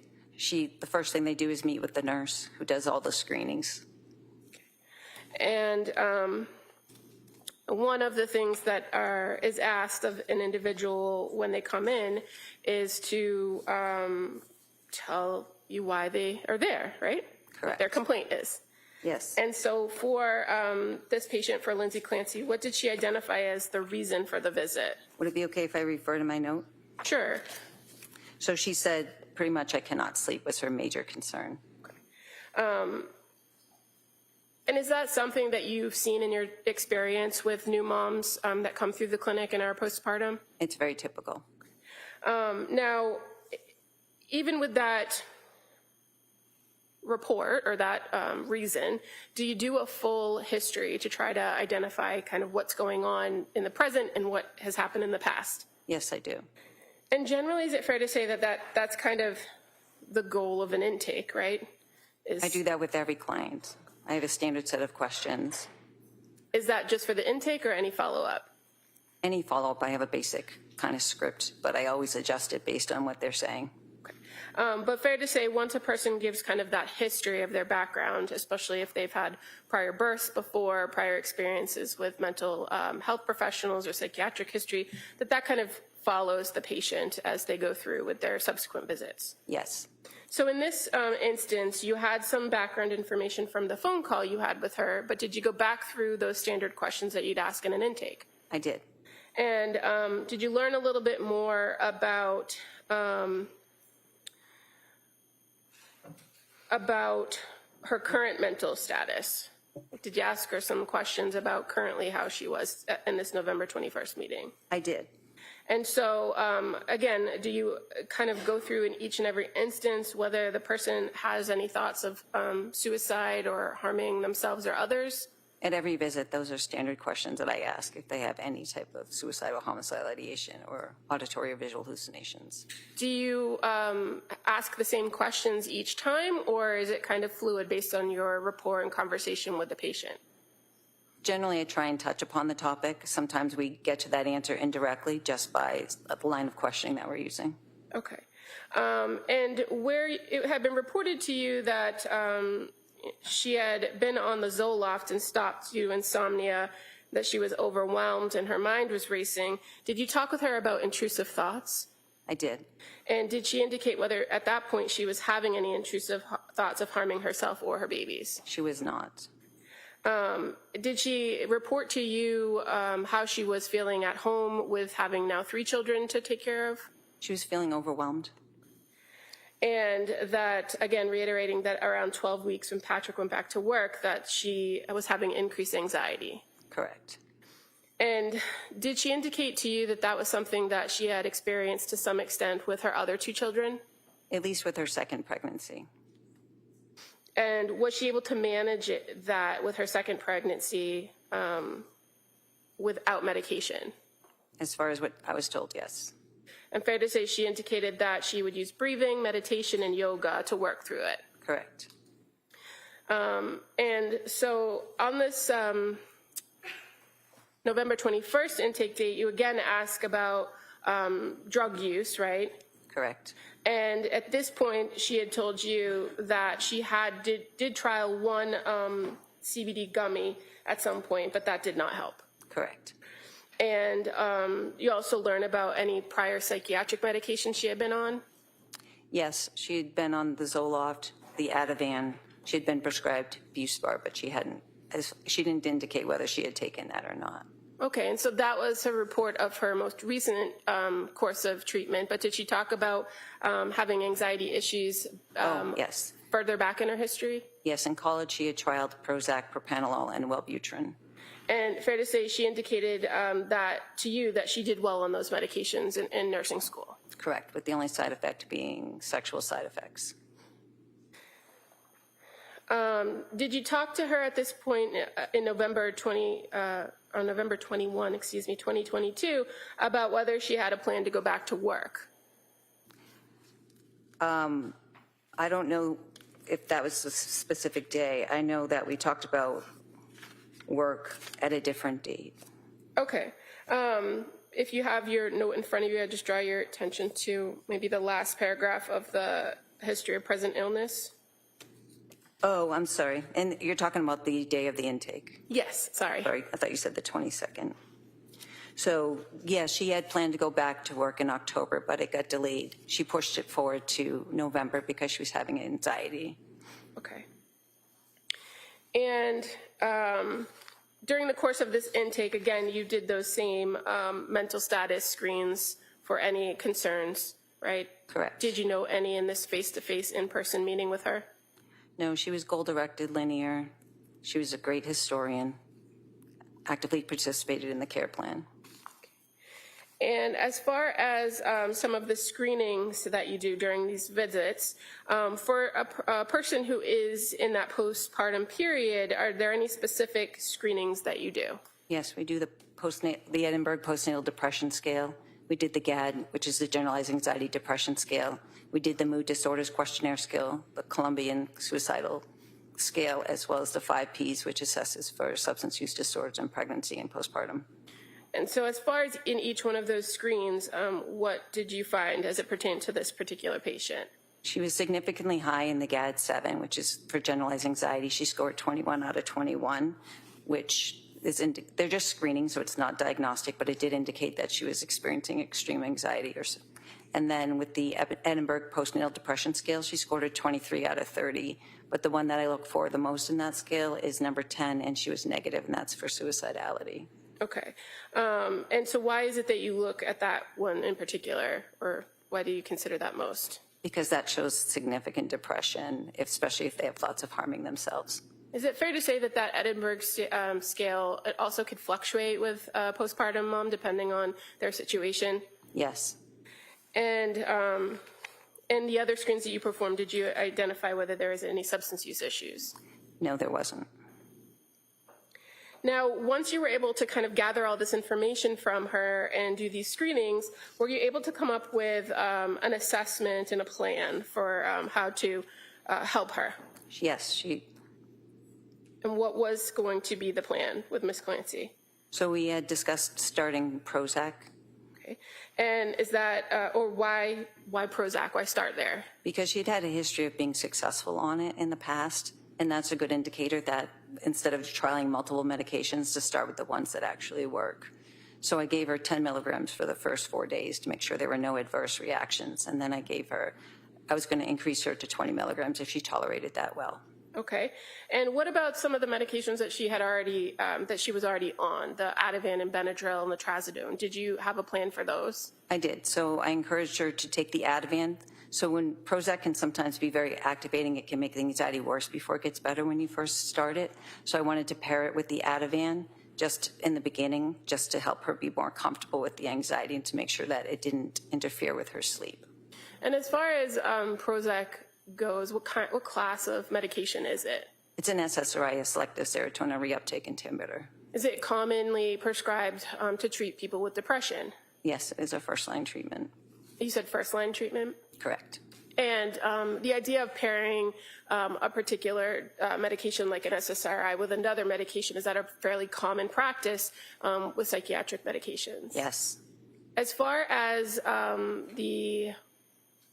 you mentioned that sometimes symptoms could get worse before they get better. Is that also common with SSRIs? Yes, it is. Does it take a while for a medication to get into a person's system and stabilize them? Generally, side effects are the first week or two, but to get to a therapeutic level, it's about 4 to 6 weeks. And was this something that you discussed with her about the timetable it would take to reach a therapeutic level? Yes. And when we say therapeutic level, what's the goal of reaching therapeutic level? Is remission in symptoms. People start to feel better then, right? Correct. Now, even though you were advising that she continue with the Ativan, and she had told you that she had concerns about continuing with the benzodiazepine. Did you indicate that there would be a plan to taper that or reduce that? Yes, once the activating symptoms went away, then we would look at reducing that and moving away from the Ativan and moving more towards like a Buspar. Okay. And as far as talking about that plan and what the risks and benefits of that plan were, did she appear to understand and engage in conversation with you about that? Yes, she verbally understood and said that she understood the instructions. Did she ask the appropriate questions or follow up? Yes, she did. And as far as kind of overall what the plan was moving forward, was medication the only recommendation that you were making, or did you have other recommendations for her? No, I set her up with talk therapy with Letitia Dukes as well. Sorry, when you say talk therapy, what do you mean by that? So coming in and actually doing cognitive behavioral therapy with a clinician, someone who is trained in this. Okay. And so you mentioned Letitia Dukes. Correct. She was the clinician in our program at the time. And when you make this recommendation and this intake visit, do you work with the patient to schedule something before they leave, or is it up to them to schedule the time with the social worker? It was set up with her before she left, I believe. Okay. And you're aware that the first scheduled appointment with Letitia was for December 2nd? Correct. I believe because it was a holiday week that week. Okay. Now, this time that you were with Ms. Clancy during this initial intake, fair to say it was approximately 60 minutes? Yeah, she spent 30 minutes with my nurse and 60 minutes with myself. So she was there for an hour and a half? Correct. And is that normal time period that you allot for people coming in for intakes? Yes. And as far as follow-up with you as the clinician and prescriber, was there a plan set for when she was going to return? Yes, we had established a return in 2 weeks. Now, at this point, because you had made that initial contact with her and you had done this intake, was she going to be assigned to you as a patient? This was going to be a short-term arrangement. I was already in the process of leaving the program at the time. Had that been communicated to her? I don't recall. Okay. And as far as what your plan was, how long were you remaining at the practice? I was at the practice until mid-December. So this was like a pre-planned... I was moving back to New Hampshire, yes. But as far as the preliminary care, did you continue on with Lindsay as a patient? No, I transferred her care on November 30th. And I communicated with that to Lindsay. Okay. So as far as after the intake, she was provided with that December 2nd intake or meeting with Letitia Dukes, the social worker. And then the next scheduled event would have been December 7th, right? For a follow-up? She had I believe, I don't recall the actual, what her next follow-up with me was. I don't recall that date, but she did have a follow-up with Rebecca Gelada. Okay. Prior to you communicating on November 30th that you were transferring her care, did you have further contact with Lindsay Clancy? Yeah, we had a few phone calls and MyChart messages going back and forth. Can you just explain to the jury what the MyChart messaging system is in your practice? It's kind of a chat feature between the client. They can reach out directly to the provider. It goes right to our inbox, and we can talk back and forth between visits. And do you encourage patients when they come in and that first meeting to utilize the MyChart messaging system? I do. Often it's the quickest way to get a hold of me if they're experiencing any major issues. And fair to say it's just an easy way in between visits to communicate particular points of information or concerns or symptoms? Yes. Do you, in your practice, often use MyChart messages if you're not available to meet with the patient to make changes to their treatment plan? Occasionally, yes. Now, prior to your first MyChart message with Lindsay Clancy, did you get a text message from her on your personal phone? I don't recall. Do you recall whether Sue Clancy provided your number to Lindsay? I know I did. So she had my number because I called her from my personal phone call because it was on a Sunday when I reached out to her initially. So that November 20th phone conversation was a communication between you and her on your personal phone? Correct. And so do you recall on November 22nd getting a message from her saying, "Hi, Julie, this is Lindsay Clancy. I'm sorry to contact you like this, but when you have a minute, can you please call?" I can't recall whether that was in my chart message or if that was on my personal phone. I apologize. That's okay. As a result of some way her contacting you, did you then have or send her a message or have a conversation with her on November 23rd? I know we communicated on the 22nd. I sent a message saying that was the day she was getting nervous about starting the Prozac, so we encouraged her to go ahead and start the Prozac. I know we communicated on the 23rd, either by phone or by my chart message, that indicated that she had taken the medication. She had started it on the 22nd. Okay. And were you aware at this time period that she was currently already a patient in the South Shore Health System Network with a primary care physician named Margaret Anastasia? Yes. And she's a nurse practitioner, right? Correct. Now, as far as these concerns that she relayed to you about starting the Prozac, do you know whether she did start the Prozac? Yes, she stated that she started the Prozac on the 22nd of November. Okay. And by November 25th of 2022, did you start having some MyChart communications with Lindsay Clancy? I did. And so just referring first to November 25th of 2022, fair to say that you gave her or sent her a MyChart message encouraging to kind of stick with the plan, right? Correct, prior to that, yes. At that point, had you prescribed her something to help her sleep outside what you had previously provided or outside what she had? Before November 25th, I did not. Okay, so on November 25th, did you prescribe her some additional medications? I did. So she wasn't tolerating the Prozac, so we had a conversation about stopping the Prozac.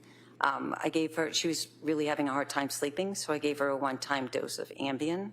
And then I also prescribed mirtazapine, which is another antidepressant, but it works really good for sedation and anxiety. So started that at 7.5 milligrams, told her to stop the Prozac.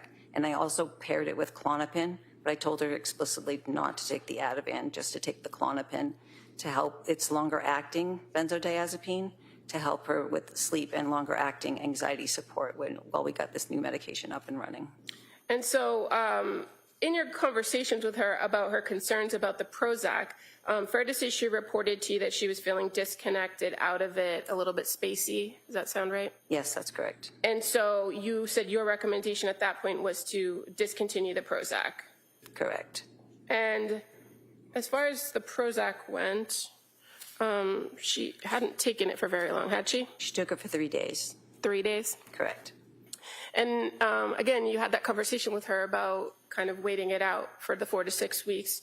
But based on what she was reporting to you, did you have any concerns about her stopping the Prozac after only 3 days? When a client doesn't have buy-in to the medication, it's awful. It doesn't work as well. So I was working with Lindsay to try and find a medication that would make her feel more comfortable. She was feeling very uncomfortable, very anxious, and the Prozac, she just wasn't tolerating the activation from the Prozac. So mirtazapine is a little bit more calming, which I thought she would resonate with better. Okay. And so again, this is not one of those follow-up visits on a telehealth or a face-to-face. So were you relying heavily on what she was reporting to you? Yes. And again, in that MyChart message, you did indicate to stop the Prozac, Benadryl, and Ativan, and don't take while taking Klonopin, right? Correct. And in your practice as a psychiatric nurse practitioner who prescribes medication, is it common that you have to kind of trial different medications to find the right one to work for any given patient? Yes, it's pretty common practice in psychiatry. And fair to say, there's no way to anticipate how a particular patient is going to respond to any particular treatment, medication treatment. Correct. So after prescribing the Klonopin, the mirtazapine, and giving her that single dose of Ambien, did you do anything or set anything up to follow up with her after changing those prescriptions? I just told her to she can MyChart message me over the weekend. It was the holiday weekend. So I made sure she knew I was available to answer her questions. And fair to say she did, in fact, MyChart, you sent you MyChart messages over the course of that weekend, correct? She did, yes. And so starting at 7:51 on November 26th, she reported to you kind of how that night went, didn't she? Yes. Where she said, I did better last night. I took 7.5 mirtazapine and 0.5 Klonopin at bedtime, slept fairly well on and off until 3:45. And then she asked, do you think increasing the mirtazapine will help me stay asleep longer? I can survive like this, but would be helpful to get to sleep until at least 5. Thoughts? Thank you, Lindsay. Yes. Did you respond to that message? I did. And what did you advise her to do when she asked about increasing the mirtazapine and wanting to stay asleep longer? I said she could trial the 15 milligrams. And again, is that something that is common for you to do in prescribing, that maybe you have to adjust the dosage? Yes. Did you have any concerns that increasing the mirtazapine up to 15 would have had any issues or problems? No.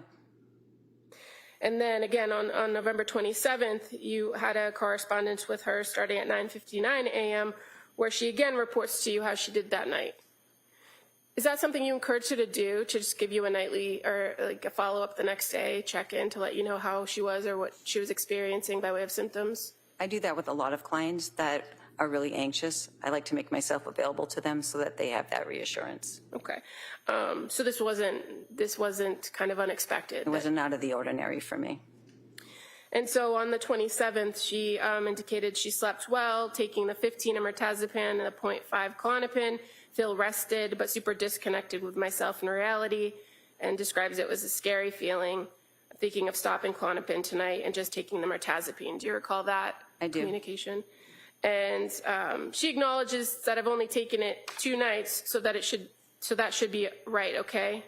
Or, sorry, I've only taken it 2 nights, so that should be okay, right? Do you recall her asking that? She's referring to the Klonopin, and yes, she did. She was really anxious about being dependent on benzodiazepines, so I think her goal was to not be on them. And if she was going to, the disorientation might have been because of all the sedation from the mirtazapine, which is a common side effect, which is why we chose that, and she knew that. And adding the Klonopin, maybe removing that, might have helped with some of the sedative factors for it. So did you find there to be any issues with stopping the Klonopin or her deciding not to take it after 2 days? No, I did not. And in fact, you indicated and told her that should help with the disorientation, right? Yes, it might. Okay. And so that was on November 27th, and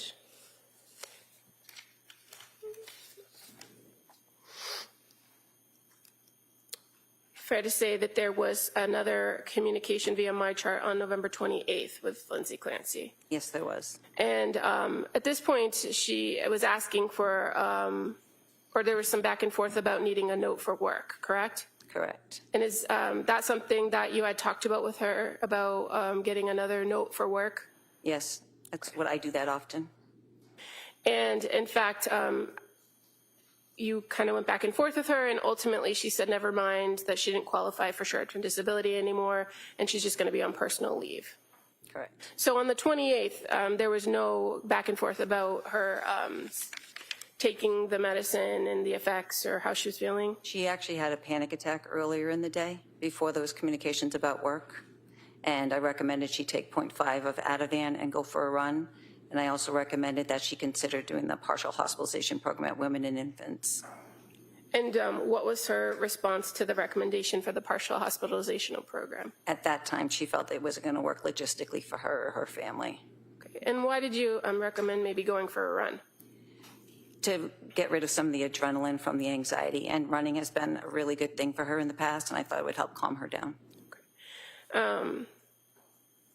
Now on November 29th of 2022, that was the first day that she actually met with Rebecca Gelada, but you had some conversation with her, or she sent you a message, I should say, earlier in the day, correct? She sent me a message earlier in the day, and at that time I wasn't working that day, and Rebecca had an opening, so I offered the appointment with Rebecca for her. So I didn't actually communicate with her that day. Okay, but you did receive her message at 6:05 a.m.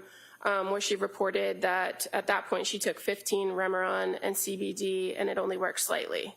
Correct. So how did you get from what you have told us now was the mirtazapine, or that's Remeron, right? Correct. How do we get from just the mirtazapine with not the other, without the Klonopin or without some other?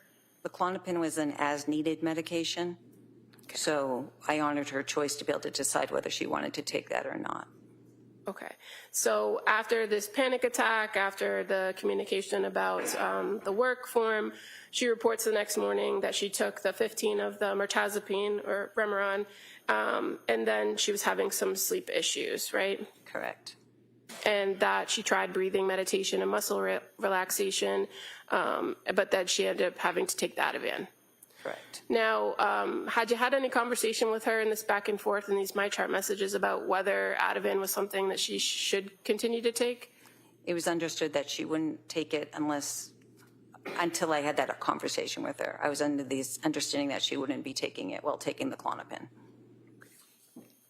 But she had told you she wanted to discontinue the Klonopin. Correct. And so you said as of November 30th that you had then fully transferred care. I let her know that I would be leaving the clinic, and I thought it would be best if she saw a clinician that was working 5 days a week. And Rebecca Gelada, is she a clinician that works at the clinic? Correct. And had you worked with her for quite some time? She had been in the clinic, I think, for 2 years, I believe, at the time. And you said that you had recommended on the day before, on the 29th, that she set up that meeting with Rebecca because she was available. Correct. So it just was kind of happenstance that she ended up with Rebecca, or? I was in the process of transferring all of my patients between Rebecca and our new hire, and Rebecca was an experienced clinician, so I felt she would be a better match for Lindsay. Okay. And as far as when you sent or communicated to Ms. Clancy that you were transferring her care, that was via MyChart message, right? Correct. And Lindsay then responded to you, or do you recall if she responded to you? I'm sorry. He did respond to me saying thank you for the care that I provided. She appreciated it and wished me luck. Did you have any other contact with Lindsay Clancy after that point? No, I did not.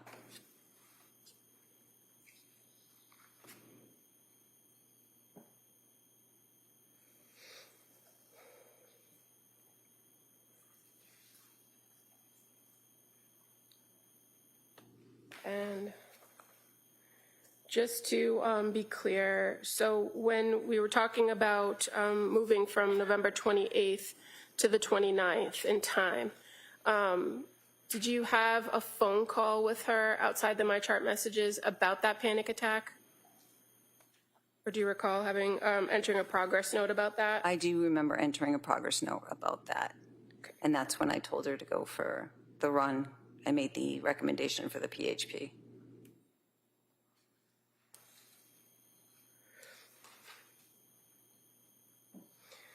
Did you ever have any further contact with Sue Clancy about Lindsay Clancy's care after that first contact on November 20th, 2022?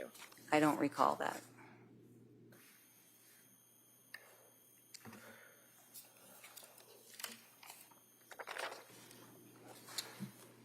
I have no further questions at this time. Counsel, can I see it? Sidebar. All right, ma'am, you may step down.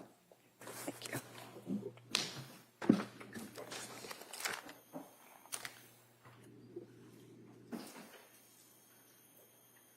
All right, well, members of the jury, just a couple minutes. So we're going to break. The Commonwealth is finished on their direct.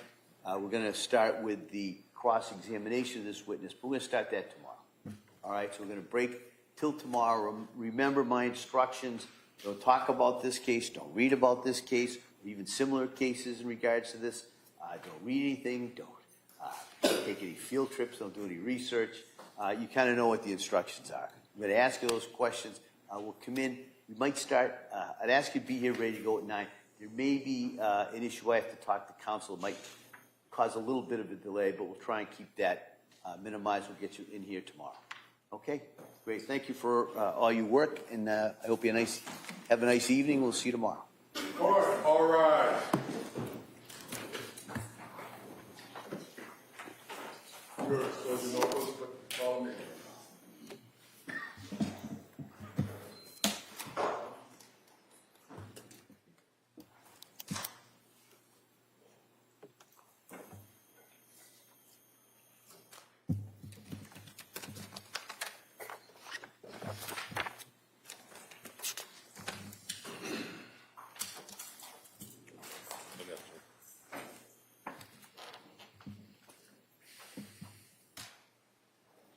Jurors have exited the court on this court's in session. Please be seated. All right. Anything else we need to address the court? All right. Thank you. So the plan will be to start tomorrow. Before we bring the jury back in, my plan would be to address the defendant's motion for that additional witness. We could maybe do that first thing, and then after we argue that, go right back into the presentation evidence. All right. All right. Thank you, everyone. Thank you. Court, all rise.